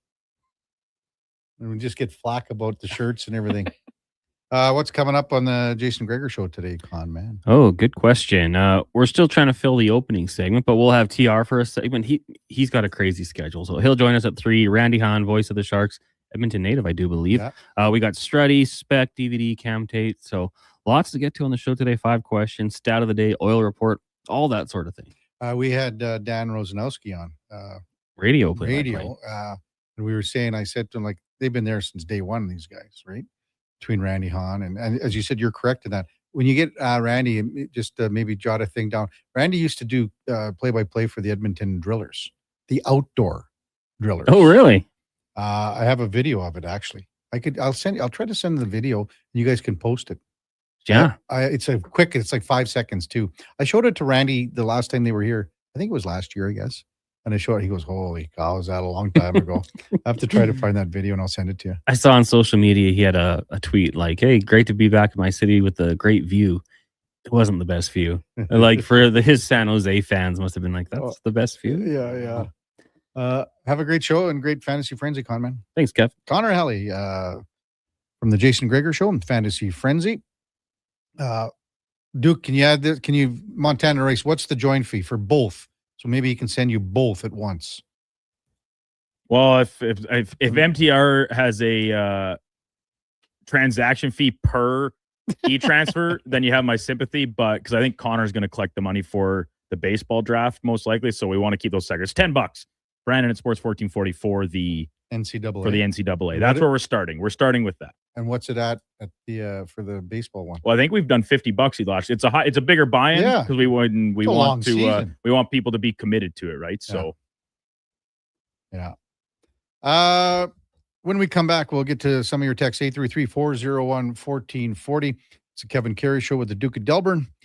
Josh Fenwick on Sports 1440 AM radio. We are streaming on YouTube, X, Facebook, Instagram, and we're presented by Sports Select. Mr. Rooter kinda speaks French. Je m'appelle Monsieur Rooter. Je suis plombier. Très bien, Mr. Rooter. Your name is Mr. Rooter, and you are in fact a plombier, a plumber. You are an excellent student. Au contraire, mon frère, je suis un excellent étudiant. Also, I'm not here for a French lesson. I'm here because someone clogged up the toilets. Ah, oui, right this way.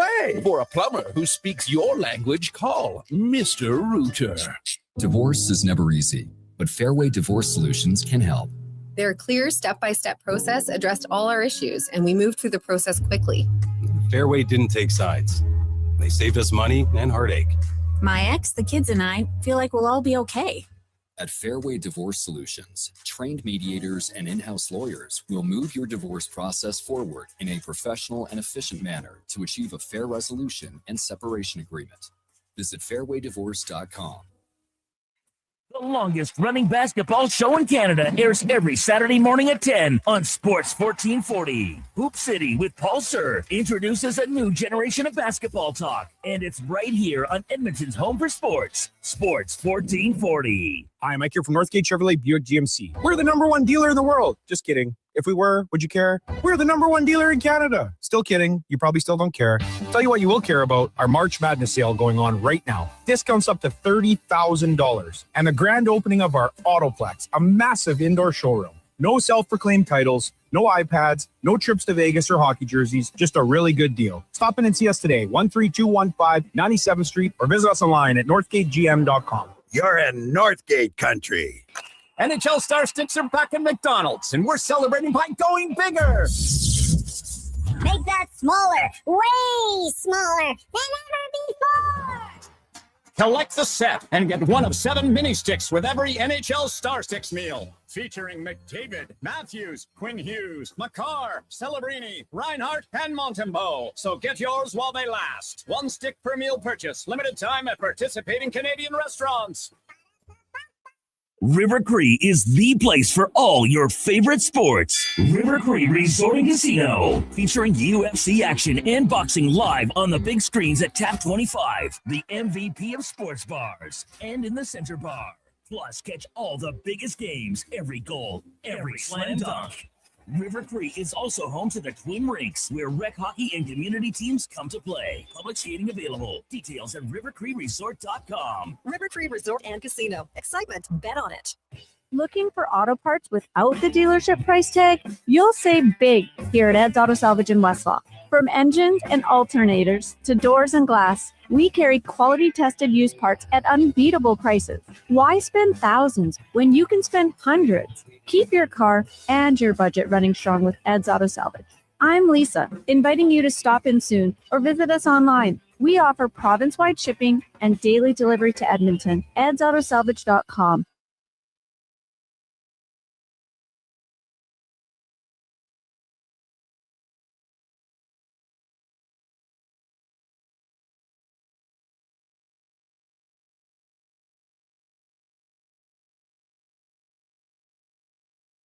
Just in time for the morning skate. This is the Kevin Karius Show on Sports 1440. All right, welcome back to the big program, 1046 in Edmonton. With all that whiskey talk and everything else, we sort of kind of got behind on a couple of, very important topics. One of them, in or out, brought to you by Pro Solutions. Need fast air conditioning service? Pro Solutions offers expert repairs, tune-ups, and installs with flexible financing. Book your appointment now at prosolutionsinc.ca. Okay. You know what? Moving too fast. Bottom line, are you in or are you out? In or out of what? No time for questions. Just action. In or out? Well, then I'm out. I'm sorry, Jet. Actually, you're already in. Are you in or are you out? On Sports 1440. I thought you would go, I'm in, Bob. We would have had a really cool moment, but you kind of ruined the whole thing. Duke, speedy edition of In or Out, Letterbuck. Game day for the Edmonton Oilers. San Jose Sharks are in town. Leon Draisaitl not going to play tonight. The player under closest observation in his absence is going to be the young German himself, Josh Szymanski. I like it, Duke. I like Szymanski, and I said this yesterday. I think it's going to be great to see him play between Podkolzin and Kapanen. I thought Knobloch's answer to Speck's question about line matching, to me, I'm having Dickinson on Celebrini all night long. I would agree. But if he thinks that Connor McDavid's going to go head-to-head with him, I mean, obviously, if you play in the opposition end, that's better defense than anything you can possibly have. So right. That's the one other angle I want to look at. But I want to see Szymanski here between those two guys. And as long, he's going to be the high forward. Those guys are going to go in and bang. He's going to make sure that he's the high forward and is going to be the guy that comes back defensively to be 3F. So. And we've talked a lot about, since his original recall from Bakersfield, kind of been, watching him as closely as we can. I mean, what have been some pretty limited minutes at times. You say, he does, acquit himself quite well out there. Mm-hmm. He doesn't look out of place, even if there's nothing spectacular or mind-blowing about what he's doing on a shift-to-shift basis. But, and with that, we always said, all right, well, come playoff time, this isn't a guy that's going to be in the lineup. But I wonder if there's a strong enough showing, and we don't necessarily know yet how long Leon is going to be absent from the lineup. Maybe he can make a stronger case for himself to be not the guy on standby, but the guy earning the spot when the playoffs begin, rather than maybe to get called on if somebody else falls to injury or poor play. So it's a big test to take on some heavier minutes, and the likes of Podkolzin and Kapanen on either side, like you said, Kev. It should be an entertaining line between the physicality, if nothing else. Sharks on their side of things, they come in just 1 point out of a playoff spot back of the Kraken and the Kings. If they can make the postseason, we've bandied this around for several weeks, even months now. I think Macklin Celebrini should be the Hart Trophy winner. Here we are in the final few weeks of the regular season, and I think it comes regardless of other happenings around the league. The likes of McDavid, McKinnon, Werenski, all factoring in. The problem is, again, being a West Coast guy and being a guy that the writers out east don't see. That's going to be sad, and he's going to get votes taken away, and people are going to vote out east. They're going to vote for Kucherov, and they might even vote for Werenski. But should it happen? Oh, man, it's a tough one. To me, I think that he'll be nominated. How's that, Duke? I'll go. So I'll be out. He'll be nominated, but he won't win. Although I would have no problem with him winning. Yeah, we talked about it with Dan, and we've talked about it amongst ourselves. This gap in point total, and that doesn't tell the whole story, of course, but he impacts the game at every level, right? He is responsible in his own zone. He's taken on that type of commitment defensively, as well as putting up these top 3, top 5 scoring pace across the entire league, right there with some of the very best the league has to offer. So it's tough. I get it. There are so many very good candidates this year as we hit the final dozen plus games of the season. But my inkling is still that if this guy can drag the Sharks in, he should get a lot of love. Around the rest of the league, Tampa, Vegas, and Colorado have all hit rough patches. Tampa really on the skids. Vegas sub 500 in their last 10. Colorado sub 500 in their last 5, including getting whomped by Pittsburgh last night. Of the 3, the team whose Stanley Cup chances are most being impacted by their skid, I'm taking the Avalanche. Are you saying this because Dallas could catch him? I'm saying because the Stars, who their own point streak got snapped last night, but they have closed that gap to very much within striking distance, and the possibility of falling into second place put on by the Avs not running rampant over the league anymore, it seems to have the most dire consequences of his first-round matchup with the Minnesota Wild, as opposed to, we know Tampa, they've fallen behind Buffalo, but is it really that intimidating inside their own division as opposed to a wildcard team? I'm not so sure, and same goes for Vegas. They're probably going to still finish top 3 in the Pacific. It's just a matter of who their opponent will be, Edmonton or Anaheim. I'm not sure they love either of those. Yeah, I'm going to be in because the number 1 seed in the Central is so important. It might be the most important spot across the entirety of the NHL standings. In for sure. March Madness officially getting underway tonight, but the actual bracket will tip off on Thursday, of course, at 10:15 in the middle of our show. But the first four, beginning with UMBC against Howard, Texas against NC State tonight from Dayton, Ohio. Both UMBC and Texas are 1.5 point favorites each over their respective opponents. And listen, Kev, I have absolutely no basis. I have no founding for this, but this is just a bold proclamation. This is where my Sports Select ticket is going to be tonight. I'm taking both underdogs to win outright tonight in NC State and Howard. I'll go in, Duke. I don't have a clue. I didn't even know it was, whatever. So I'll just go in just so we could get to question number 5. And I think maybe some more interest might come tomorrow, the second half of the first four, because the story around Miami, Ohio all year, their 31-1 record. They're up against SMU, and they are pretty sizable underdogs, 6.5 points for a playing game in that 11 seed. Those two games also coming from Dayton tomorrow. But let's wrap it up with some St. Patrick's Day themed question. Wearing green, you're doing it, Kev. I scoured my closet. We talked about this yesterday. My closet, not very expansive. I don't have anything green, so I came up short. The best shade of green in sport.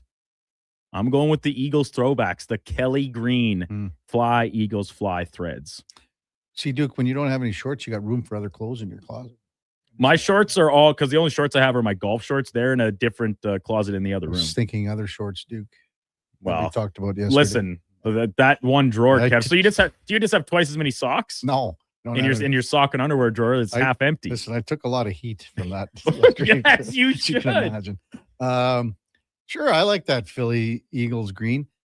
You know what? There's something, and I don't know how often I see them wear it, but there's something about the Minnesota Wild jerseys too. Like the North Stars throwback greens? Yeah, I think it's more the lighter green. You know what I mean? So it's not the dark green. Like the Wild green is darker than the Kelly green. Would you say or not? Yeah. Okay. So I'm going to go when they go towards the lighter shade of green, sort of what I've got wearing right now. That would be what the Minnesota Wild would be, or like when they wear the North Stars. The North Star throwbacks one. So that's what I think I love those jerseys, and they have a lot of pop to them. But yeah, it's just something about the Kelly green. And I brought up some like color palettes of all the leagues. None in the NBA really do it. I suppose Celtics green deserves some recognition because of the iconicness with it and the Celtics, St. Patrick's Day. But yeah, something about that Kelly green just really, really does it. So much better than their regular ones, which I think they call midnight green. So much better than that. But I hope everyone has a great St. Patrick's Day and celebrates safely, even if it is a little over the top. That's all right, as long as you keep it between the ditches. Keep her between the ditches. Good stuff, Duke. And man, we were so just jammed there with Sean Kincaid and everything. It sort of it slipped my mind about in or out the way things were humming along today. Coming up at the top of the hour, it is Fantasy Frenzy with the former Ross Shep-T-Bird, Connor Helly, and the Duke of Delburne. At 12 o'clock, it's the Lowdown with Alan Mitchell. Till 2, Jason Greger drives us home with the Jason Greger Show. We'll have the pregame show with Andrew Walker, Landon Ferraro, and Donnie P at 6 bells. Puck drop, Oilers in San Jose. Shortly after 7 o'clock, those dudes will have the post-game show following the conclusion of the Sharks and the Oilers. We'll be back with you tomorrow morning at 7 o'clock with our co-host, David Schlemko, the former San Jose Shark. Until then, time now for a Sports 1440 update brought to you by All-Star Construction. They shape and build Edmonton communities, specializing in underground utilities like power, gas, telecommunications, and street lighting. That's All-Star Construction. Hope you have a great rest of your Tuesday. We'll see you back tomorrow morning at 7 bells. Until then, here is the Duke. This is the Sports 1440 update.